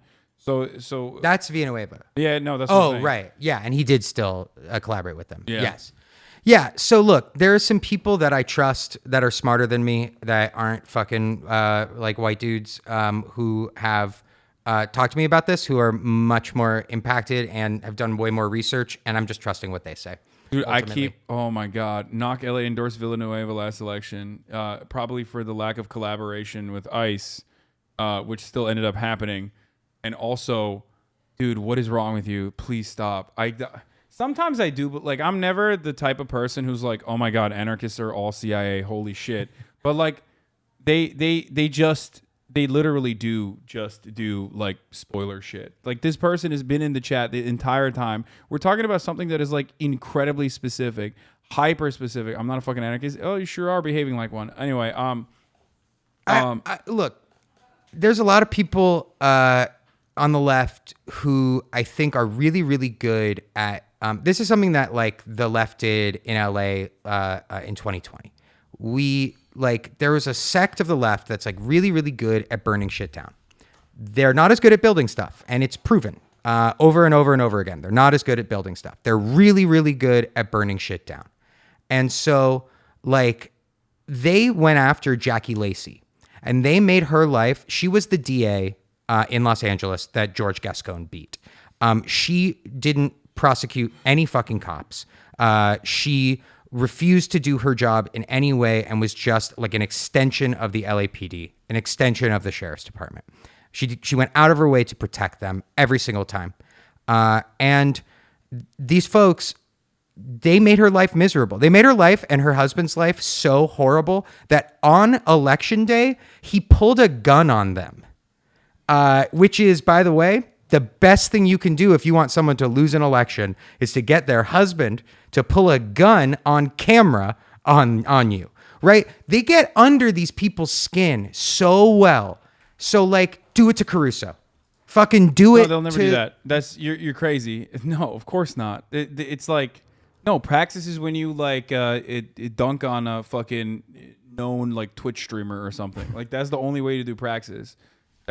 Look, you deal with folks on the internet more than I do, but I try to hope, like, I try to keep, like, you know, hope in my heart that, like, enough people will be like, you know, either like, yeah, I tried and it didn't work, I'm going to try another thing, or to be like, I am actually going to try for the first time and like join an org in my fucking city or town or whatever. This isn't about exercising political power. It's about fulfilling your own narcissistic desires and centering every conversation around yourself And more importantly than that, it comes from a broad sense of understandable hopelessness.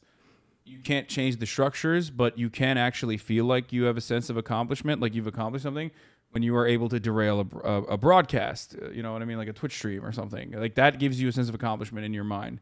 That's why people do it a lot.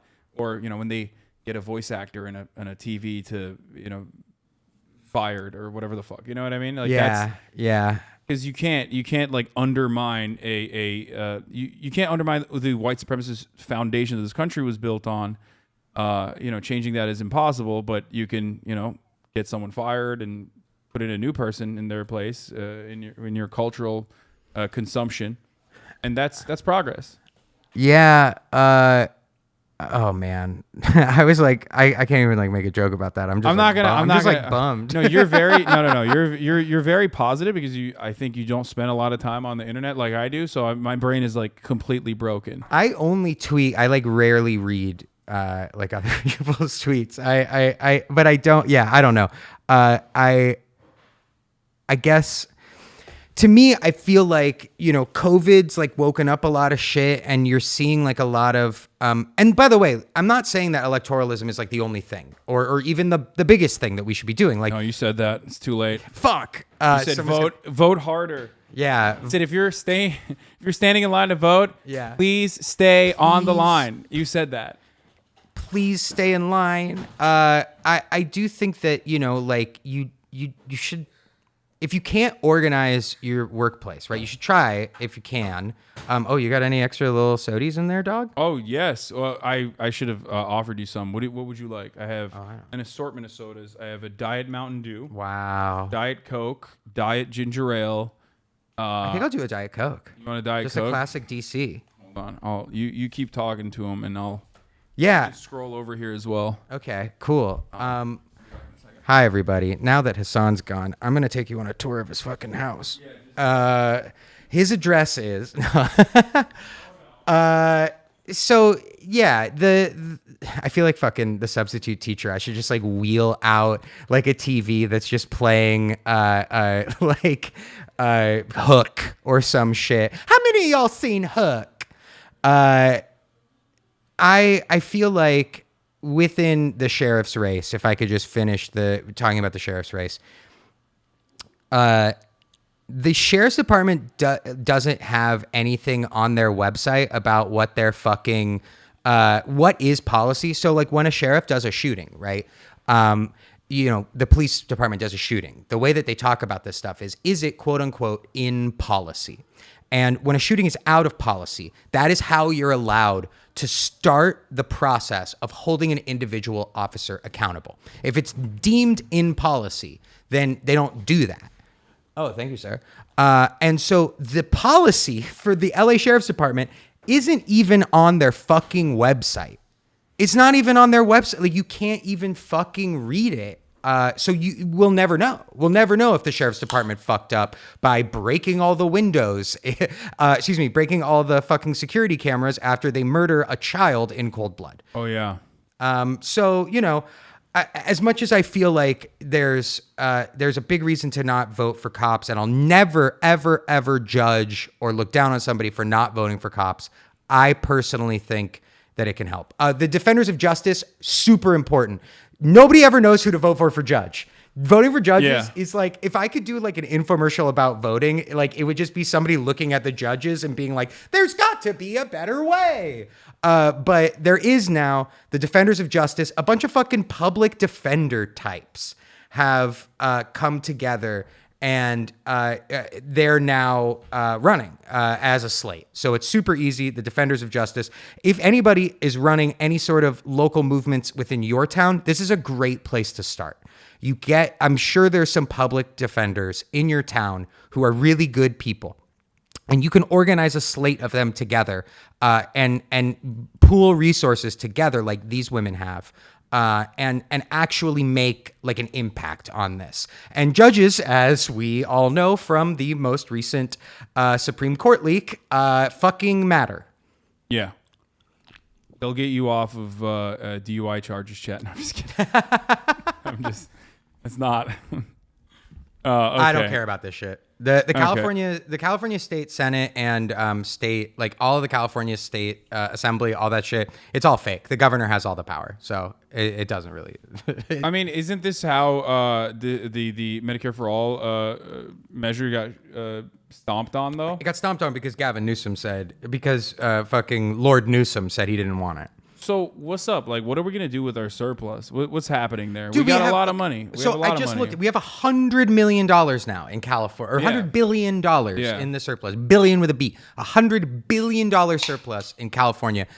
So there's one thing, right, which is half of whatever it is has to be spent on kids. It has to be spent on students. So what I think we should do personally, and this is just one little Bears opinion, but you could take $20 billion of that and spend it on every single homeless person, like getting social housing for every single person, and then the other $20 billion on schools, in particular, making sure that there is a like a T-209 RoboCop style, you're not actual RoboCop, but like the big like dinosaur like robot looking thing that kills the guy at the boardroom. One of those, Ed 209, I think is what it was called. Ed 209. One of those at every school. We need a RoboCop style automated murder machine at every school? Like basically like it could be a mech, it could be a Gundam, like whatever. Like a Metal Gear? Yeah, dude, it could be. Yes, exactly. It could be. What was that dude? The blonde guy. That guy was a bitch. What was his name? Raiden. Was it Raiden? Raiden had a come up though. In Metal Gear Solid, if that's what you're asking, or Ocelot, Revolver Ocelot. No, it was like the dude that was in like Metal Gear Solid. The one that was like where the little girl. There was like a little girl that like peed her pants in like a very emotional scene in Metal Gear Solid 2: Sons of Liberty. I think you're talking about Raiden. Yeah, I think so. But it was number 2. Dude, that was like so weird. That was the only time I've ever seen somebody pee in a video game, I think. And it just came out, and it was at such an emotional fucking moment in the game. The person who pees is like Otacon's sister, yeah. Yeah. Okay. Anyway. So the Congressional 30th, districts. Yeah. Angelica Duenas is cool. Maybe a girl I want to shout out. She's running against fucking Adam Schiff, the only congressman I've yelled at a Ben and Jerry's. More like Adam Shit. Right? Adam Schiff, if you don't know him from all of his Russiagating, he's the Raytheon candidate. He is Mr. fucking Raytheon. So maybe a girl is, she is amazing. She is I believe a drag queen, or perhaps a trans performer. I apologize if I'm getting the nomenclature wrong exactly on there. But she rocks. She fucking rocks. You should vote for her. Shervin is cool. David Kim is cool.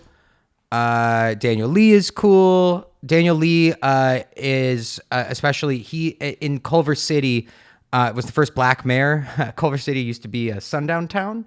And so to be like, he was the first black mayor like last year, which is crazy because there's quite a few black people that live in and around Culver City. Down here, I don't fucking care about this shit. Senator, the only thing that matters about the senator's race is that there is a Republican whose name is Don Grundmann who's running, and he has a website that is called IamADomesticTerrorist.org. And shut the fuck up. Yes, I swear to God. No way. Mm-hmm. Is this like a way to? I haven't been to it yet. People? I haven't been to it yet. You just didn't want to type those words? Yeah, I didn't feel like it. Oh, it doesn't work. Okay, so that's in the fucking thing. It's in the. I wrote that in, and I think the FBI is at my doorstep. Yeah, right now. I swear to God, it's in the fucking. Here, I wrote down a couple of the websites. Let's try to see if any of them work. He's got so many good ones. I really should not have typed that, I think. Here, hold on.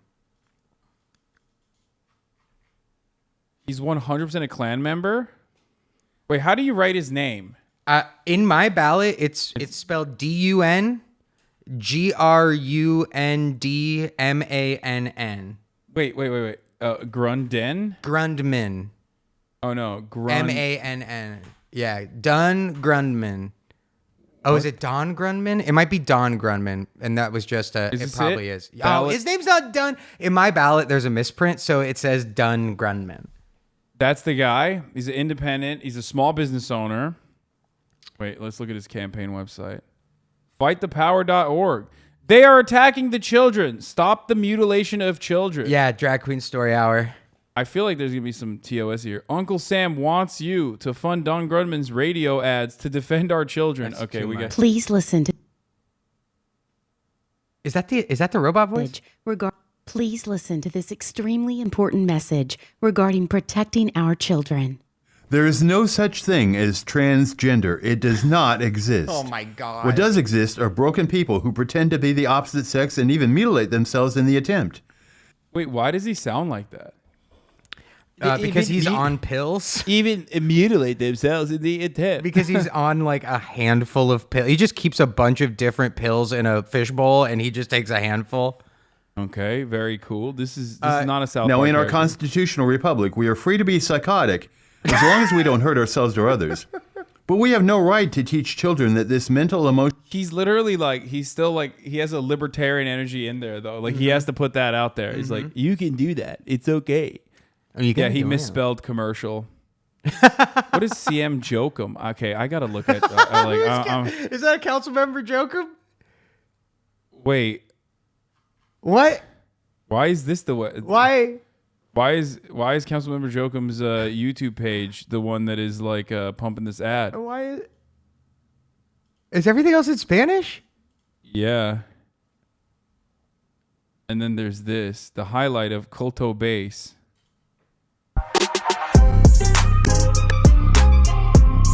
What the fuck? Oh, did the company that makes this just make this ad?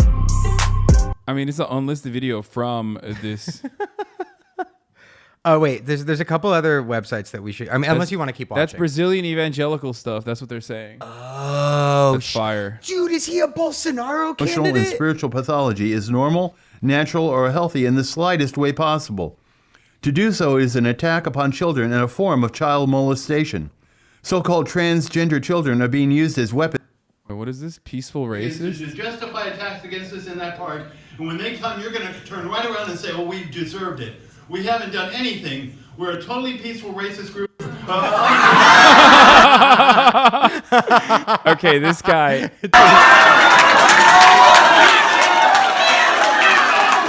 He said we're a totally peaceful racist group. That's awesome. That was so funny. Oh, that's so funny. Oh, that's so funny. Everybody loves it.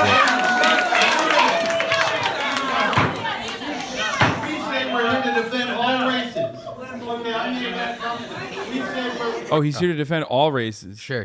Yeah, all that races want to be matter. racist. Yeah, all races matter to Don Grundmann. All races and colors. I started the War Alliance, Whites Against Racism Alliance. It's on Facebook. I'm sorry, he's part of the Whites Against Racism Alliance. What? This is awesome. I started the War Alliance, Whites Against Racism Alliance. The Royal Whites Against Racism The Alliance. Royal Alliance? Me, the Queen, Ferdinand, we're all doing it. He said, hey, if you want to find a hatred group against blacks who kill. Wait, what? 20 million Americans? Whoa. What? Whoa. Wait, does the hate group kill 20 million Americans? No, what the fuck is he saying? Whoa. He's saying black people have killed 20 million Americans? What? Is he thinking of COVID? What is he talking about? It's on Facebook. Amazing. If you want to find a hatred group against blacks who killed 20 million Americans, look at Planned Parenthood. That's where we're doing. Oh, he said Planned Parenthood is a hatred group against black people because they've killed 20 million black people. Okay. He's talking about abortion. Okay. That makes sense. This guy's got a lot of good facts. Yeah, dude. Well, so you might want to go to his other website. Okay, if there's like actual dead bodies and shit on it, though, I can't look because I will get like that is a terms of service violation. For sure. So I don't think there will be on. Oh, no, there is. There are literally, look at the screen right now. Oh, what? They just straight up have like. Oh, whoa. Okay, well, there's just like hanged black people. Wow. Okay, let's get rid of that. Arrestbiden.org is what I was going to say. Arrestbiden.org. Okay. This is other website. I haven't been to any of these. Look at this one. Okay, I'll show you this one. The ongoing betrayal of California conservatism, the Benedict Arnold corruption of the American Independent Party, the collapse of the Republican Party, and the Constitution Party as the last party standing. Learn more. Thank you. He's the head of something called the Constitutional Party. Conservatism in California politics. Do you think this is inertia? How many people do you think have actually clicked on this website? And like, this is the most hype he's ever been. So much. Yeah, dude, it's so funny. The beginning of it. In my campaign for sanity, my background and qualifications are the poisonous fake vaccines don't work. Stop infection or transmission. Facts. Over 1 million VAERS injuries. It just says over 1 million VAERS injuries. Brandon Paulette, Michael Granata, Vaccine.org documents. Wait, are they trying to say like it's seeding you? Like it's their seed? Like it's Bill Gates' seed? Yeah. Oh, And long-term debilitation, public are guinea pigs, masks are useless / joke against the virus. Vaccinating children is a crime. COVID is a biological warfare against humanity.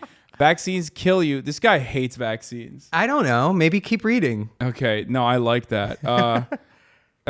Vaccines kill you, systemic inflammation, and your God-created immune system. Build it natural by methods. By methods. What are the methods? They're He's natural. not going to say They're what natural. the methods They're are? natural. Okay. I am a chairman of the Constitution. He can't exactly say get COVID. Yeah. In the thing. I mean, I don't know. Why He said not? A lot of He's saying a lot more. He's saying a lot of other shit. He's a 9/11 truther. Let's go. Okay. I am chairman of the Constitution Party of California and created Contract with California, found at fightthepower.org and CP of CA. Yikes. That's some real libertarian hours. Does CP stand for check, please? Because I'm fucking out of here, done. I'm out. Okay. He libertarian guy with a CP of CA.org. That's one big honeypot. The National Straight Pride Coalition.org, normal, natural, healthy, sane. That's what I thought when I thought about Don J. Grundmann. I was thinking like normal, healthy, sane. Natural. And natural, of course. Yeah, this is the most normal, natural, healthy, sane thing I've ever read. Yeah. ArrestBiden.org. They are attacking the children.org. StopNumber24.org. Harris is a house. Okay. Yeah. Yikes. Wow. Yikes. Candle. That's insane. That is. What the fuck? Why? He wrote that. He should be able to write fucking vaccine. You should get COVID. Like if you can write that. Yeah. Why is this allowed? I mean, okay. So this is a really fun part about local politics as well, which is that the First Amendment is like really, really used a lot in these meetings. So there is a guy that calls into every city council meeting. And when it's open, he brings a goat puppet to city council and does like hey, it's me, like does comment as the goat and is like, you fucking pigs, you bitch slut, and then like will drop like really not okay words to say, but it's very funny until it gets to the point where it's like, okay, this is no longer funny. This is pretty bad. But yeah, you get away like with all that shit. So I mean, keep going because there's some pretty fun. I love that shit. Those are the people that are involved in American politics, though. They're who decides American politics. Yeah, 100%. Like those are the guys who are straight up going to like every fucking. They're going to Parent Teachers Association meetings for fun in districts that they're not even a part of. Mm-hmm. And yelling at the teachers for doing something, and that actually makes shit happen. Yeah, no, for sure. And the Republican Party uses them so successfully to make it seem like there's like grassroots mobilization towards a particular issue. Well, they pay them a Yeah. lot, but then also they listen to them. So more of the people, like more people show up for the Republicans because the Republicans actually fucking listen to them. And the Republicans also get rid of the ones who don't listen to them. They get rid of, I mean, we've seen it happen over the last like decade, 2 decades, where they've just steamrolled anybody that like, you know, any Bush era neocon, like they're gone. They're gone. Yeah. They've started even steamrolling Tea Party people. like with fucking QAnon people. Like, like they just fucking, they're like, you're out, bro. Like you're gone. Like get rid of them. I do think that there is one really good note in here at the very bottom, which is free deep state patsy Sirhan. Now that's something we can all get behind. Okay, yeah, no, this guy just keeps, his email is stoptheIRS@hotmail. I did not see that I love before. this guy. Oh my God. He's got some really good ideas. There's another dude who's really good. You got to read his it's really fucking funny. Where is it? I love that he still uses Hotmail. It's so good. There is a where is it? Arrest fake President Joe Biden. Oh, so this the is presidential a real website. election was stolen. Help us stop it from happening again. President Joe Biden's criminal updates. Dude, how does he have time to like make like and update these fucking websites? I gotta say, it doesn't really look like it's that hard. It doesn't matter. He's like 11 websites, dude. He does have 11 websites. He has so many websites. I mean, that's the power of mental illness. He's doing a great job. Yeah. He's killing it. Well, let's see. Read his issues. It hasn't been updated since 2021. I will say that. Issues. Child molestation. Like, he wants to do more of it, I think. Yeah. Not enough happening on that front. We need to do more. So CP@ca.org. He talks a lot about NAMBLA and how they formed powerful groups with many chapters in many cities. I know that because I checked him out just to see if they were there, he's like what was happening there. He was a white hat pedophile, Right. like Yeah. Jeffrey Epstein. Yeah, exactly. Yeah. And that's why Don Grundmann that's why he's running for senator, because they're like, oh, you can't kill me if I'm a senator. You know, it's too much. It's like it's too big. And so, you know, we got to save him. Education, abolish the Federal Department of Education. Wait, how is he going to, like, how does he plan on doing this? He's going to run for Senate? Homeschooling. Encourage homeschooling. Return state and local control to education. Encourage homeschooling. Encourage abandonment of public school system to provide pressure for system reformation. I mean, that's not all that different from the Democratic Party. I was going to say that does kind of sound they do be loving the charter schools. Yeah, so that does sound like what they're doing. Energy development, promote development of nuclear. Oh, he's pro-nuclear energy. He's pro-nuclear energy, but anti-Homer Simpson 97% science, which is a direct line from his bio. What is that? Look, it's in his fucking thing. What does Somebody that mean? mentioned it in the chat. I don't know, but it seems contradictory here. I don't understand. What is 97% science? I mean, look at his thing. I don't know. It's in his. Where was that screenshot? Oh, right here. Yeah. He says, say no to Homer Simpson fake 97% science. The sky is not falling. Wait, what? Why did he put that in there? It's so weird because he's like, say no to Homer Simpson fake 97% science. The sky is not falling. 2020 election stolen by the deep state, which does seem to me like the sky would be falling. Yeah. If you believe that the fucking election was stolen by the deep state. Oh, he's saying Homer Simpson is an idiot like the 97% of our scientists who believe in climate change. Oh. Yeah, even though, you know, Homer Simpson, wasn't he like a nuclear power plant safety guy? Yeah. He was great at his job though, famously, so. Then why does he want nuclear fusion? I don't know. I don't know what's going on in his mind, but I don't think he's well. Okay, wait, hold on. White supremacy equals Planned Parenthood, public health menace. They have killed 20+ million blacks. That's always a good telltale sign that someone cares about black people when they talk about it like a fucking race scientist from like 1914. Yeah, you can hear the calipers in his voice. Yeah. See, blackgenocide.org, universal soul prison equals hatred. / resentment of parents equals personal and societal breakdown. Oh, so his kids hate him. Yeah. My kids are not. Okay, this is not all that different from like the average Republican campaign. I mean, the average Republican voter. Or the average Republican voter. Like the anxieties are there. He's just like a little bit more advanced in his attitude. So I'm sorry. He says the antidote to universal soul poison is FHU.com. All right. I guess that's where we're going. I mean, I'm so scared of like clicking on these websites. What? Foundation of Human Understanding? Watch life-changing stories from the Reckoning seminar. That sounds so evil, dude. Dude, this literally looks like people that wanted to make it into Jeffrey Epstein's like circle, but were too fucking whack. This looks like the midpoint between Epstein and Scientology. Yeah, this looks like budget Steven Pinker, dude. What the fuck? These guys are like, we want to fuck kids on airplanes too, but we can only, fly economy. Like that's what it. Like their campaign is like they want to do pedophilia and they're mad that Jeffrey got to do it. With like all the Harvard guys. Yeah, they're like the only island that they're able to do it on is like one in a lake. Like it's them. They have to like take a paddle boat to like enjoy the fun and insights of the weekly meetings of the FHU. Sunday conversations are personal, spontaneous, enlightening, humorous, and always uplifting. These guys, I mean, dude, that is so scary. That's so unsettling, dude. Having him so much bigger than the other guys. Founded by Roy Masters in 1963 as a nonprofit church organization. As a recognized and registered religious organization, the foundation is dedicated to assisting anyone who is interested in perfecting the spiritual nature through the principles of Judeo-Christianity. Oh, boy. Oh, boy. I love when they specify that.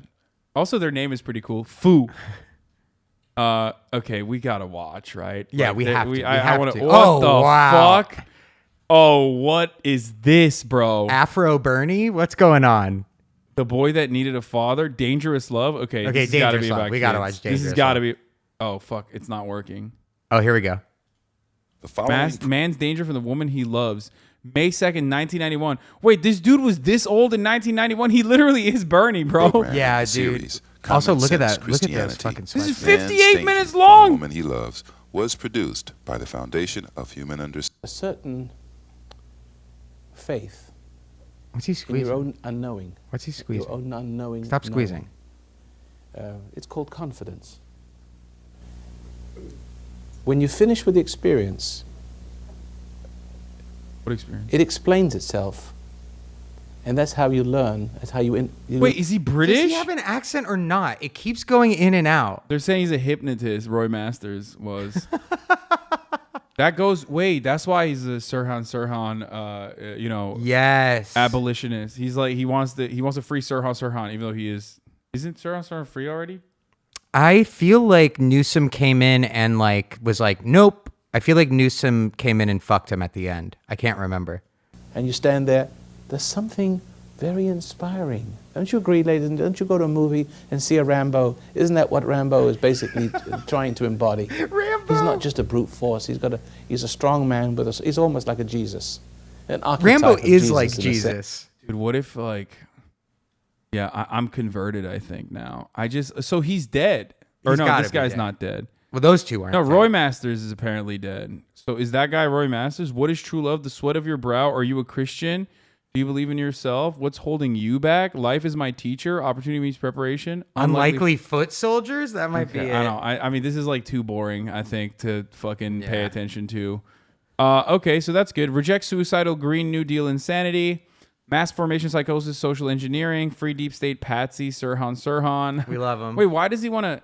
If he's because he's saying like he's a patsy of the deep state, so like he didn't do it on his own. Like he deserves to be freed. Okay. Roy died April 2021. Whoa. Yeah. He was born Reuben Obermeister in London in 1928 to a Jewish family of diamond cutters. Dude, what the fuck, man? I mean, I feel like we're like... watch your phone. Don't show anything because the camera's up there. Uh-huh. Okay, that's cool. Free deep space batteries, promote nuclear fusion. Okay, love this guy. Voting for him. That's pretty cool. There's another dude that you got to look up his one. It's really fucking good. It's called, his name is... Let's see here. Oh, baby. This is the greatest photo of all time. It's so good. He's too hot. That's why he keeps winning. He looks like Pepe Le Pew. Also, Kimberly Guilfoyle used to be pretty hot too. Yeah, she has. So he looks like Pepe Le Pew, and to me, she has dragon face. I don't know what that means, but she's it's like fierce. a type of like you have like so much plastic surgery that your face looks more like a snout than a face. You know what I mean? Okay. It's just it seems like you're it jealous. Like goes out like so much that it like doesn't look like a like a human face anymore. I mean, I think now she does, but she didn't look like that back then. I think maybe she hadn't done all the plastic surgery. In 2018, we wrote about why you shouldn't trust Gavin's progressive campaign promises. I mean, yeah, obviously. There's a socialist community organizer with decades of experience running against them. I mean, okay. Yeah, so there's this thing called the Left Unity Slate. If you look in your ballot and you see Left Unity Slate, you might as well fucking vote for it for a lot of these things just to see if it does anything, but it won't. So, I mean, you just do it to do it. Who fucking cares? The lieutenant governor is really funny. She is absolutely going to win. The incumbent, Eleni Kounalakis. Yeah. Wow. Kounalakis. Anti-Greek racism coming from you. So the incumbent, Andy Milonakis, she is so like not needing to run a race that go to her website.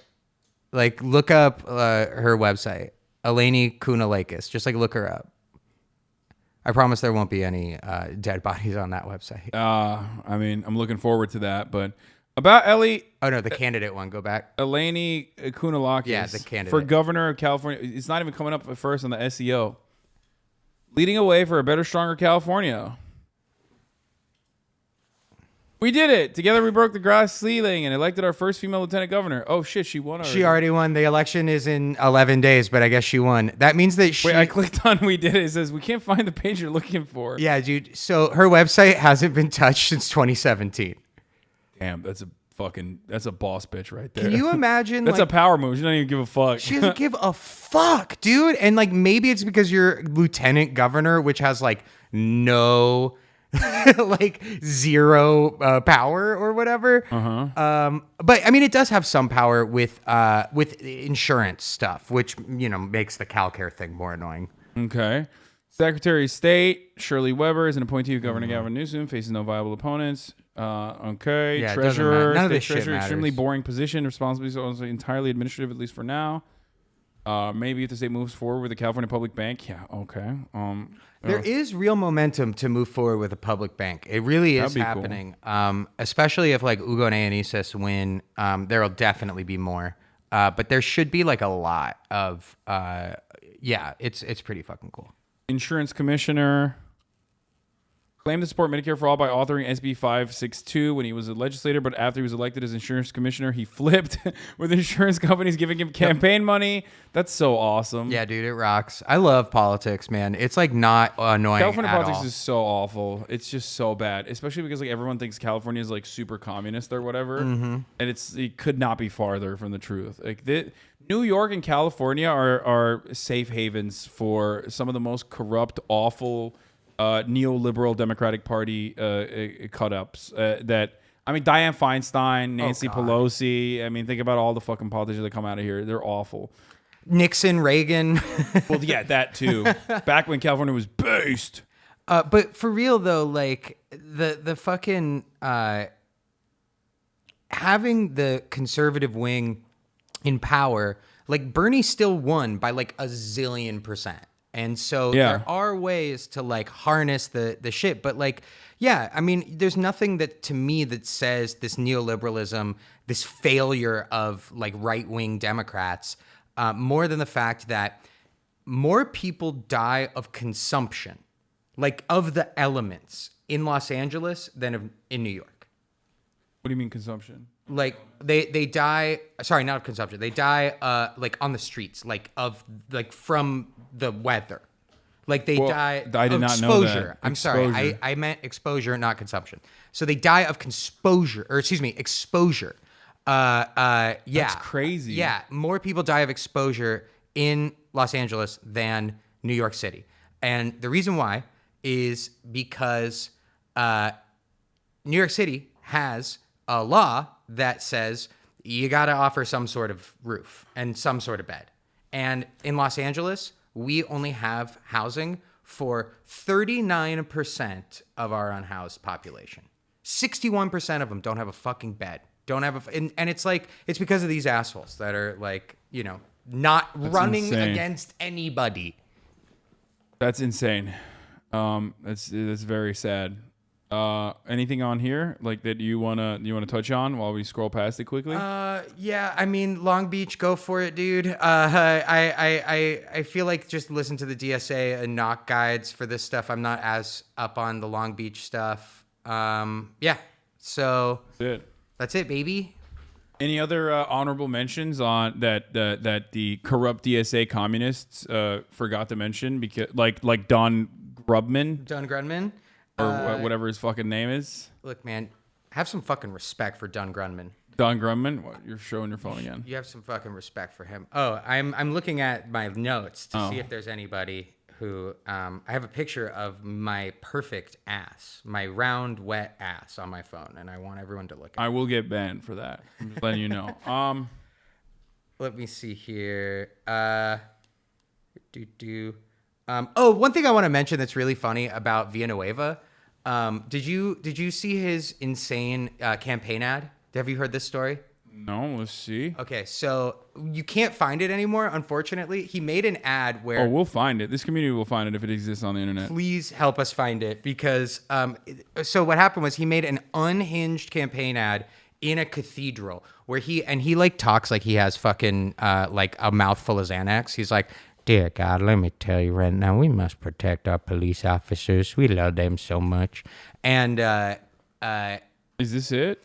Well, this isn't the ad. These are the stories about the fact that the Archdiocese of Los Angeles made him take it down. That's awesome. They made him take the ad down. Campaign to re-elect Sheriff Alex Villanueva releasing a new ad where the sheriff is in a behind Catholic church. the... And Yes, says, there's BLM Antifa like at the gates coming after him, dude. That's my favorite part. Oh my people of God. Los Angeles County. To some, it looks like an endorsement from the Catholic Church, but the Archdiocese is not happy with getting pulled into politics. Fox 11's Christy Fajardo's live in East LA. Didn't they recently fucking like ban Nancy Pelosi or some shit? Oh, really? I didn't see that. The Archdiocese is based now. Wait, someone found it. Oh, amazing. Oh, Johnny Peltz. What party you belong to, your immigration status, your sexual orientation, public safety. Everyone should matters follow to John you. Peltz, the guy who posted Everyone this, by is the way. deserving of Great public reporter. safety. I'm here to fight for you and with you on behalf of keeping everyone safe. It looks like it was filmed by the guy who did. Bro, I gave this guy a timeout and he's still back. It just makes me kind of sad to see all this false hope and electoralism sag. Like, can you imagine if all these DSA resources went to mutual aid instead? If instead of supporting candidates to support the homeless, using that capital to just support the candidate directly? This is my problem with the DSA. Dude, you've literally tried to tackle this issue from like 11 different avenues. Like, first he came with like centralization as a necessity, and now he's like, actually, we should do mutual aid instead. Like, fuck these political campaigns. I think he's just a troll. Like, this is, again, another person that either has like multiple personalities that have different political takes, or just you know, I mean, actually, I don't even know. Maybe he's just a fucking anarchist. He says PSL is spooked. I'm not talking about that. LOL. I don't know, man. DSA literally does mutual aid. It's so fucking stupid. Yeah, no, I mean, that's the thing about DSA is you can do it all. And you know, like, look, some of us are going to fucking elect people to take power and use that power, and other people are going to do an outside strategy. Some of us are going to do an inside strategy. We don't shit on your outside strategy, so quit shitting on our fucking inside strategy. I do all the time. Yeah, well, you do, which is great. And then they get really mad at me. They eat my ass in the QRTs all the time on Twitter. They're like, Hasan hates mutual aid. It's like, it doesn't matter that I've given more money to mutual aid and raised more funds for mutual aid than they have, but you know, still. Right. Yeah, we're gonna mutual aid to fucking communism, comrade. We're gonna do it. And you know, like, mutual aid getting co-opted now. Like, didn't Gavin Newsom say like, we're doing mutual aid? Like, Yeah. It's like, no, you're not. You're the fucking governor. You're just doing aid, bitch. You're just doing aid. Yeah, no. Gavin Newsom's doing mutual aid. Anyway, okay. Let's watch this. Let's finish this.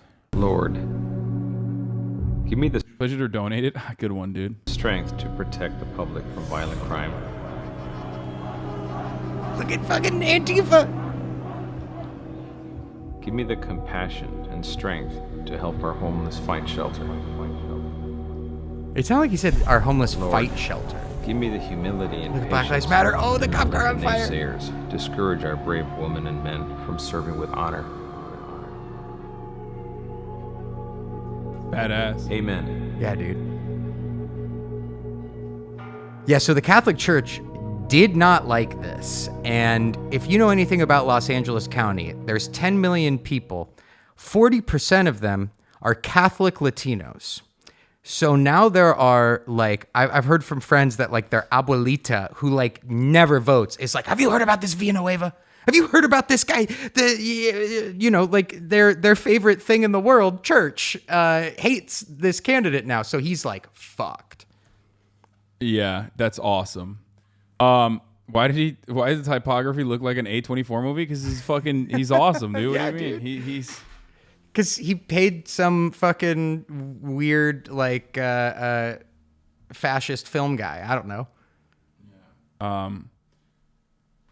Okay. This is it been great. Is there anything else you wanna add, or I don't wanna keep you here for any longer, you know? Sure, than dude. You have. This was wonderful. This has been a pleasure. Really fun.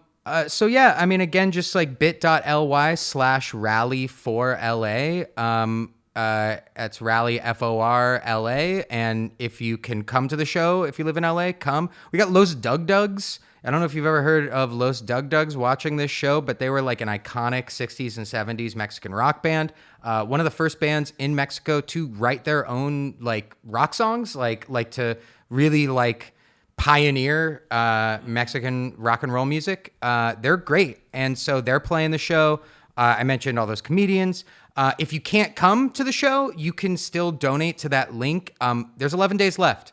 And this is a time where, you know, and I want to be clear, the money that you donate to us goes 100% towards hiring people to knock on fucking doors, because that's what you do to build a base. You have conversations with people that are getting neglected by the political process, right? We have monolingual Spanish speakers. These districts are overwhelmingly Latino, overwhelmingly poor. And so going out there to the essential workers, having fucking essential workers knocking on essential workers' doors, paying people to build community and to like create this base that will outlast each candidate. So bit.ly/rally4LA. And thank you for having me on, buddy. Yeah, thanks for coming on, man. Hell yeah. All right. I'll see you soon. Bye. All right, now we're going to watch this Rick Caruso video real quick. Caruso is a billionaire real estate developer running for mayor of LA. And if you live in LA, you already know this because it's impossible to go 5 seconds in the city without being bombarded by his ads. These ads are thanks to him spending over $23 million on his own campaign, drowning out anyone else running, so most people are only hearing his own characterization of himself, a pro-choice, anti-corruption Democrat who wants to clean the city up. The problem is that every single word of that characterization is rank bullshit. Let's start with Democrat, because Rick Caruso changed his registration to Democrat in January. He's a lifelong Republican, and it's not like he's been sneaky about it. From holding fundraisers for George W. Wow, I can't believe we're punishing people for changing their minds, by the way. How about that for redemption, guys? Okay, this man decided at the age of, I don't know, 68 or however fucking old he is to no longer be a Republican and instead be a Democrat, and we're gonna sit here and criticize him for it? I think not. Okay. Also, fuck, I forgot to do this. When Josh was there, I always forget to do this. It's top of the hour. I gotta run a 60-second ad break here. I forgot to run it last hour, but I'm gonna run it now. You already know. If you no longer want to see the ads, you can subscribe for $5 or for free. 60-second ad break is upon us right now. Thanks for talking about the California elections in such depth. Yeah.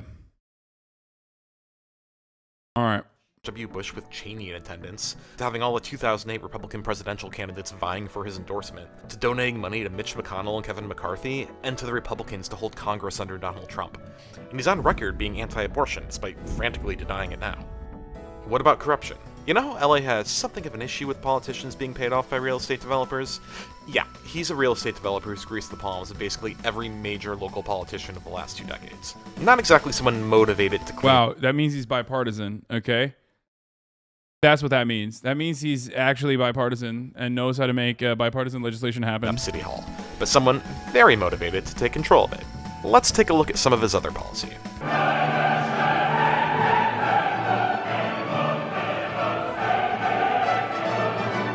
So we've got an anti-abortion Trumpy Republican trying to moonlight as a Democrat to nab the mayorship of LA. Surely that's not gonna work, right? But here's the thing. LA municipal elections have what's known as a top 2 primary. What that means is that all candidates, regardless of political party, run against each other in the same primary, and if no one gets 50%, the top 2 advance to a runoff in the general election. That means that if a candidate can manage to get 50% of the vote in the lower turnout primary, then they don't need to go to the general. They win it outright before a lot of people even know what's happening.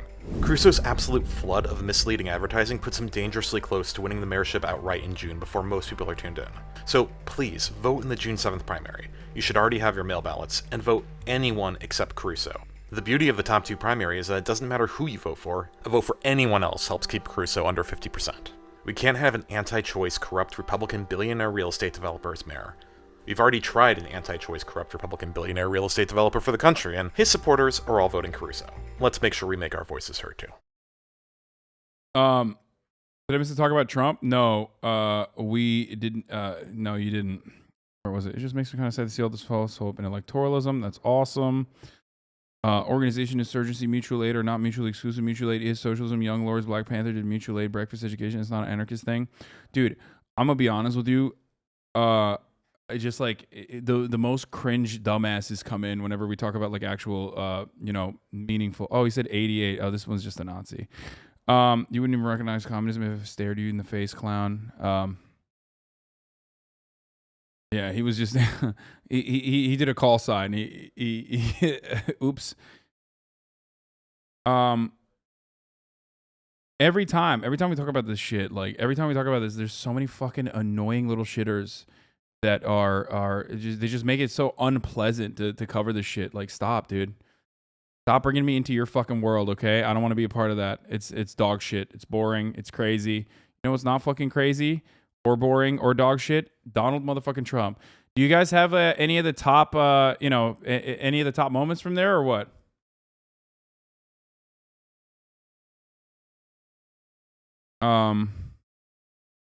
Here's the disgusting Trumpo clip you ordered. Yeah, give me some fucking juice, dude. Silence as I read the names of these beautiful people, all young, wonderful lives ahead of them. They're brave teachers whose lives were destroyed by an out-of-control lunatic. So we'll start. Alexandria Rubio. What? Alitha Ramirez.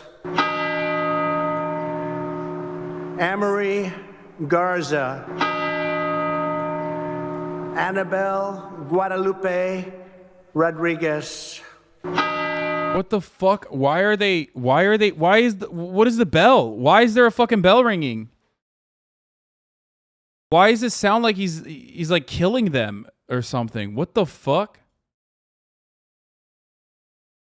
This is some of the most unhinged shit I've ever seen. It's like Hunger Games shit. Like he's like picking their names out of a fucking basket to be like, these are. It's a death knell. Ask not for whom the bell tolls, it tolls for thee. A gong is a historical Latino tradition after a school shooting. Wait, really? What? Why is there a bell? I don't understand. Is that like an actual thing that's happening? Okay.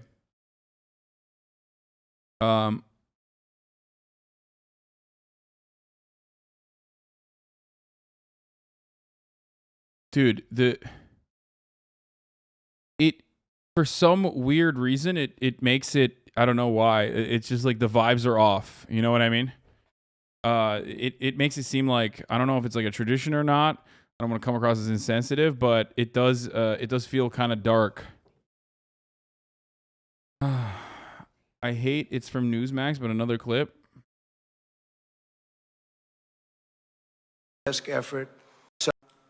There's always a grotesque effort by some in our society to use the suffering of others to advance their own extreme political agenda. Even more repulsive is their rush to shift blame away from the villains who commit acts of mass violence and to place that blame onto the shoulders of millions of peaceful, law-abiding citizens who belong to organizations such as our wonderful NRA. When Joe Biden blamed the gun lobby, he was talking about Americans like you. And along with countless other Democrats this week, he was shamefully suggesting that Republicans are somehow okay with letting school shootings happen. They're not okay with it. Damn, this is boring, dude. He's like reading a teleprompter. I mean, not a lot of great content here. I'm going to be honest with you. Not great. Not great. Very weak. Not a lot of content. Not a lot of energy. His nipples are protruding. He fell off. Gas tank on E-Brother? Yeah, what is this? This rhetoric is highly divisive and dangerous, and most importantly, it's wrong. It has no place in our politics. As always, in the wake of these tragedies, the various gun control policies being pushed by the left would have done nothing to prevent the horror that took place. Absolutely nothing. So important. In addition, classroom doors should be hardened to make them lockable from the inside and closed to intruders from the outside. Did he just describe what normal doors, like how, wait, what? That's just how doors are, bro. What the fuck? Does he not know what the fuck, what doors currently do? That he described the primary function of a door.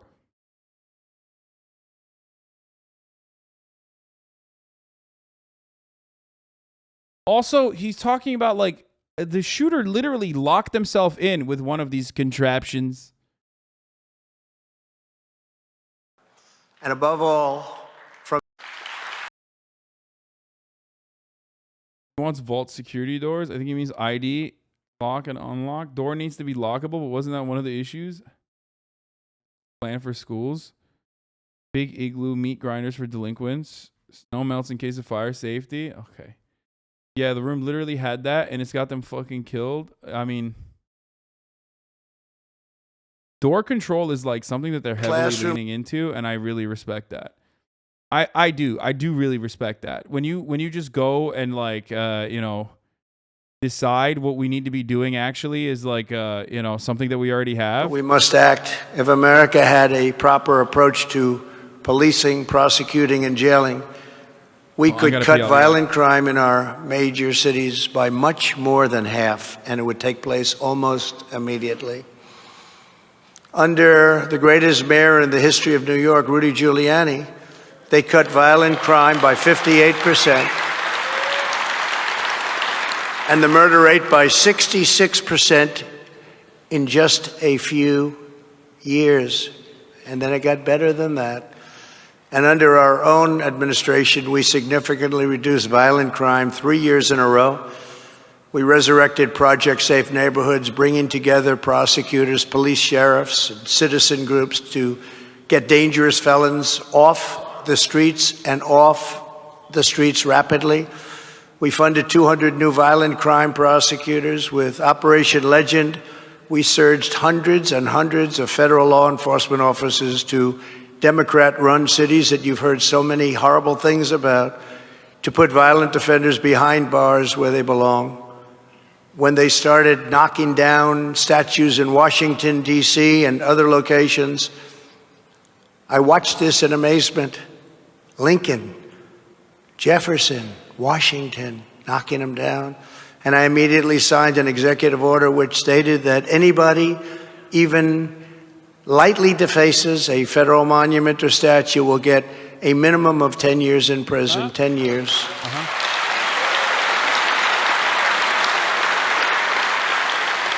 And immediately upon signing it, everything stopped. Do you ever notice that? It all stopped. There was nothing.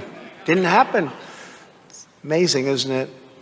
I felt I had a political and moral obligation to allow Democrat mayors and governors to run their cities and states when it came to crime and riots and even horrible violence. In my own mind, I was allowing the Democrats to show how they would handle the situation And when it got out of control, I got involved. I got our government energized. I called the National Guard and federal law enforcement, and we saved the cities of Minneapolis, Kenosha, Seattle, Chicago, and even Portland during some very, very bad times in those places. It's kind of wild that, like, post January 6th, he's still, like, advocating to, like, punish the left for, like, defacing monuments and stuff when, like, his fan base that he rallied quite literally broke into the Congress.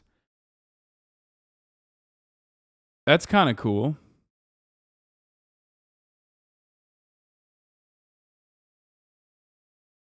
You predicted it? What? CEO Wayne Lapierre on a stage at the NRA Convention saying in response to the shootings of Uvalde that the country needs to fully fund police and school security, that we should fix mental health system, we need to put violent felons in prison where they belong. I mean, yeah, what is he supposed to say? I mean, that's just like there's nothing else. There's nothing else that they can say. Thank you for the targeted assassinations, Donald. Very pro-democracy, pro-rule of law of you. Yeah.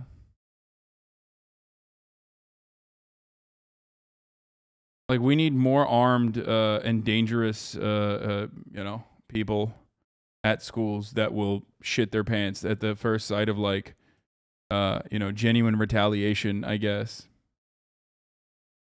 You know what I mean?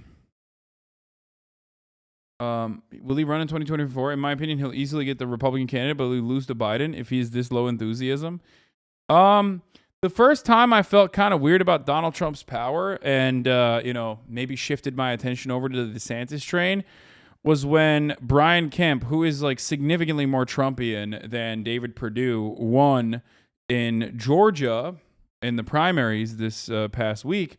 It's socialism or barbarism. Thank you for the 5 subs. The reason why I say that is because, like, yeah, Brian Kemp is more Trumpian, but Trump literally was like, I'm making it my life's mission to destroy Brian Kemp, who is the reason why I lost Georgia, believe me. So I thought that would have worked. I mean, he lost. He lost there. His candidate lost there. Brian Kemp actually won by like 70%, which is crazy. And also on top of that,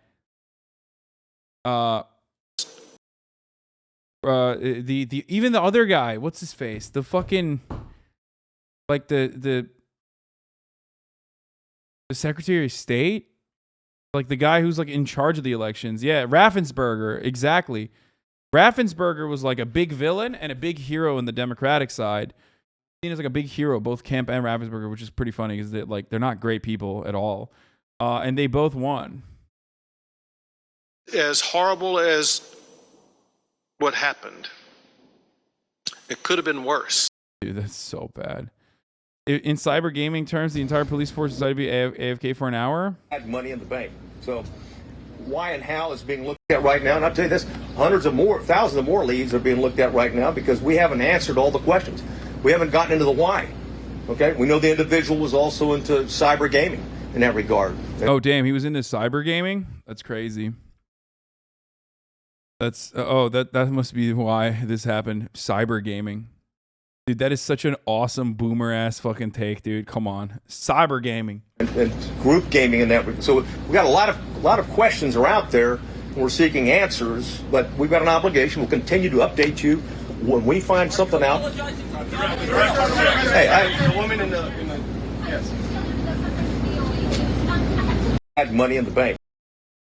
It's called cyber gaming, folks. All our children are doing it. It's turning them into crazy people. The creator of the Ashley Babbitt angel puppet has his Black Babies Aborted sign stolen outside the NRA Convention and goes on a high-speed chase. Let's take a look. What'd you mean?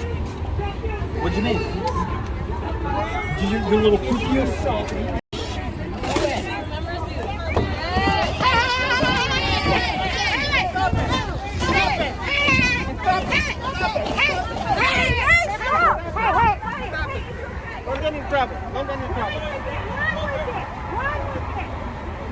So you admit that you were talking about Damn. Bro, look at that. Dude, he's got weights on. Dude, he's got the Mr. Pillow, Michael Pillow 7s on, too. Those are like, it's like running with a fucking sandbag strapped to your butt. That's great. I love that.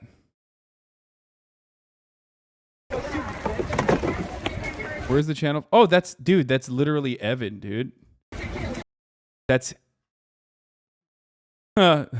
is channel 5. Yeah, that's actually channel 5.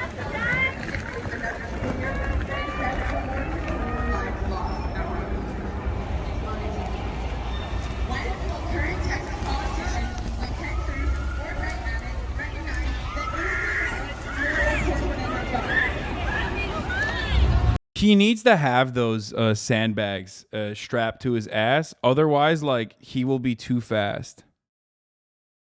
You know what I mean?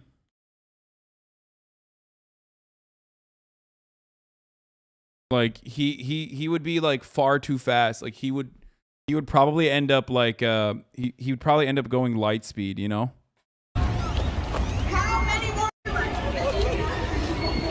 Oh shit!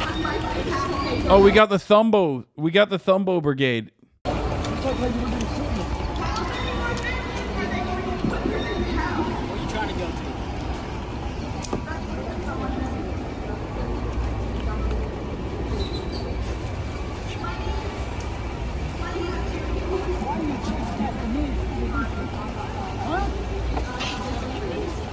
Can we just give a shout out to our boys in the blue, which I love backing? Look at the way that these guys who are supposed to be at least like relatively physically competent. Look at the way they're running.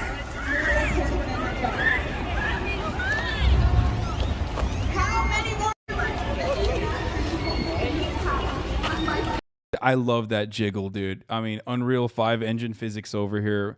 Motherfuckers are wiggling and jiggling. You know what I mean? I love that. I mean, he's so gassed. That's my other favorite cop footage is like when you watch like a cop do like 3 steps and then be like, ah, fuck it. Why am I running?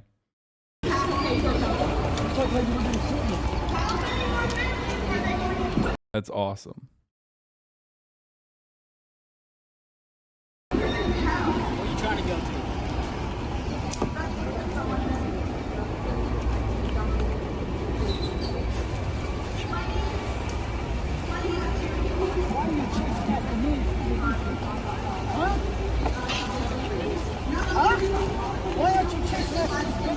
My sign instead of me. He's saying, why aren't you chasing Antifa? You want to answer me that?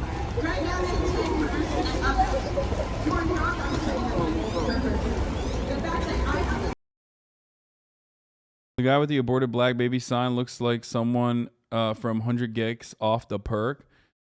In college, I saw a group of cops start running, and one of them pulled up with a leg cramp. It was one of the funniest things I've ever seen. No, it's awesome. It's awesome. Look under the tweet. This man made a gross ass puppet of Ashley Babbitt too. Guy 100% knows every ZZ Top song by heart. Dude, these guys are, I mean, dude, this is the best and brightest, dude. This is the best and brightest. I'm not even an anti-gun ownership, but there's more guns than human beings in the United States, yet there has never been a shooting that was stopped by a good guy with a gun. I think there have been shootings that have been stopped by good guys with guns. Not never. Saw this yesterday, and it's not even like conservatives can argue that the country is too restrictive on guns. This is the most open the laws have ever been on guns. I'm not sure what the solution is to any of this, but conservatives absolutely don't have it. So, right to carry.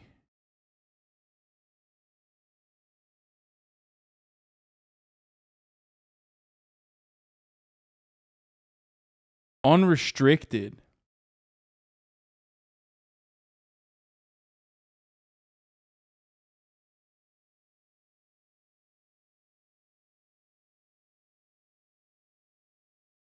Oh my god, dude. Shit pops the fuck off, dude. What the fuck? Dude, Obabe, baby. States were like, we have a black Muslim president. We need to make sure that our right to carry is unconditional, dude. Unfucking conditional. You called the cops on your ex-girlfriend? Oh my god, my favorite fucking deranged stalker is back, boys. Let's go. Said working class question mark? Dude, the best. The absolute best.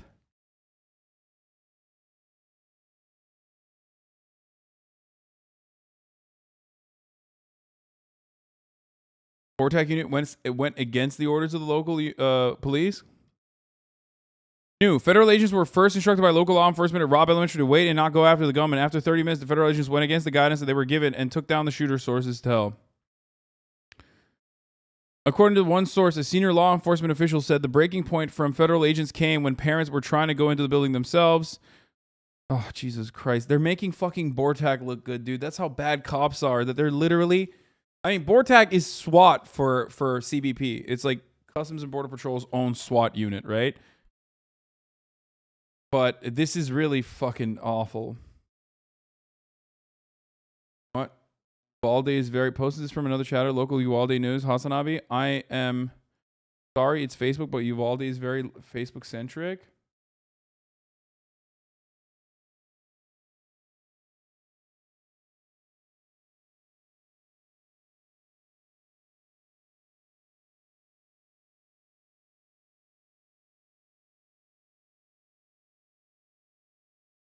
$559 comments on this.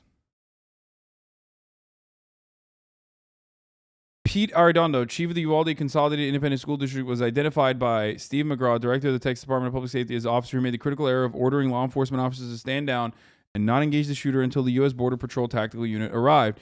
He told investigators later that he believed there were no known survivors, so he did not engage the shooter. He said that it was a barricaded suspect situation. However, 911 calls shows about 9 to 11 calls that were received by law enforcement that many students were injured and alive, according to one teacher who later died. Even when Border Patrol arrived, Arredondo, for some unknown reason, held them back for about 50 minutes before they entered the school grounds. After about 40 minutes of no engagement, the Border Patrol unit went in and one agent shot and killed the gunman. So is this going to be this is going to be the fall guy, I guess.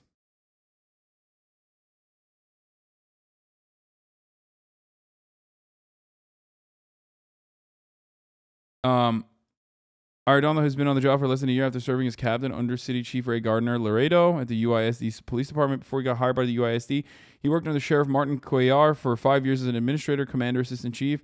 Arredondo had won a position as councilman in Uvalde City Council this past March. This non-engagement decision is being criticized by national law enforcement experts as a completely outdated policy.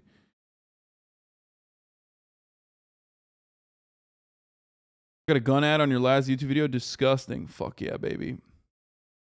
Get Vortac. I support Vortac, the Vorlo tactical unit, to get the shit. Okay, stop.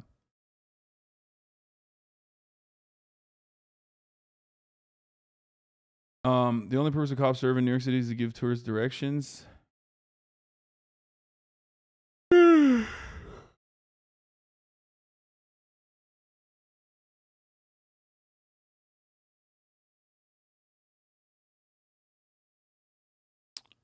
Yeah, they're making fucking Vortac look good, which is wild. There was a massive crowd outside, a lot of mobilization outside of the NRA Convention. We took a look at that. Uvalde Police Chief. Oh my God, he has the tactical Oakley sunburn, dude. What the fuck? Is this actually the Uvalde Police Chief? Why California failed high-speed rail? Okay, we'll watch that. California is America's largest, most influential, and most powerful state. With a population nearing 40 million people, there are more people living in California than in the entirety of Canada. And with a total economy size of... Yeah, bitch. Know your place, Canada. America's hat. Fucking guys are over there like, hey, we're Canada. We're Canada. Guess what, dude? We're California, baby. $3.4 trillion. California alone would be the world's 5th largest economy, ahead of even the gigantic India with 35 times the population. The two largest engines inside of California that fuel all of this economic and population success are Greater Los Angeles in the south, America's 2nd largest urban area home to approximately 19 million people, and the San Francisco Bay Area further to the north, home to approximately 8 million more. Gavin Newsom should activate the serfs under the banner and invade Canada with $100 billion in our coffers, dude, we could literally put together a collection of United Serfs from every gig economy sector, and basically fucking go and invade Canada. I think we could do that. Please stop. We talk about you wanting to invade Canada all the time up here. Yeah, I'm down. Are California's two greatest centers of population and financial power, but traveling between both of them has always been a bit of an ordeal. More than 380 miles away from each other, about the same distance as London is from Dundee, Scotland, a typical drive between Los Angeles and San Francisco takes around 6 hours to complete, depending on the state of traffic. The only other real choice available is to take a plane and travel an hour and a half in the air across the second busiest flight route in the entire United States. So, looking to make better options available and drawing inspiration from abroad, California back in the late 1990s began to seriously consider adding a third option, high-speed rail. And it theoretically made a lot of sense. With other large and geographically nearby cities across Europe and Asia already connected by super-fast trains, it appeared incredibly logical to connect California's two largest population centers with one as well. I don't know, man. It seems like pie in the sky over here. What? Fucking using railways to connect massive population centers in one of the wealthiest fucking like states independently? Wealthier than multiple nations? I don't know if we could ever do that. That's crazy. Well, with the extreme economic benefits of moving people between them faster and the environmental benefits created by lowering CO2 emissions, the project seemed like a no-brainer. Oh, that's disgusting. Lowering CO2? No, fuck that. Yeah, we can only do it if we can put it underground and make it one way only, and also put one type of car that only has like seats for 5. Yeah, I'm on board. Brilliant. 1996, the California High-Speed Rail Authority, or CHSRA, was established to begin formally planning the project. And then 12 years later, in 2008, California voters went to the polls and passed what became known as Proposition 1A, that set the rails into motion. But the problem is that ever since then, the project has pretty much transformed into a quagmire of catastrophic proportions and has become one of the biggest embarrassments in the history of the state of California. This is the story behind why high-speed rail failed in California, despite seeming to make so much sense in the beginning. In order to understand how it all went so bad, you need to understand that most of the problems have to do with the fact that Prop 1A called for some very specific guidance for how the high-speed rail system was supposed to actually work. For one, it called for very specific routes and travel time requirements. Among these requirements were that Phase 1 of the project route must link downtown San Francisco with both Los Angeles and Anaheim in the south. This route was intended to be approximately 520 miles long from end to end and completed in 2029. And along the route in between, additional cities in the California Central Valley would be connected as well, like Palmdale, Bakersfield, Fresno, Madera, and Gilroy. Later on in the following decade of the 2030s, the initial plan called for expanding this route into Phase 2, which would extend track to the north from the Central Valley towards Modesto, Stockton, and finally, the state capital of Sacramento. Simultaneously in the south, I think the funniest thing about California is the state capital being Sacramento. I think about that a lot. Just something to consider. Phase 2 would extend the line across the Inland Empire region and towards the southern terminus at San Diego. Upon completion, the total system length would stand at approximately 800 miles of total high-speed track, a similar length as the entirety of the— To be fair, New York also very similar to California in that regard, where Albany is the state capital. So, New York and California, awesome, weird shit. High-speed rail network of the United Kingdom. But where the UK, Europe, Japan, and China have proven immensely successful in building both functioning and economically sound high-speed rail, California would ultimately prove to struggle and fail. And a lot of it is because of outrageously short-sighted politics. You see, propositions in California are incredibly serious business. Once a proposition is passed and the law is enacted, it can never be amended by the state legislature without it first going back to California voters again. Which kinda does make sense, but that also means that whatever is stated in the proposition must literally happen, even if it was extremely unrealistic or fanciful. And if you look at the details of Proposition 1A, a lot of it was pretty unrealistic from the start, specifically relating to the system's speed requirements. It specified that the trains operating on the lines must have an operating speed of 220 miles per hour, and a required total transit time between Los Angeles and San Francisco of just 2 hours and 40 minutes. That sounds great at first, but neither were entirely feasible objectives. For one, there aren't any trains in the world that can economically operate continuously at a sustained speed of 220 miles per hour. Sure, there are plenty of bullet trains that have shattered world records and traveled well in excess of even 300 miles per hour, but China never for very long and sustained. Actually, I don't even know, but I suspect that if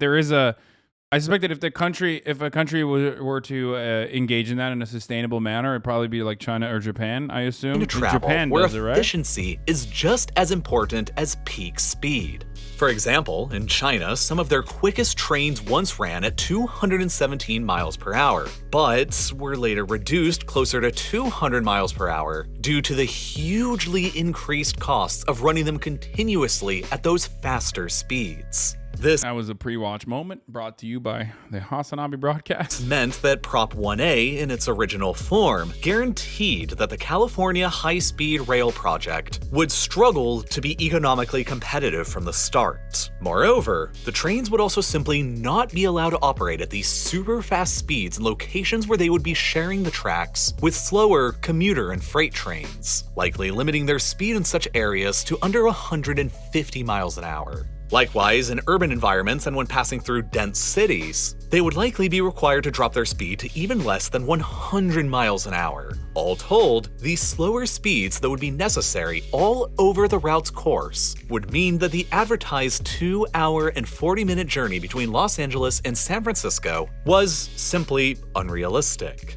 And it would be far more likely to be around 4 hours or longer, depending on the number of stops that would be built in along the way. These facts essentially meant that it was nearly impossible to actually comply with the guidelines of Prop 1A, which has brought about lawsuit after lawsuit after lawsuit, as many Californians feel that they were outright lied to since the inception of the project. But it's not just the unrealistic expectations that make the California high-speed rail system so frustrating. It's also the incredibly strange routing and sequencing that the project has decided to carry out from the start. Obviously, you'd probably imagine that with the initial goal requiring the connection of Los Angeles to San Francisco, particular focus would have been given to selecting the most efficient route between them, maximizing speed and optimizing costs. But that's pretty much the exact opposite of how California has actually ended up handling things. At first, it was decided that constructing a somewhat less efficient route through the Central Valley would be appropriate in order to ensure that the 6.5 million people that live there had some access to the rail line. This included a decision to take a detour from the original plan towards the town of Palmdale, rather than routing the track more directly from Los Angeles to Bakersfield, a detour that cost an extra $5 billion. Makes the total journey 12 minutes slower, and all for a town of only 150,000 people. Likewise, further to the north near San Francisco, it was decided— Wait, why?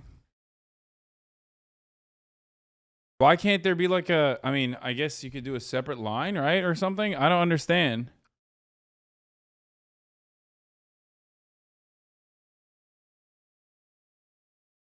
That would make the Central Valley boom?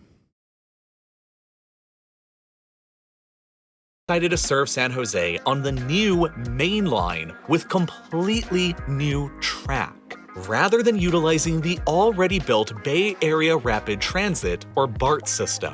Something that was argued about relentlessly and will end up costing the project even more money, all the while making the overall trip time still longer. In the end, what was supposed to originally be quick and efficient transit from Los Angeles to San Francisco and vice versa turned into a whole bunch of political jockeying, with politicians securing small wins here and there and adding extra stops in their districts at the expense of the overall statewide project. But if you thought the poor decision-making would stop here, it's really only getting started. For you see, a massive project like this one really depends upon sequencing the project such that early stages could be used quickly, making direct impacts and prevent waiting decades on hugely expensive construction to finally pay off. For instance, the team could have decided that rather than laying a brand new track between Los Angeles and San Diego, an already fairly popular route, the already existing Amtrak track there could have just been simply upgraded. This would have cut the total trip time by 60 minutes and provided an immediate impact to commuters along this route. However, the California High-Speed Rail Authority decided to instead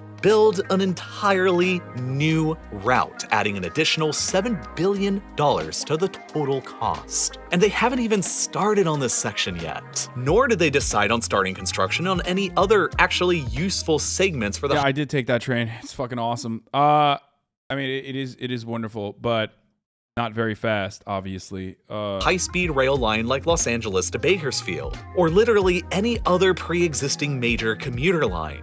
Instead, the CHSR set about constructing the very first segment of the high-speed rail line between Bakersfield and Merced across the Central Valley, which at current estimates isn't even expected to open for 7 more years until 2029. With a population of only 84,000 people, you've probably never even heard of Merced, and it isn't even ranked in the top 100 most populous cities in California. And yet, it is slated to become the endpoint for the first segment of the California high-speed rail. The idea here is probably that since connecting only— What, do they want to develop it, or is it because they want to do a fucking Bakersfield, Sacramento? They want to connect Bakersfield to the important population center, aka the capital, Sacramento. And that the only way to do that is by, you know, putting a stop at Merced or whatever. Only Merced to Bakersfield is just so ridiculous. Future government leaders will be forced and incentivized to go find billions of more dollars to actually complete the project to the end goal between San Francisco and Los Angeles at nearly any cost. Which leads conveniently into my next point: the complete financial mismanagement of the entire project. From the very onset, the estimates for what this project would cost and the revenue and ridership figures that it would produce were just completely ridiculous. In 2008, immediately prior to voting on Proposition 1A, the CHSR explained to Californian voters that the entire 800-mile system, including the extensions to both Sacramento and San Diego, would cost upwards of $40 billion, and funding for the project would come from 3 sources: state and local funds, which has the Californian taxpayers foot nearly $10 billion of the cost; federal funding, which was estimated to cover anywhere between 25 and 33% of the cost; and finally, private sector funding for all of the remaining costs, as it was estimated that the system would generate around $1 billion a year in annual profits. However, all of these initial projections from 2008 have since proven to be completely wrong. Nearly 14 years now since the passing of Prop 1A, the cost of the project has ballooned from $40 billion to nearly $100 billion due to delays, cost increases, and the slew of lawsuits thrown at the rail authority. Further, that $100 billion price tag is just for the San Francisco to Los Angeles segment of Phase 1, and isn't even to mention the Sacramento and San Diego extensions of Phase 2. And even further, the federal funding that was expected never ended up coming through, apart from a small $2.6 billion token of it that was made all the way back in 2009. The US federal government never ended up creating a high-speed rail grant program as was initially expected of them by the CHSR. And then over the long term, once the system is actually up and running, it probably won't suddenly get any better. Once again, going back to Quick comparison. Okay, dude, do you want people to just like fucking end it, dude? Look, this is literally like just the final blow when you turn around and you show Chinese railway map 2008 versus 2020. Impressive growth. By 2021, the high-speed rail network in China stretches for 37,900 kilometers, while its entire rail track length runs for over 141,000 kilometers. By 2035, the high-speed network will have increased to 70,000 kilometers. In the United States of America, in 2008, we didn't even have this much, and we still don't even have this much in 2021 or 2022. This is like, this image alone is literally what I point to whenever people are like, yo, China bad, China bad. I'm like, yeah, China bad, but also like, look at this, dude.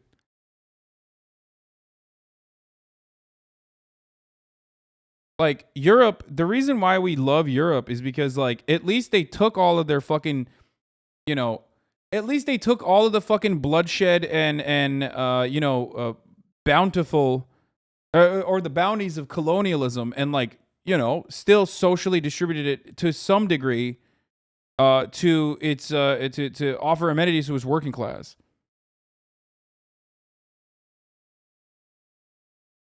America never did that, really. Oh no, Hasan. No, I mean, it's true. Social democracies in Europe, 100% did a better job at, like,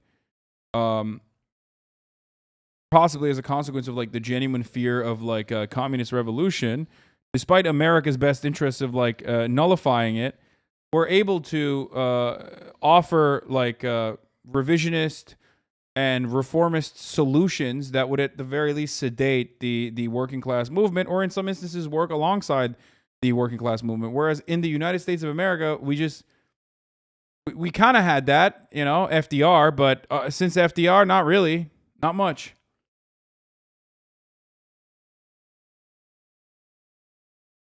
Like, it's wild to consider, but, like, Vienna is a city where 65% of the housing is social housing. Like, think about that. That's insane. Red Vienna.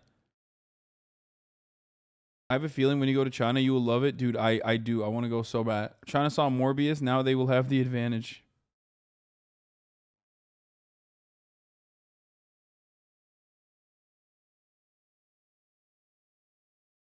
China morbing on the U.S. Please stop morbing out in the chat, dude. I'm so Prop fucking 1A morbed itself out. and its ridiculous requirements. It states that the system is mandated to be completely self-sustainable from an operational funding standpoint, which means that it cannot require any local, state, or federal operating subsidies, which, if the system ever does actually finish being built, is not very likely because the CHSR authority way overestimated the amount of riders that would actually be using it. You see, high-speed rail most directly competes with airlines in markets where the distance between two destinations is around 500 miles or less. This distance is suitable because it likely doesn't take that much longer to travel by high-speed rail than hopping on an airplane. It doesn't require the hassle of visiting an airport, and it is usually a fair bit cheaper to boot. In the specific case of the Los Angeles to San Francisco route, it is expected that if it's ever built, it'll cost roughly 17% less to take the high-speed train than to fly the same route. And when you look at European markets with similar operating dynamics, it has been determined that the vast majority of train riders will come from existing airline passengers who don't mind it taking slightly longer to travel in return for... It's also significantly more comfortable. Like, as a you know, not to flex, but as a person who rode a train recently, not that long ago, I'm just saying, like, let me tell you, it is significantly more luxurious of an experience to a train than a plane. Yeah, that's right, dude. I did. I'm a real island boy, folks. A lot of you don't know this, but I'm actually an island boy. A Long Island boy, of course. saving a bit of money. The only problem in California is that the CHSR is expecting that 75% of its riders will come not from airline passengers, but from people who usually make the journey by car, which historically has just not been the main demographic of people who switch to using high-speed rail. In fact, in more recent studies, it's projected that the number of annual passengers riding by 2030, when the rail line first opens, would likely be somewhere between only 23 and 31 million, instead of the 65 to 96 million that were initially projected. Alright, so where does the project stand today? Well, after 14 years since Proposition 1A, we have a high-speed rail system that is still under construction and has a very long way to go before it is ever actually operational. The CHSR authority hopes to complete the Dude, the Long Island Railroad sucks ass. What the fuck are you talking about? How fucking dare you, dude?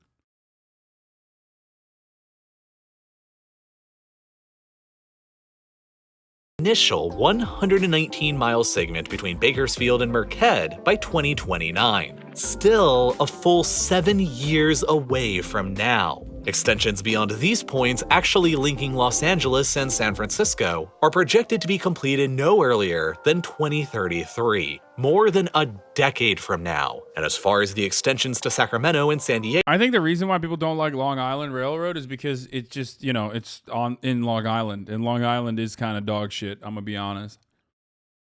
Who honestly knows? That's just so far into the future that it's effectively impossible to predict. According to a poll conducted just last month in April of 2022, however, 56% of Californians continue to support the project, while only 35% are in opposition to it. By the time the project is over, the cost per kilometer of track in California is likely to exceed $55 million.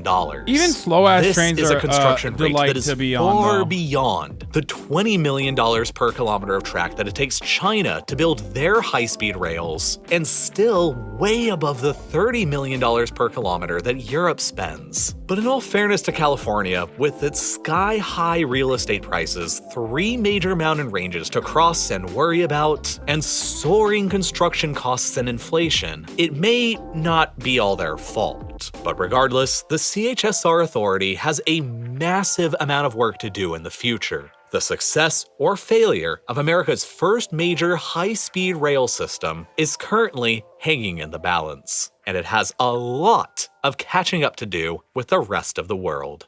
But to be fair, any engineering project like this has its challenges, and if you're anything like me, understanding STEM subjects like engineering or math comes, boys. Fucking owned it, dude. Here it comes.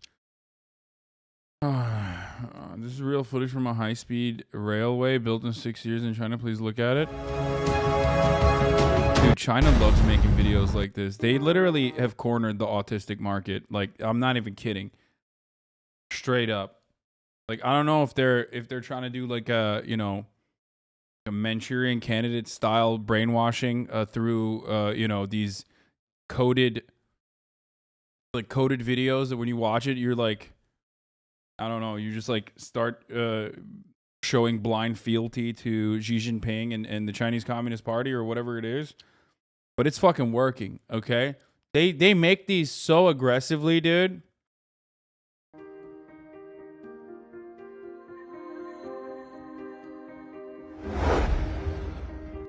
God.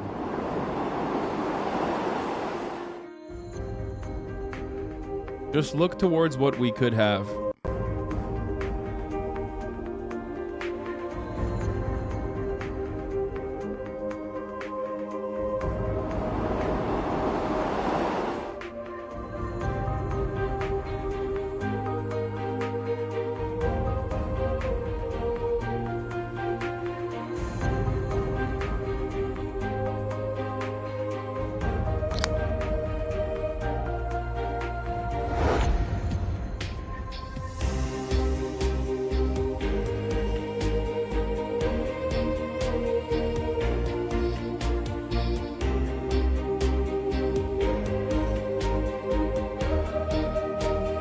Our car-dependent infrastructure is actually awful. It's a blight on humanity.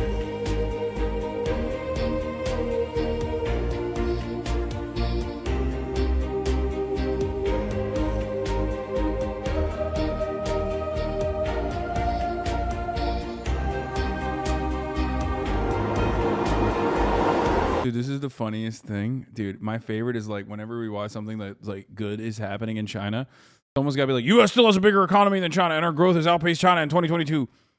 Got it, bro. Fucking you owned China and you defended America right now, dude. It's so sick. Listen, I'll fucking die for the company, bottom line, brother. Our GDP is doing gangbusters. You understand me?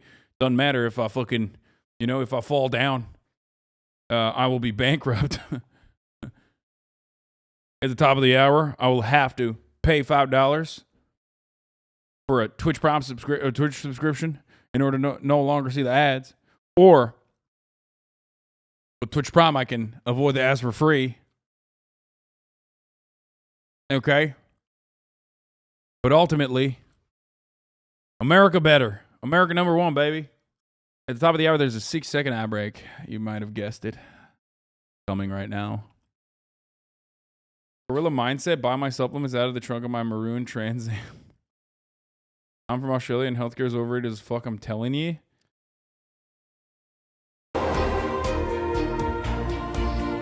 Here's the 1 minute ad break now. Thank you, Tamana, for the 5 gifted subs, allowing 5 people to no longer see the ads.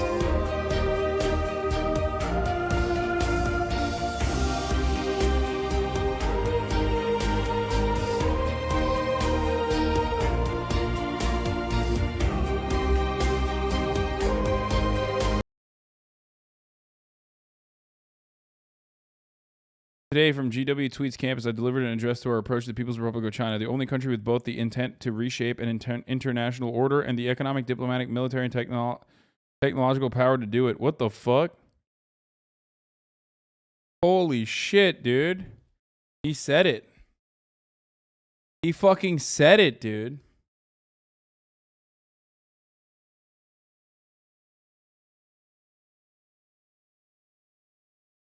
Problem, USA is better than China? I don't know. There's some... What are you implying by making fun of him?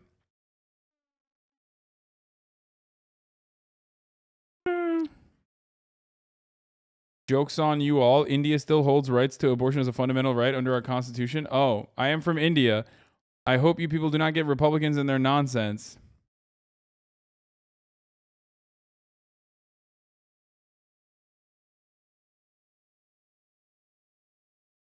Interesting. Interesting perspective on China there. God damn, bro.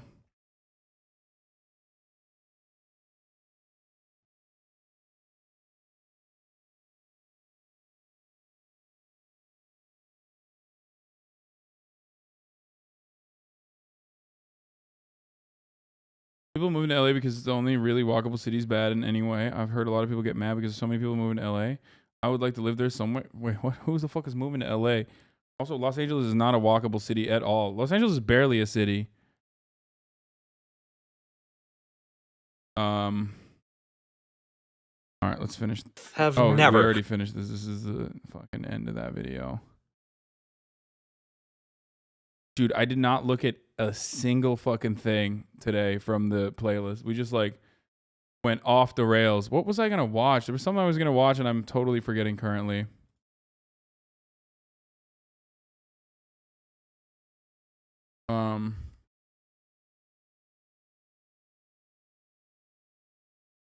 Never ran the ad, bro? No, I did. An internet acquaintance of mine wore your shirt. Dude, don't send like random. Don't send like random people's bringing this Modi Biden animation back. Yeah, okay, dude, you wanted this. So sorry. Indian chatters. This is because of that one Indian chatter.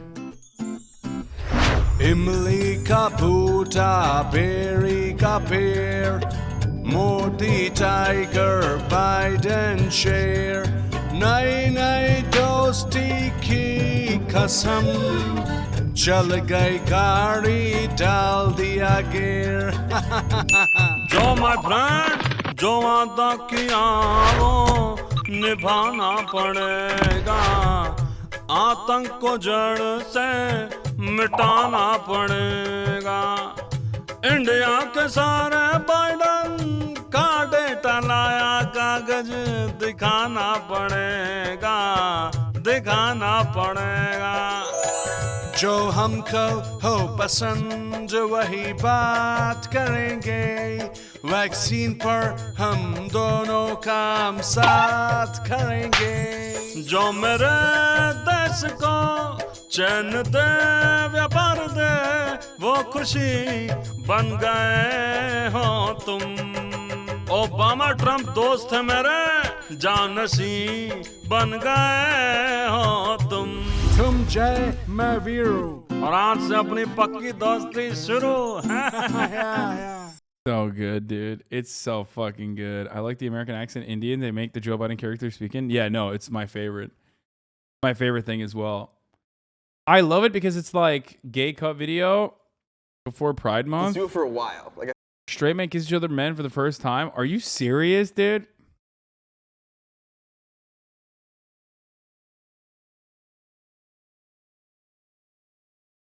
I think like 5 seconds minimum, and then like a bit of tongue as well. What about our hands? Where do you want to put our hands? Yeah, let's just let. Yeah. All right, let's just go for it. Seems kind of weird, dude. What the fuck?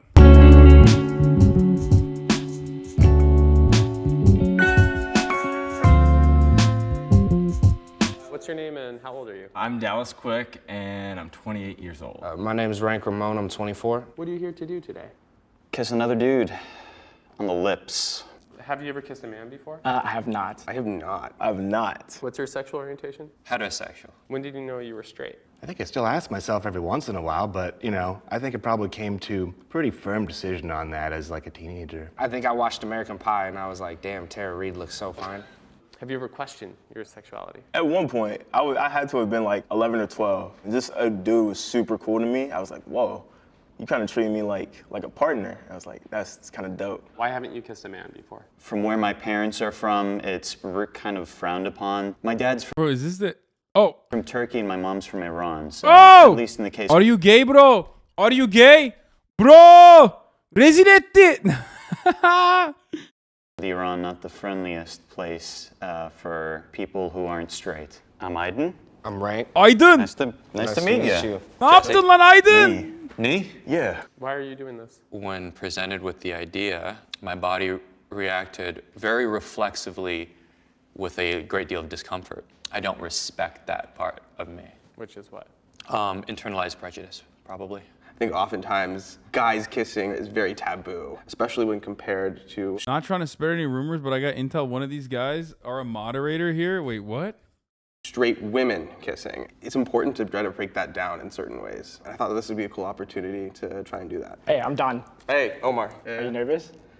A little bit now. Yeah, now it's like in the moment. Yeah. yeah. So you haven't kissed a guy either? I have not kissed a guy either. This is such a weird video, dude. Gotta What step the out the fuck? box. Yeah. So here I am, way out the box. What are you hoping to get from it? I don't know. Maybe just answer some questions that have been in the back of my mind. What if I talked to that dude when I was 11 or 12 years You're old? not bi, you're at least a little homophobic or heterophobic in the case of gay people? What? Oh, who knows? Maybe this will answer something. Are you ready? Did you brush your teeth today? Shit. I chewed like 3 packs of gum. Okay, that's fine. That's good enough. Hey. Hey, I'm Brian. Dallas. Nice to meet you, Dallas. Are either of you in a relationship right now? Yeah.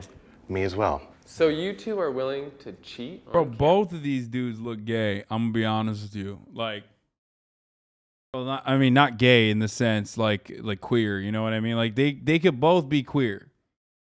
Like in very different ways. You know what I mean? They listen to Mitski. They're not gay. They just live in LA. I have acquired the permission. Bro, why is... Okay. Wait, is there actually a moderator of mine that's in this video? I'm kind of confused because, like, I don't want to say anything then. But I'm saying it anyway. Of my partner. Yeah, I got permission as well. Is there a physical compliment you can give each other right now? He's quite handsome. I like his outfit. Yeah, dude. Talk about what you're comfortable with. Do you want to do like a sustained peck as the first kiss? Okay. Are you okay with me touching your face or your head? You? Okay. Yeah. I don't know. Where do girls put their hands usually? I'm trying to think. What if we like do the same motion so there's like kind of symmetry to that? So that way it's like, I don't know. Let's just do it. Let's just do it. Let's just be in the moment. I would say no tongue. Okay. I'm not really a big tongue. Even with girls, I'm not really into tongue. You want to do no tongue first one, tongue second one? Right. Okay, I think that's good. I've never like thought through the logistics of a kiss before like this. I just kind of go with my intuition. You just want to go with it? Right. Are you okay with it, Jesse? I'm good, Okay. yeah. Let's just see what happens. Cool. Bro, this guy is way too serious, bro. What the fuck? Don, this is kind of sus, not gonna lie, bro. This is the most sus video. What are you talking about? This is the sussiest. Let's do it. Why is this like... It feels weird to watch this. Why are you looking disgusted like that? Don't you tongue kiss your homies? I don't... Like, it feels strange as fuck that they made this video. You know what I mean? Especially with the close-up fucking slow-mo.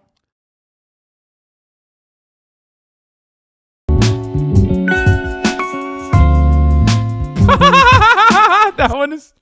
This is the straightest fucking two guys kissing moment, bro. Okay, I was literally right, dude. These guys are passionate, okay? These guys are both queer coded in different ways. Like this is like a neurodivergent queer coded guy, okay? And this is just like regular straight euphoria queer coded. Whereas this is just the straight. This is so straight. Brandon's America. Oh. Dead ass. Don't grab my neck, fam, when we're doing this shit. They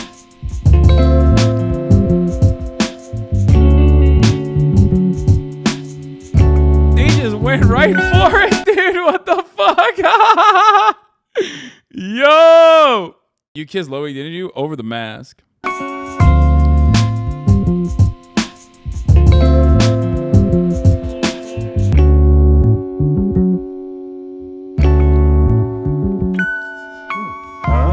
Not bad. Not bad. Huh. Yeah, dude. Fuck yeah. Yeah. Yeah, let's fist pound after a kiss. That's couldn't be any. I mean, this is... come on, bro. Come on, bro. More straight. Oh, God, yeah. How was that? Yeah, a little underwhelming, you know? Yeah. I feel like I was building it up in my head to be something scarier than it was in real life. Yeah? How was it? Bro, you taste good. I taste good? Yes. Thanks. You have good teeth, too. So I'm very, I'm pleasantly surprised. Yeah, I did feel a little bit of his, a little bit of the stubble. Bro, what the fuck? You made a Hasan LGBT faux emote perfect for this?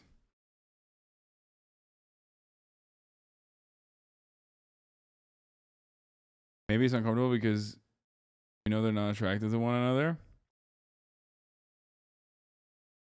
Gauge.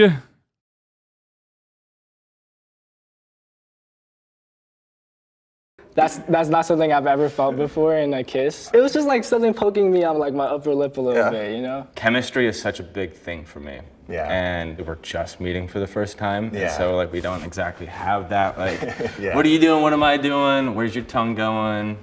Yeah. It takes some time, yeah. Yeah. Are you comfortable doing one more kiss? Why not? I mean, Only live once, right? yeah. Let's do it for a while. Like I think like 5 seconds minimum, and then like a bit of tongue as well. Oh my God, homie is like, okay. homie is fucking. Like, come on, let's just do it for like a while, you know? Maybe like I can grab you down there a little bit, like, you know what I mean? It's like, I think like I didn't really get a good feel. What about hands? Where do you want to put our hands? Yeah, let's just let. Yeah. All right, let's just go for it. All right, tell us when you're ready. 3, 2, 1, go.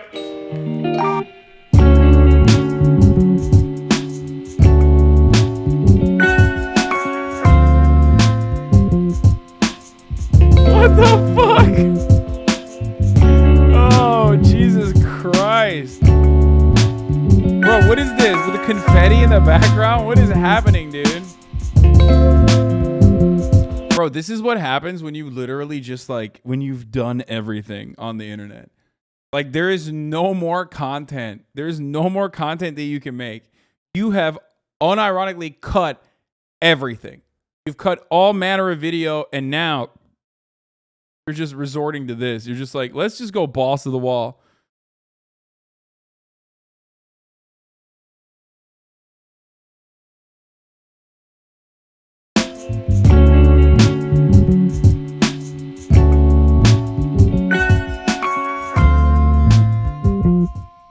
I mean, these guys are really into it.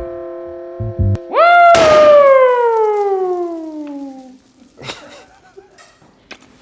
Hell yeah. That was nice. Yeah. You're a good kisser. Am I? Yeah. You're all right. How was that kiss? I think that was a good kiss. It was a good kiss. Yeah. How good of a kiss? I understand the double standard. 2 straight guys kissing is uncomfortable. 2 straight women kissing isn't. But I think the video is generally kind of cringe. No, I do think so too. For the record, this is not what men do with sleepovers. Sure, that's how what, bad, or how that's bad? What you think. I don't know, that last one I was like, a little all over the place, but I was like, it's all good. I liked it. You got a lot of movement and Appreciate fluid that. movement there. I like I'm that. a bit Appreciate more of a stiff kisser. Did it feel different from kissing a woman? Honestly, I'm surprised. Like, for me, it felt very similar to kissing girls, especially when I like kiss a girl for the first time. It kind of felt like emotionally very similar. Yeah, I agree. Did you learn anything about yourself? I feel like I can start kissing the homies. Let them know that they're truly loved and appreciated. Yeah, that's dope, dude. I don't know why. I have this idea in my head that this was going to be, it's going to feel different, but it really just felt like any other kiss, you know? That was probably my biggest. He's probably cheating on me right now. Me and the homies just making out with confetti flying in the background for a cut video.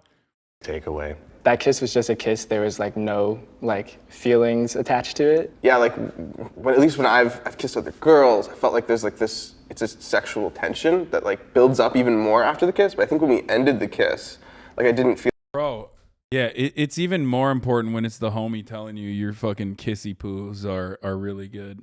Like, whatever, ew, cringe, yikes. When a girl says like, oh, you're a really good kisser, it's like, ew, gross, you get cooties that way. What the fuck? Guy friends see each other naked for the first time? What is happening, bro? I can't. I'm not gonna watch that. I feel like that's TOS bait. I feel like wanting to seek more. So. Yeah, I agree with that. Did it feel competitive? That's a great question. Low key on the last one it did. Yeah, who's a better kisser in this situation? Yeah. How stupid is that male instinct that like we had to make this Are you facing a child thing competitive? Great job, you guys. Thank you.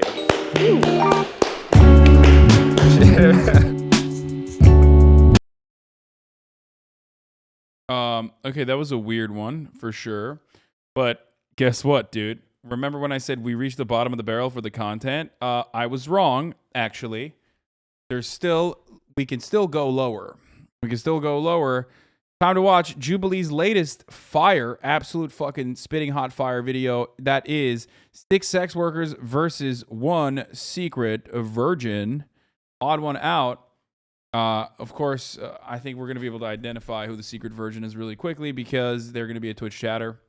And it takes one to know one. And also, on top of that, this is very weird juxtaposition because, like, why would the sex workers be against virgins and why would the virgins be against sex workers? Anyway, I remember that, but this is the opposite of that. We've watched that before. challenging dilemma in your life right now? Thank The you, Dilemma is a new Flunky. Jubilee show, and we're looking for people who are seeking advice. We'll Let me just grab it up by the... share your dilemma. Oh, I have that too. Let me just grab it up by the... I don't know if this is kid friendly.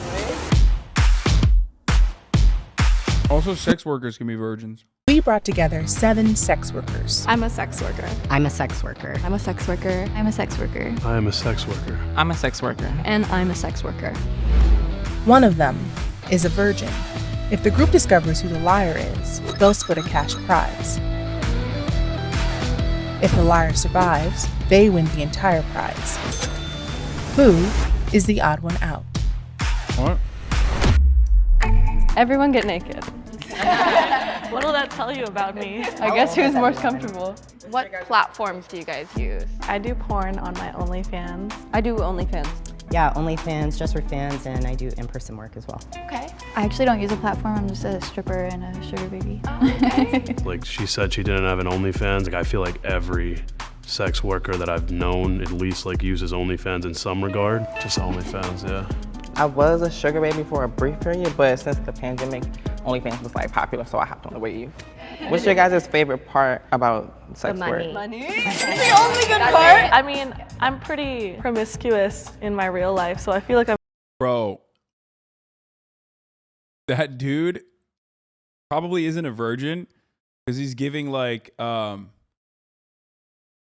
I don't know how to describe it. He's probably not the virgin. He is giving incel a little bit, but he's not the virgin, I don't think. I'm just doing exactly what I would be doing anyway. Creative side. I feel like I was sexual like in the past, but after like working in the sex industry, I've become less. I feel like your boundaries have to be so important. Even on OnlyFans, like even through online, like having that relationship that's What like. do you do on your OnlyFans? I used to do like girl, but I've kind of transitioned into like a softer core because I'm actually on my way out. I'm retiring this year because I'm getting married. Not that, I mean, you can be married and do it. The comment about like getting married kind of made no sense to me. So when I get married, I'm gonna still hold a out. I wanted to think of like something only people like with an OnlyFans would know. What happens when you block someone? You can choose whether or not they still have access. No, when they're blocked, they're gone. I set that up. As a sex worker, everyone kind of has a look. He was the only one that didn't have like a specific look. Dude, he literally just looks like the most average Philadelphia person, okay? Just straight up. The most average Philadelphia dude you've ever seen in your entire life, dude. Straight the fuck up. He was the only one that. Like, it is hilarious, bro. Like, I went to college with dudes that are like 1,000 of these dudes. I went to college with them.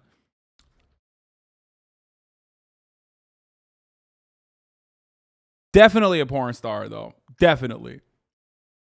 You've seen enough. You've seen enough porns, dude, where the dudes all look like the most average motherfuckers on the planet. They're just like skinny guys with big penises. That's it. That's it. But he has a sexy ass voice for Pizza Boy, motherfucker. Not really. He's just like, yeah, what's up? Yeah, when I'm not drinking Monster Energy, when I'm not drinking Monster Energy drinks and punching holes in drywall, I'm just fucking, listening to Limp Bizkit and doing porn. Didn't have like a specific look. Where'd you go to college, Rutgers? He was shuffling his feet. I was shuffling my feet because I'm anxious, but I was like, He just wasn't giving me a sex worker vibe.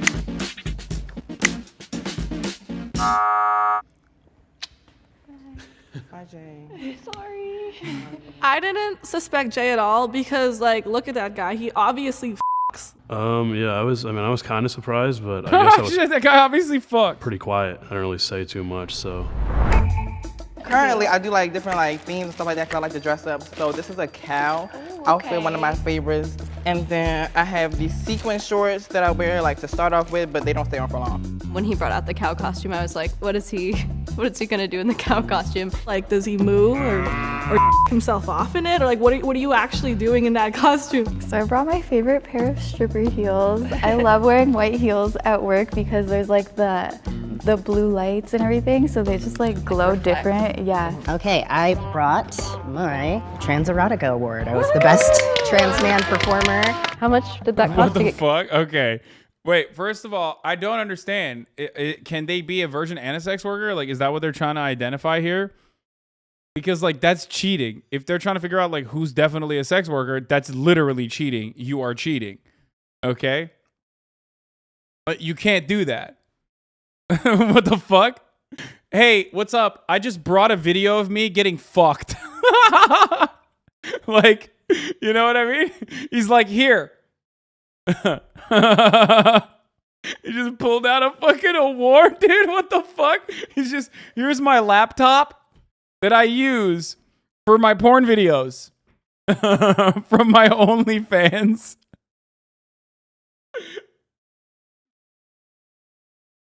You could fake the award? No, that is way too try hard, dude. Are you kidding me?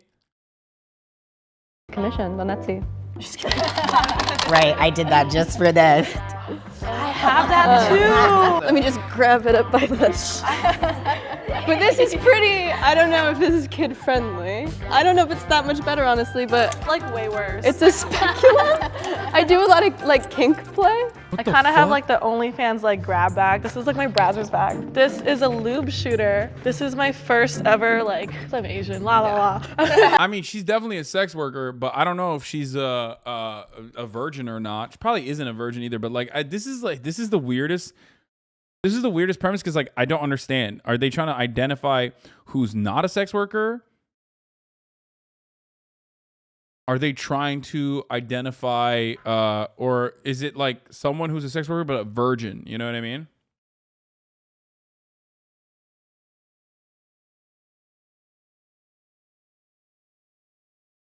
Like, there's a sex worker who is a virgin. Like, or is it mutually exclusive is what I'm trying to figure out. This is my first ever like outfit that 6 sex workers versus 1 secret virgin. I like wore. This is a ring light, the necessities. This is a Pornhub slipper because you need to be cozy. And this is like, you know, like what I wear on a Saturday night for fun. Yeah, obvious. I brought my birth control because I was like, I'm obviously not a virgin. She brought birth control, Oh, and I was what? like, anybody could have birth control. I had birth control when I was like 14. What the fuck? Okay, that was weird. I think she's a virgin. The birth control girl's a virgin. That's it. The birth control girl's a virgin. It's over. So I don't know that I like, originally thought maybe Ashley wasn't the sex worker, but like the birth control girl is definitely. Convinced What the me. fuck? The birth control is like the one thing you can't be like, I took birth have control sex. for my acne. You could have menstrual issues. Now that and use it I'm for a that. doctor, I have a speculum. Yeah, there's a lot of like health. I didn't really think about that. How did I get started? I actually didn't get started in the best way. I was like kind of groomed into it. I was 17 when I started doing full service sex work. I was a homeless youth, and that was pretty much the only way that I could make money enough to like support myself. And then obviously that was dangerous. And so yeah, then I started to do it on the OnlyFans, and then I got addicted to fast money. Yeah, I was kind of surrounded by other sex workers and was trying to start a freelance writing career that was not going very well. So I was like, all right, I'm going to try to make a little coin on the side. And then I started picking up some studio work and started making my own stuff. And yeah, that's how I got started. And now I do that instead. I think it's Ginny too. There's That's a three-way crazy. tie. Oh. The tie is between Ashley, Ginny, and Terrell. You guys are gonna have 30 seconds. State your case. I'm 0.2 on OnlyFans. I make over 6 figures. I do it only for the money. I hate men. I literally think I'm becoming more attracted to women because of my job. So I got started stripping when I was 19. I saw an ad on Instagram that they were looking for people, and I was like, oh, yeah. And I had been a competitive dancer my whole life, so it was like, made sense to do it. And then I started working at a different club, and then at that club, I met my sugar daddy. Actually, I don't think Ginny is. I don't know. I have seen that sentiment from OnlyFans girls. Like, I'm not gonna lie to you. I've definitely talked to OnlyFans girls that are exactly like Ginny, that like do OnlyFans and they're like, I despise the people that like I luckily don't even need to talk to for the most part, because like it's you know, a bot farm that handles all that shit. But even when you like look through the messages, if you're like a fucking freak like I am, and you browse through the messages, see what the fucking bot farm is writing and what these dudes are writing, I'll tell you this much. It's sad. It's actually fucking sad. Dude, you are simp. What? It's like, I mean, it's just sad. It's like very sad. I don't know how else to describe it other than it's sad, sad, sad, sad, sad. You need to steel trap mine to deal with those messages? Yeah, I don't know how the fuck people do that. I've had for like almost 4 years now. Yeah, I started when I was like, what, 21. I was actually working at a sex club in DC. I was self-projection? Wait, what? Why? Dude, I have no problem. I have no problem with like you know, people paying for sex work. Obviously, it's great, wonderful, do it. But I just think that like, I don't know, looking through the messages, it's like it makes me feel kind of sad. They're fucking not doing all right. Fellas are not doing all right. Okay. Wait, but give an example. Like, so many of the big whales, because so many of the big whales like straight up think they're in a relationship with a sex worker, with the OnlyFans girl. And they're not even fucking talking to the girl. You know what I mean? They're like literally talking to someone overseas.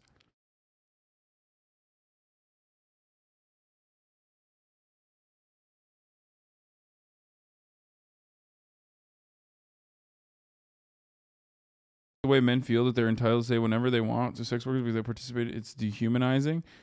No. OnlyFans is like they pay for that privilege. So at least OnlyFans is like monetizing that experience that you could get for free everywhere else on the internet. Thanks for ruining that for me, ...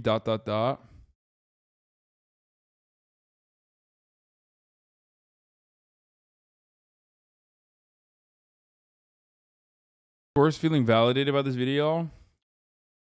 I mean, this sort of stuff happens though. It's not like fucking, like at least OnlyFans eliminates the layer, you know what I mean? Or at least monetizes one layer of interaction and eliminates the danger of like doing in-person sex work, you know what I mean? So I don't know why you guys are fucking anti-OnlyFans. Even people who are like, I was groomed into sex work, which is a very real thing and it's fucking horrifying, like a horrific thing. Are like, I'll still continue doing OnlyFans because at least I can make money and I have proximity, you know what I mean?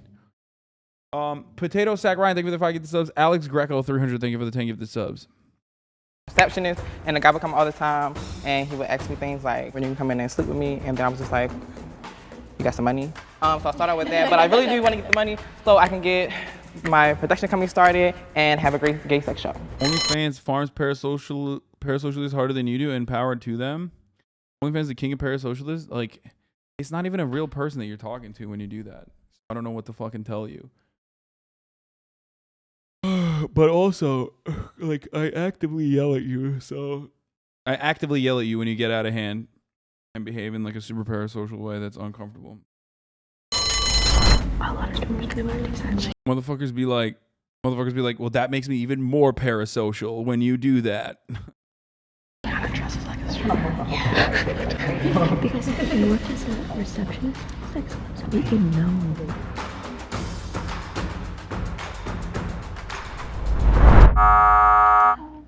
Okay.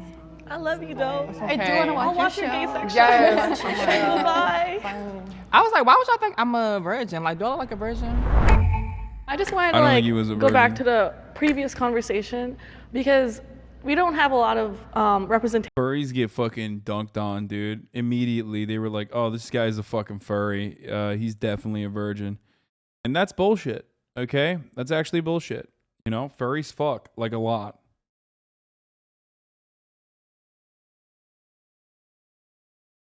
Fucked up.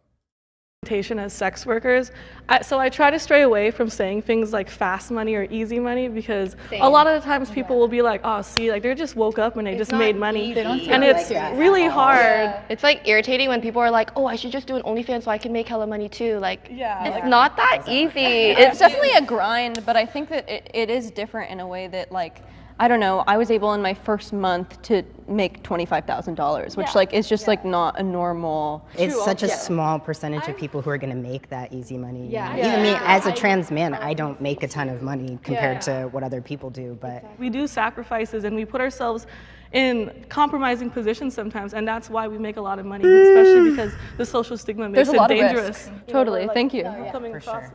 So when did everyone lose their virginity? Okay, so I hope my mom isn't watching this. But I was 13 and I was, right? It was so young. I was dating this guy for a few months and we decided to have sex. It was with a banana flavored condom. Like in his like dirty bed, like Was rushed he also before 13? He was also 13. Okay. Yeah. That's a little sussy. That's a little sussy. That's a sussy little baka. A lot of details here. A lot of details coming out. It's a common thing that people who are lying do. Oh, she wasn't 30, she was 13. Okay? Banana condom makes more sense. I think virginity is actually a construct. I think that virginity was created by men who think that a penis can change the chemistry of a woman's body. But I lost my virginity at 16 and I had blood streaming. It's a horror story.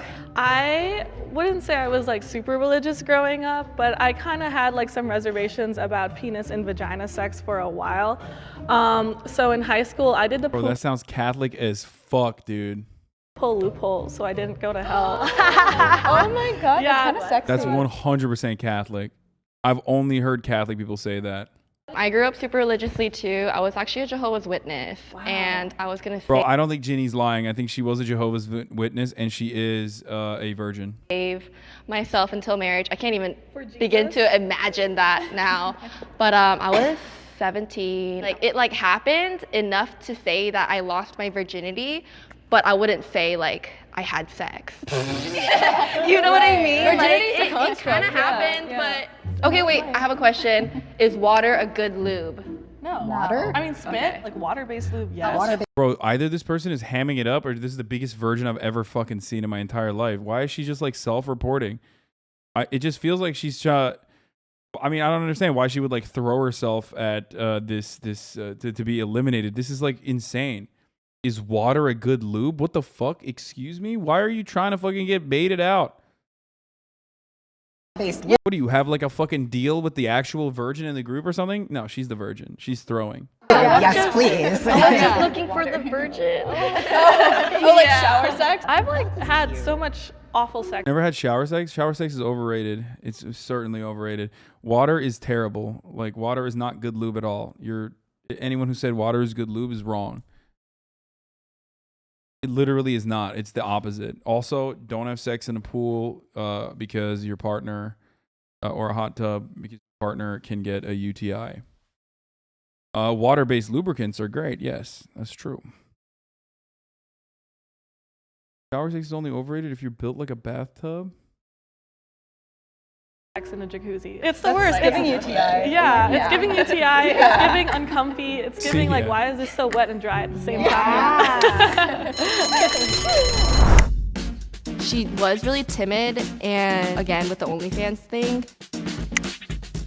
I Is heard Ginny- Jehovah's Witness and my ears perked up. Ginny is literally the virgin, straight up. I'm locking it. Lock it. Raise your hand if you think the mole is still in the box and would like to continue the game. Ginny was just the last person that I had the little tiniest bit of suspicion about. So starting now, for every time you vote someone out who is not the mole, the total prize money is going to be reduced. Oh, okay. Oh wait. What do your parents think? My dad kind of. I have a really, really like weird relationship with both my parents. My mom doesn't know. Like, don't get me wrong. I don't want her to be the virgin. Okay, I want her to be the sex worker for personal reasons, but it just feels like. But I she's feel like giving she virgin. knows. My dad doesn't know, but I feel like he knows. I live with my dad, so he's like probably wondering like why I have so much free time. And is he Jehovah's Witness still? No, my dad was never. My mom was, and I used to live with her, and then I moved out. What? Yeah, I'm not super close with my family. I'm totally proud of the work that I do. I'll tell anybody. I mean, I'll personal reasons. Like, what do you think I'm saying? I want to see her content for research to solidify my lock. Okay, so don't say shit like that. You're embarrassing. Why is that embarrassing? Why? Like, They are not only sex workers, but they are currently making videos about sex work. Me saying like, oh, I want to see what they're doing is not like, that's not weird. Like, what the fuck? Chat gets so weird. Plus, it's for research. Okay, shut up. I just want to see for research. Anybody all day purposes. long, but I'm not close with my family, so it's just not the kind of information I feel safe sharing with them. I don't think that they I would respect that. support it necessarily. Like, it's not necessarily the work itself, especially since I'm an online sex worker, that's dangerous. It's more like the social stigma from people who, you know, want to commit violence because I choose what I do. But it has like, but it's like my actual day-to-day, like I love my customers, I love men, you know, ooh, controversial, but like I like love guys and I like making them feel good. You know, my supporters, like I really appreciate them, but sex work can be dangerous because of the way people perceive us. The fact that she said she'd been a Jehovah's Witness, it was just a possibility that maybe she was a virgin. I was kind of listening to like the marker and I could hear that everyone wrote my name down. So then I just wrote Kazumi down. No! Sorry.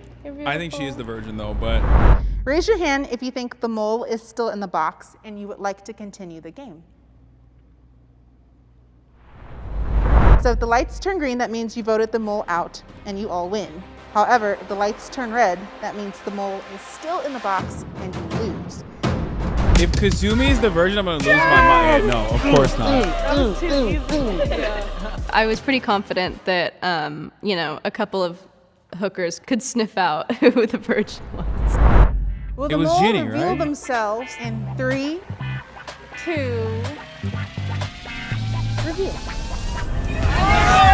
What? I was like, there's no way. What the fuck? Are you still gonna have a gay show? No, it was all a lie. It was all a lie. It was all a lie. So that was just like a Halloween costume, huh? Yeah, it was a Halloween costume. I knew it. Yeah, it was a Halloween costume. Can we ask why you're a virgin? Is it like a choice? No, it's not anything. I'm not waiting till like marriage or anything like that. I'm just like really, I don't know, like I wasn't introduced to sex like. Bro, I literally would have never expected the gay dude to be the virgin in a group of people. Sorry. So what's up? Where's baby girl Jinjin? Is that what you said?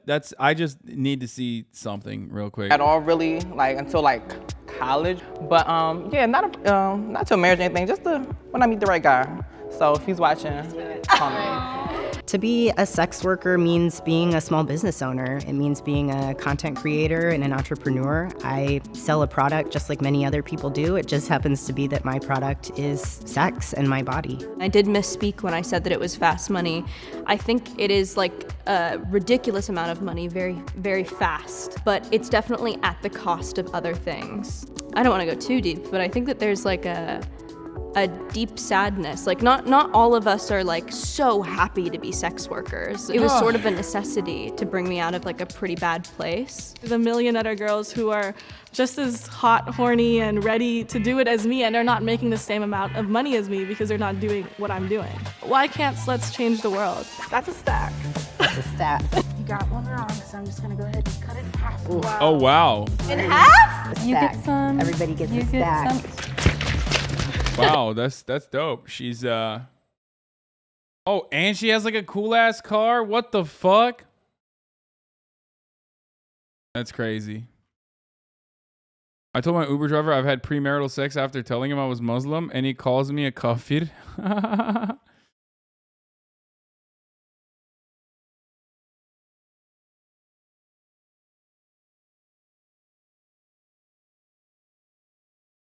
Fucking called it when I said Chad already had her porn name at hand, ready to give it to you. Yeah, I mean, dude, that's not surprising. Her Twitter is not safe for stream. It looks safe. Okay, maybe it's not. She has a boyfriend, by the way. Oh God, it is not safe at all. Okay, never mind. Oh my God.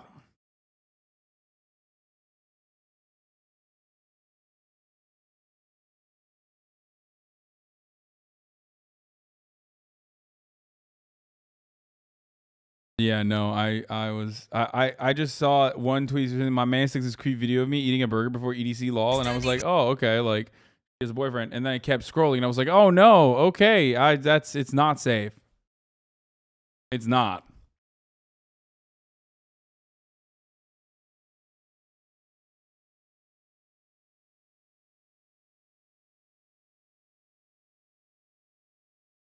Watch with Dav? No, dude, that's weird as fuck. We only watch weird porn. We're not gonna watch like fucking just straight normal porn, dude. I'm Dan O'Dowd, and I approve this message. Next year, for sure, we will have over 1 million robo-taxis on the road. That's crazy. Remember when that happened, dude? It was wild. It was a wild ride when in 2020 we had like 1 million robo-taxis. That was pretty cool, wasn't it? I thought that was Say, what would be the probable gross profit from a single robo-taxi? We think probably something on the order of $30,000 per year. Elon Musk promised to pay 1 million customers $30,000 a year if they bought his car. They bought his car, so where's their money? You say, what is the net present value of a robo-taxi? Probably on the order of a couple $100,000. He promised customers if they bought his car, its value would increase to $200,000. They bought his car, so where's their money? It would be like, okay, if you made 50 It's just so funny that this is the one thing that he's hyper focusing on, when I feel like there's hella fucking shit that Elon Musk has done throughout his career as kind of like his modus operandi, where he just basically fucking lies, over promises, under delivers. You know what I mean? $1 billion worth of cars, it would be like having $50 billion of incremental profit. He promised investors if they bought his stock, they would get $50 billion a year in profits from robo-taxis. They bought his stock, so where's their money? Yeah, if you do 20 PE on that, it's like $1 trillion. And he told investors Tesla was worth $1 trillion by claiming Tesla was the leader in driverless robo-taxi technology. But Tesla doesn't have driverless robo-taxi technology. Tesla's full self-driving software requires a driver. Many other companies have already deployed driverless robo-taxis that are way ahead of Tesla's. So where's the investors' money? In the last year, Elon Musk pulled $48 billion out of Tesla, 7 times the profits they've ever made. His CEO compensation was 1,000 times the average for a Fortune 500 CEO. Elon. That's such a twisted number, dude. His CEO compensation was, you know, it was tied into his fucking performance, like the stock price. But even the idea of like pointing out the average CEO salary is $14.2 million is so sick, dude. Like, I feel like it's the most like twisted fucking thing. Am I crazy? I feel like I'm losing my mind. It's like, oh yeah, he's making so much more than the average CEO. It's like, bitch, what about the average CEO? They're making a lot too. What's happening? Times the average for a Fortune 500 CEO. Dude, you were around Kazumi at Coachella? Hoscord Coomers found it? Wait, what the fuck? Wait, is that the girl? Bro, how the fuck did you guys... This is not even Kazumi. This is the other girl. The girl, Ginny. How the fuck did you guys find this, dude? Wait. Oh my God. I talked to her. Bro, she said she does social media for fucking Guess or something. Isn't that her? Yo, dude, this community is so scary, bro. When I was working out earlier today, there was someone who was like asking me, one of like the other clients was like asking me, like, what do you think about this friend of mine who paid like $40 in tip and like over tipped on accident, I guess, and wants to call the fucking restaurant up to like get the tip back. And I was like, that is the scummiest thing I've ever heard in my entire life. Literally, don't be friends with this person. Straight up, do not do this, right? And then she was like, oh yeah, you're going to talk about this on your Twitch stream? I was like, no, because if I do, the psychos in my fucking community will find who that person is and like dox them, okay? And I thought about like how insane you guys are, and here's the proof. You're like the fucking NSA, dude.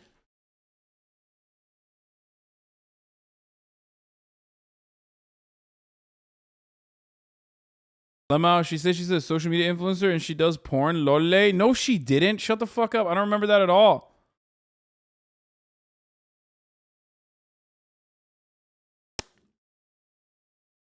Can you still say it? Okay, it was a, I mean, I thought I talked to her and she says she does like social media for guests. Was she the one who offered you a job? She's the one who thought I was a cameraman. Maybe we could be employed by the FBI to find some of those pedos. She said she was a content manager for Guess or Gucci or something. Yes, dude. Thank you. Thank you. That's what I thought too. I think there was a chick next to her. I mean, she's very pretty. And good for her. And I hope she has a wonderful relationship, with loving, wonderful relationship with her boyfriend. Okay. She was over it when you said politics streamer, probably. Cameraman here, very nice premise for your acting career. Been on No Jumper, probably why people noticed her. No, that's not, that's Kazumi, not Ginny. Yes, I know that, but chat, I don't know. I thought maybe this, maybe Ginny also went on No Jumper. I don't fucking know. Why would I know that? Chatters right now. CIA.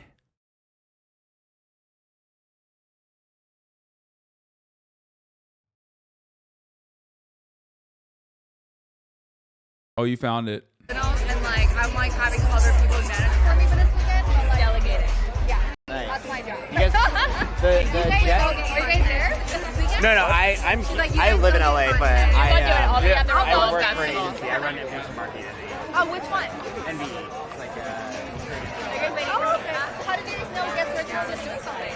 because A bunch of my friends are doing, like Zane and. Wait, is that the guest girl or is that someone else? Oh my God, what is this? What the fuck is this? No.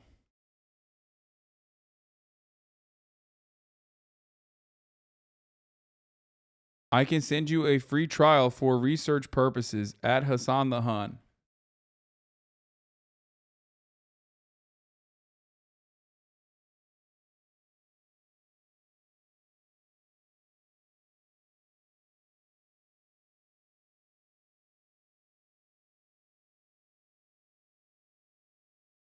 La ilaha illallah wa ashhadu anna Muhammadan abdul rasulullah. Haram. Okay? This is haram. Not okay. Not all right.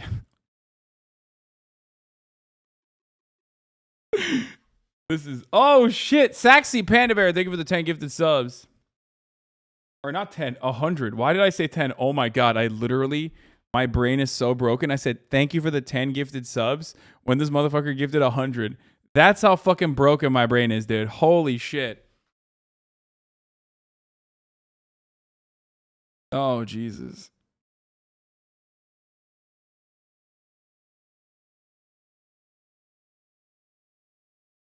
Stand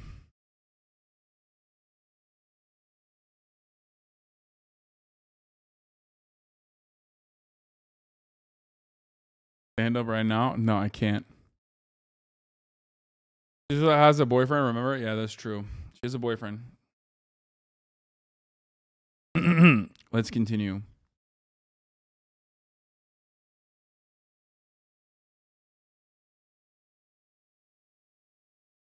Yeah, I just needed to know it's my journalistic integrity.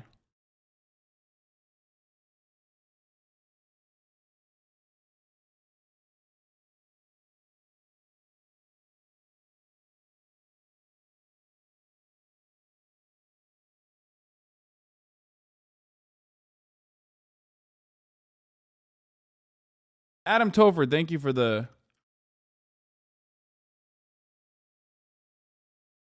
Adam Topher, thank you for 5 get the subs. It's so quiet in here right now. Yeah, I'm sorry, dude. That was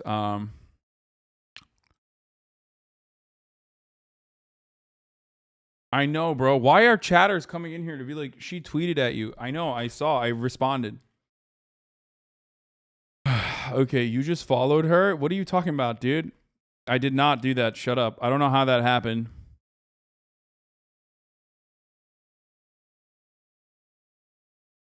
This is where you're at your most broy.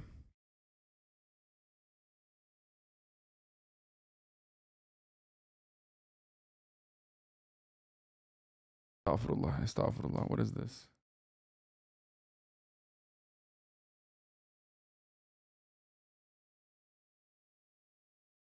What did you, what is this? What does this say? What are you showing? I don't understand.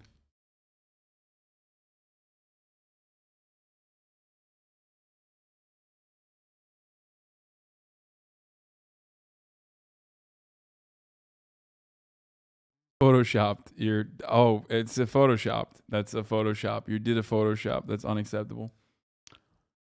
Play this in the background, please. It's mad quiet. What? I'm not.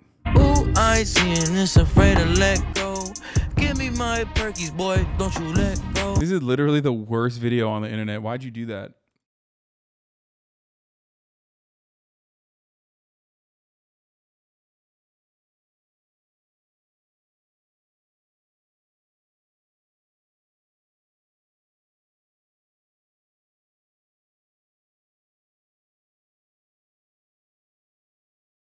Okay, now beat Thanos, motherfucker. Bet you can't do that. No, I can't. I have the Infinity Gauntlet, bitch. No trust. It hits hard on mute.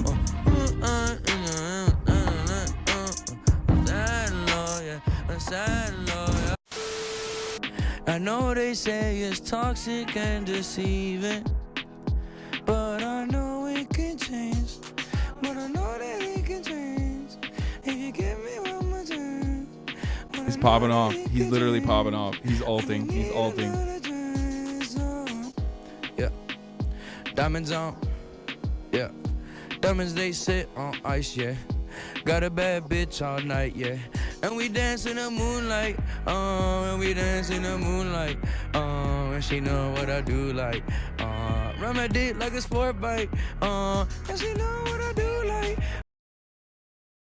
I fucking, dude, he's like, this dude, this is gonna be the worst moment of this show. Filming it.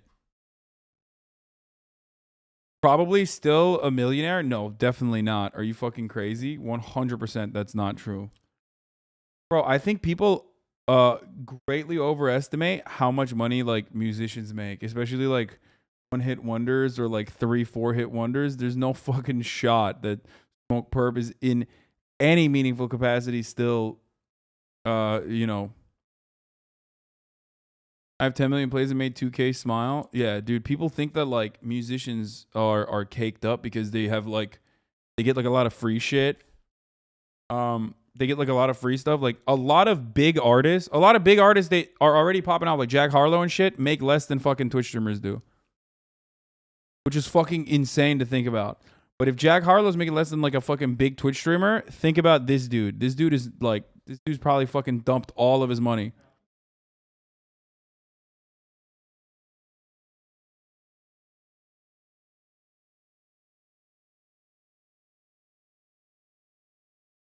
Because you see the OnlyFans logo reflection in your glasses, my boy, this is not haram.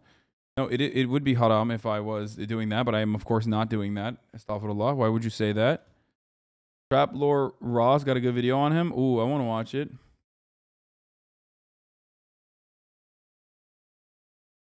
Pharrell made a few thousands off Happy from Pandora. What? Smoke Perp net worth is 5 million. That's what Google says. Doubt it.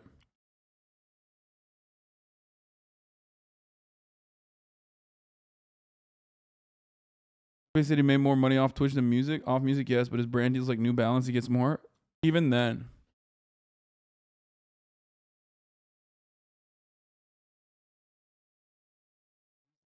We see the OnlyFans logo a Ukraine flag off your glasses? OnlyFans is a Ukraine logo? What the fuck? Spotify pays $4K per 1 million listen.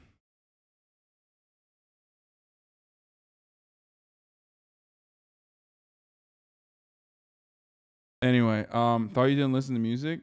I don't. And the real way that Twitch streamers, oh god, fucking. The real way that Twitch streamers make money is by telling you at the top of the hour there's a 6-second ad break, but then double debating you and actually running the 3-minute ad break instead of telling you if you subscribe you can no longer see those ads, and ending it at 7 hours so that they can go hang out with their families, their brother's here and their mom is here. Yeah, and then the triple debate comes when you hit the fucking 3-minute ad break right now, the ending.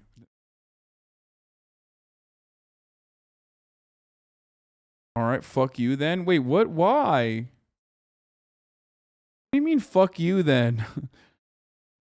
I'm sorry that I'm like fucking hanging out with my brother. I swear to God, I could go all night. Let's go. This is a smoke perp concert, bro. Who the fuck is going to a smoke perp concert in 2022, dude? It's like,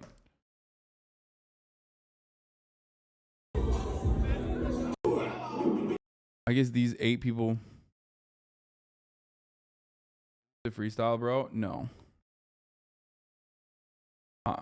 I'm not ending it to fucking do some research, okay? No, I'm actually ending it to hang out with my family and not to send messages to my new friend on the internet, Ginny. I'm a shameless motherfucker, I would tell you. Why would I lie about that? We'll watch the Trap Lore Ross video and other stuff tomorrow. Depressing tweet to end the stream? No, I don't want to watch it. No, dude, what's wrong with you? Hey, bro, hey, man, you want to look at this depressing ass tweet to fucking end the stream? No, I actually don't want to do that. That sounds absolutely fucking terrible. I just want to fucking play the outro song because I forgot to do it yesterday because I was fucking pissed off and rage quit. Okay. Dude, you guys are being ridiculous. I am not a homewrecker, and also on top of that, I'm not going to do any of those things that you think I'm going to do, but what I will do is see you tomorrow, folks. Once again, a new dawn, a new day, a new life. Tomorrow will be more fun focused, I hope. But I love you all, and see you tomorrow. Peace. Hasan is streaming. Hasan is streaming. There he is again. Hasan is streaming. Hasan is streaming. Reviewing the P.O. box, Uncle Youre's face. Sudden Discord agitprop, great names take embrace.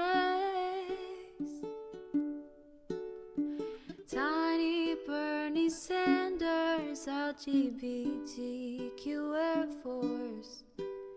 The whole left at your fingertips, on at your door. The H3 crowded debate, the Young Turks online show. 3 full fucking years of this, plenty more to go. 90-day fiance talks of champagne bourgeoisie.